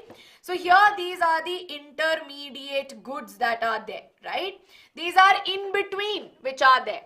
But at the same time, what comes towards the end, right? The biscuit that is there is the final good, which will hold the price of this as well. So when it is priced at rupees 80 per pack, it is also including wheat flour ka price. It is also including wheat ka price as well. So there is a difference between intermediate good and final good. Okay. What is intermediate good? They are still used for, or they are used further for production and processing. What is final good? Which is directly consumed by the consumers and will not be utilized further, right? Now Pooja is asking me a specific question which I will have a look at, okay? So Pooja here is asking me, let me just have a look. 1 minute. Yes. Ma'am, can we say that intense work in mining can cause? Yeah, yes, of course we can say that, right? Intense utilization in mining can definitely cause that as well, okay? Ma'am, about biscuit example, does both wheat flour and making biscuit come in manufacturing sector? Yes, they do, Sandhya. Both comes in manufacturing sector. But selling of biscuits will come in tertiary sector. Somebody was asking me, ma'am, is selling tertiary? You can say that because sales is a service, right? So that is going to be something. Ma'am, how much portion? I will tell you, right? I will tell you. Mining is primary sector. Mining is primary sector. Okay. So you've understood what are intermediate goods and what are final goods, right? Now we see that the value of goods are calculated in monetary terms, right? And we see that only the value of final goods are considered. So basically, if you put 25 rupees for wheat flour, you put 20 rupees for this, the final product is what is calculated, right? So if this case, if you see, the wheat flour might be sold separately also, right? So imagine some 10,000 kgs of wheat flour is sold separately and 10,000 kgs are sold for making biscuit. The value that will be taken is only of this one because here this is a separate product. Are we clear with this point? Let me make it clear, right? Imagine I have 2 packets of wheat flour, right? So wheat flour packet 1 and I have packet 2. Both are 10,000 kgs. Okay. Both are 10,000 kgs. Now what I do is I will send packet 2 to biscuit industry. Okay. I will send packet 2 to biscuit industry. Packet 1 will directly go to supermarket. Yes. So in this case, what is one? Is one a final good? Or is it intermediate? Can you tell me? Is one a final good or a intermediate? What is it? When it is directly going to supermarket, is it a final good or an intermediate? Exactly. This is a final good, right? So 10,000 kgs, I am telling wheat flour is what I am going to directly give the consumer, right? So it is a final good. But in case 2, is it final or intermediate? In case 2, is it final or intermediate? Case 1, it is a final good. Yes. In case 2, what is it going to be? Exactly. So in case 2, it is going to be a intermediate, right? Because this is not the final good. I am taking the same 10,000 kgs of wheat flour and I am making biscuits out of it, right? So in this case, it is intermediate, right? So we see that final goods are those which are directly going to the customer. Intermediates we know will go for further processing. And finally, based on the value of the final goods, right? Based on what is sold directly to customer, we will get a sector value, right? Which means that primary sector, okay? So understand that one portion of whatever we get from primary sector goes directly to consumer and some of it goes to the secondary sector, right? Now from here there are some which goes to consumer, right? And then some which will maybe move on to the next, right? So this is what we understand. and at the each of it, right, whatever goes directly to the consumer as the final good will be the primary sectoral value, right, or secondary sectoral value, or in some cases there will be a tertiary or a service sectoral value. Are we clear? Yes? Ma'am, wheat flour cannot be utilized directly now, ma'am. Sai Tejashri, atta, what is atta? Wheat flour only, right? Chapati, how we make? Roti, how do we make? That is what we mean by this, okay? Telecommunication comes in tertiary sector. Yes, it comes in tertiary sector. Are we clear with what is sectoral value? Yes? Ma'am, every final good can be an intermediate good, but not all intermediate goods are final goods. Yeah, you can say that. Ma'am, I think oil, yes, oil, all of that can be taken into consideration because they can be intermediate and they can be final as well, right? So this is what we mean by it, okay? Now at the end of the day, right, the value of all these final goods and services produced in the country, okay, from all the sectoral values that you get, no, when you club it together, the total value of production in primary, secondary and tertiary sector is what is called as gross domestic product or GDP, right? What is GDP? The total value of final goods and services produced across sectors is what we call as GDP, right? Or this is a other very simple terminology that you can use, right? Easy peasy lemon squeezy. Yes, that's why I was spending some time in making you understand each stage of it so that you know what is GDP at the end of the day, right? And we know that a GDP report also gets it's also released. Yes, ATM is service, right? ATM is service. Bank and everything is service sector, okay? Ma'am, when 1 kg of wheat is bought by hotel, then is it final or intermediate? If wheat flour is directly brought by the hotel, then in this case it will be intermediate because they will not give the wheat directly to the customer. They will make wheat into chapati and chapati is what goes to customer, right? So that will be intermediate. Yes. Primary sectoral value again is very simple, right? So agriculture is one example, right? Agriculture may, for example, you get rice, right? You get rice grains. Now rice grains can be directly given to consumer, right? And some rice grains will be then given to rice flour, right? So this what goes directly to consumer is a primary sectoral value. Yes? How to calculate GDP? I just told you. Total value that gets assigned to your primary sector, secondary sector, tertiary sector is what we call as that. Bakery is tertiary. Yeah. See, bakery, that is there again, right? If a bakery is producing the product, there are two things. One, if they are just collecting and selling, then they would be tertiary. But if they are also there, then they would be somewhere between secondary and tertiary as well, right? Now, of course, GDP is something which is measured by the Central Statistics Office, by the Ministry of Statistics Program and Implementation. Now, of course, as we all know, right? So, if I move on to the next part, which is very, very important, right? This particular thing is super duper important. Shift in sectors, right?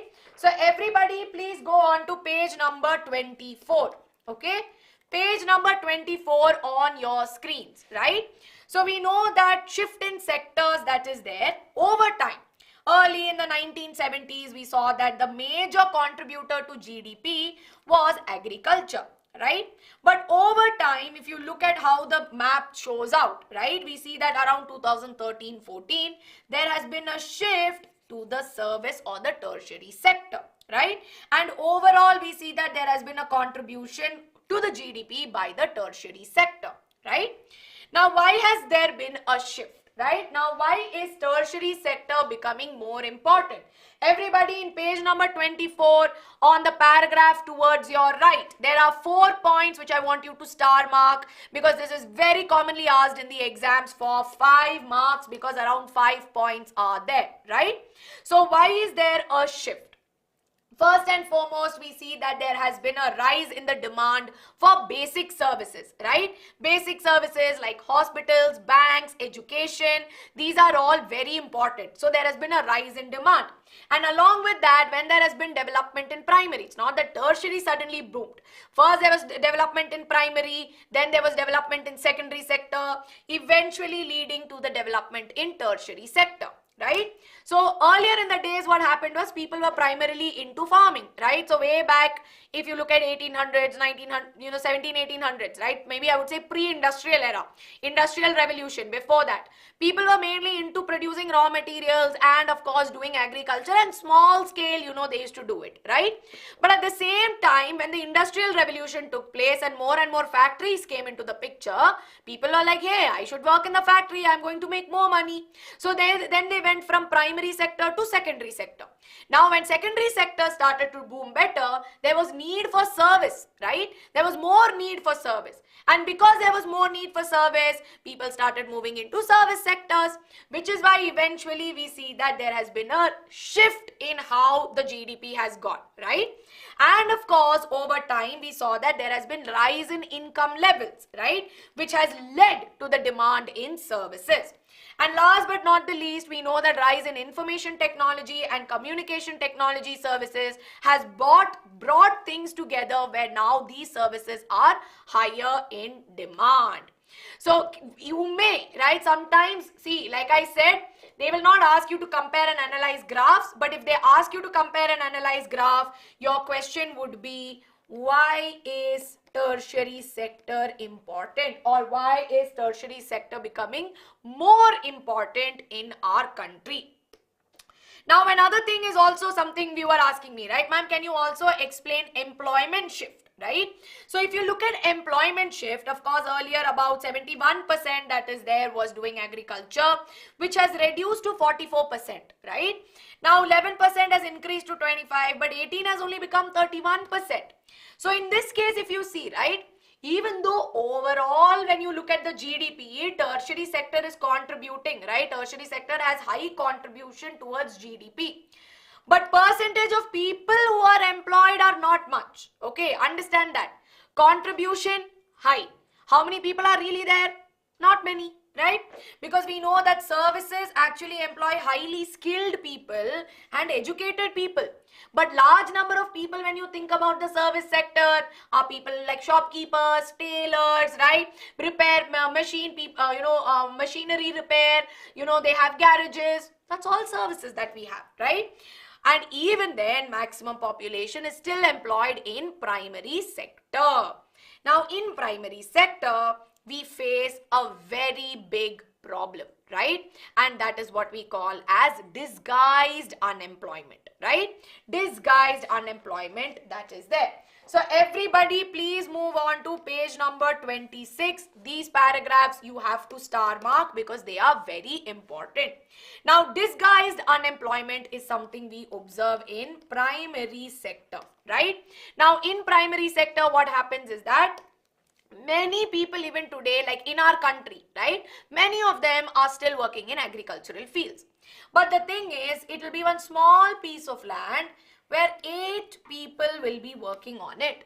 But ideally, if I reduce this number to 5 people, or if I reduce it to 4 people also, it will be more or less the same. The work will get done. So ideally, 4 people are almost as good as they are unemployed, right? So they are as good as they are unemployed.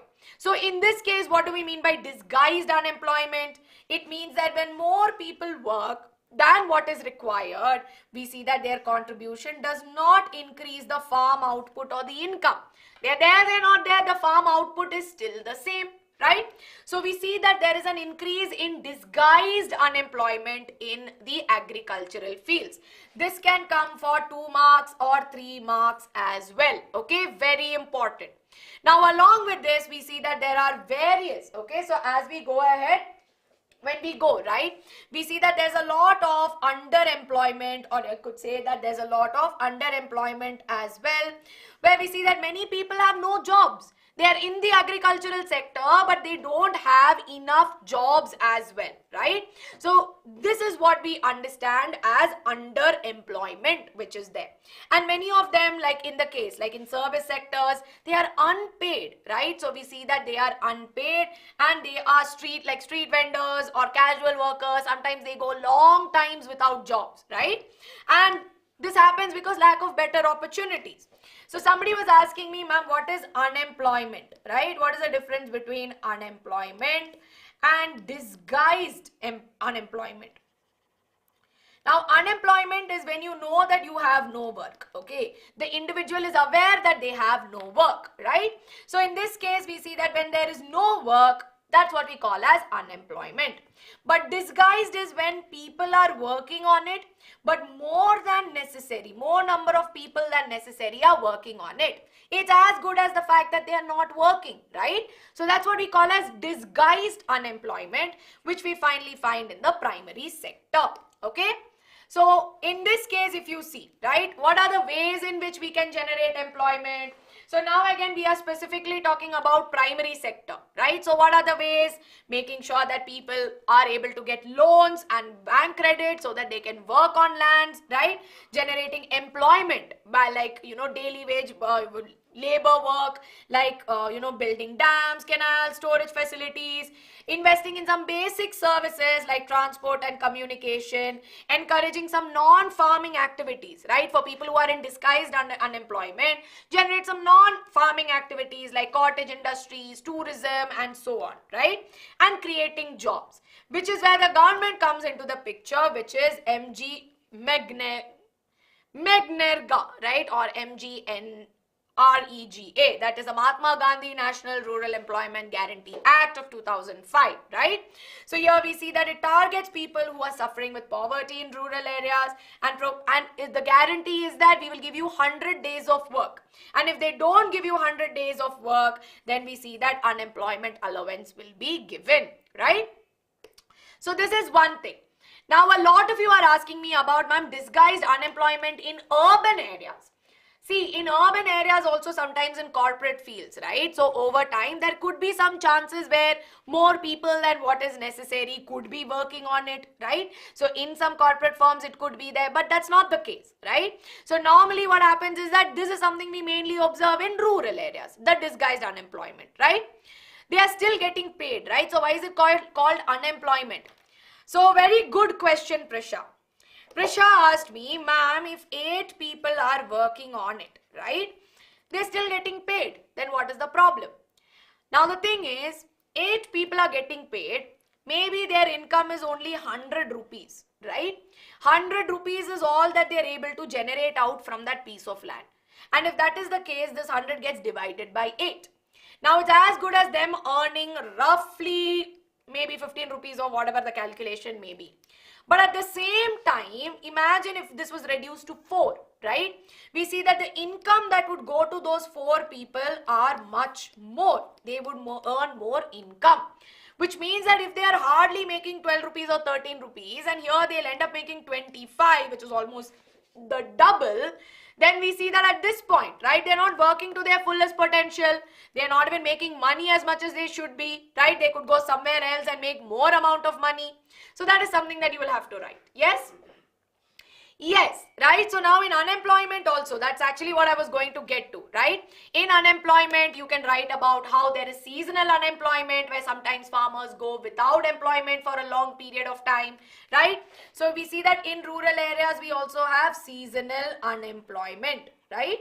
So we see that there is seasonal unemployment where at times farmers, due to some certain maybe drought season or whatever may be, they will not be able to have a long period of time, right? And in the urban areas also we see that there is educated unemployment as well. So you have educated unemployment where you know that even though people are educated, they are without jobs, right? So this is what we mean by this, okay? So I hope all of us are clear with this. Different types of unemployment. We have educated unemployment, seasonal unemployment, we have disguised unemployment. So 3 marks you will get for this particular question, or you can even get 4 mark case-based question also. Yes? So now we will move on to the next one, where based on nature of employment, we will look at organized and unorganized sector. Okay. So in this particular one, right, I will tell you that in this particular question, easily 4-mark question, 5-mark question can come. Okay, this is a very important topic, so please make sure that you have a look at this. Okay, so I will explain educational unemployment. Yes, guess me, you can ask the doubt, but I will explain educational unemployment after I finish this part. All right. So now we know that in an organized sector, right, we see that this is something, an organized sector is like a bank, it's a school, right, or it could be any kind of thing which is registered with the government, right. So it is registered with the government, and this assures work, right. It will tell you that you have guarantee, you have job security, and this follows laws which are laid by the government. Yes. Now job security is there, and you have fixed number of working hours. It enables safe working conditions, and there are a lot of benefits as well. So sometimes you will get a question which says what are the features, right, or the advantages of organized sector, right, when compared to an unorganized sector. You will have 5 marks. Now, if you all remember, there was a good 5-mark question and there was a 3-mark question on this, right? So, please everybody learn this part very well. Please go to page number, let me have a look. Yes, please go to page number 30, right? Page number 30 pe you can star mark this. This is important, right?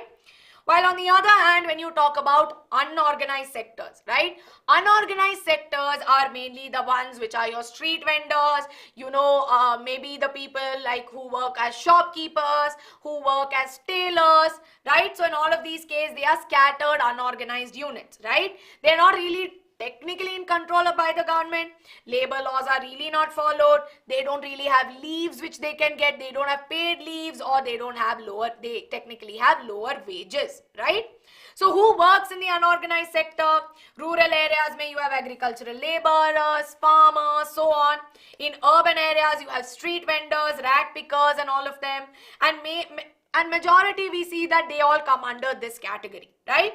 And most often than not, we see that when compared to organized sector, these unorganized sectors, they really undergo a lot of pressure because there's no proper implementation of labor laws, right? Which is why we see that people in unorganized sector should be protected. Why should they be protected? Because they are exploited. They are paid very less and at times face social discrimination. This alone is 3 marks, right? Why should they be protected? Because of these reasons, right? Now we know, next question is, how can they be protected? How can you protect people in unorganized sectors? Making sure that you subsidize agricultural inputs, right? Give some of the agricultural input to the farmers, right? Make sure that cheap loans are given, and of course making sure labor laws are implemented. Now of course the last part of it is ownership of assets, right? Now before this, somebody was asking me a question which I forgot, right? Somebody was asking me a question. So quickly everybody, who was that? I don't remember. It was a very good one which I thought I would explain once again, but now I'm not able to see the chat. But okay, if I remember, I'll take that question. Last one is ownership of assets, right? So based on ownership of assets, we see that we have public sector and private sector. Public sector, that is there, is owned by companies and motivated by national development. Private is owned by private companies. Educational unemployment, Evelyn, is one where, for example, imagine if there is a person, right, he has studied, he has a degree, he has everything, but he is not able to find a job of his skill, or whatever reason, maybe he is not able to find a proper job. So in that case, he is educated, but he is still unemployed, right? So that's what we mean by that. Now, Seema is asking me, ma'am, even after 100 days, they would be unemployed and they would be poor. But Seema, the thing is, in those 100 days, they would have made a lot of money, right? And with that money, they will be able to find another job. So basically, it is to give them some temporary relief based on which they are not entirely drowning in poverty, where they have no access to basic food or healthcare, right? They have some amount of money which they can survive with, right? Yes. All right. So now, of course, everybody, with this, as you see, we are going to the last part, which is need for public sector. This is a 2-mark question which can come, right? So this is going to be very simple. Now, We know that over time, private sectors that are there have been growing more in number, right? But public sectors are also necessary. Why? Because public sectors will encourage private sectors to open up their industries and give more employment opportunities, right? And we know that they support farmers by buying food grains at a fair price. They provide healthcare facilities. They help in developing infrastructure and of course dealing with problems such as malnutrition, lack of housing. So there is a need for public sector because private sectors that are there are not helping out with the larger masses, which is why public sector comes into the picture. So everybody, quickly we learned about the three types of sectors based on production, that is primary, secondary and tertiary, and we know that they all contribute to the GDP of our economy. Then we know that there's nature of employment, which is organized and unorganized. Then you have ownership of assets, which is public and private. Now with this, of course, everybody, we look at the last part. So these are the important questions which are coming from this particular chapter. Quickly take a screenshot so that I know that you have all taken it. Yes?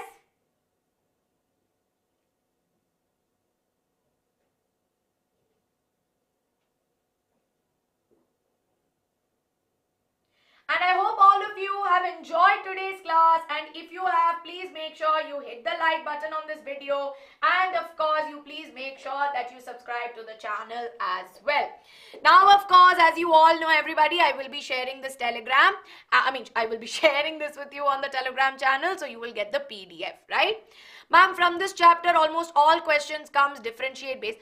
See, all questions either comes differentiate based, but you will get questions for long answers, right? Long answer questions will come from this particular chapter. It is almost short based on the sample paper and practice paper. Yes? So with this everybody, we come to the end of today's class, right? Now I know I told you and I promised you we would do it under 4 hours, but of course 3 o'clock became 3:50. It's okay, 50 minutes extra, right? Now, as you all know, with this we come to the end, right? Now, two things that I'd like you to do is to first and foremost read. I've given you all the important paragraphs, all the important pages. Now, I need you to do is to make sure that you practice all the PYQs that I have shared with you right now. Yes, I have made sure that I have shared all the important PYQs. Now, the second thing is, if there are some questions for which you are not sure of the answers, write the answer in the comment section, right? So, write the answer in the comment section of this video, right? And make sure that you write it either for a 3 marker or a 5 marker. And you can tag me so that I will be able to review your answer, right? And of course, as you all know, right, at the end of it, if you want to share it with me on Telegram as well, you can share it with me on Telegram. And if any doubts that you still have, right, whatever doubts that you have, tag me in the comments and let me know so that I can clarify this. Yes? Now, can this question come? Why MNC buys? They can ask you that, right? They can definitely ask you.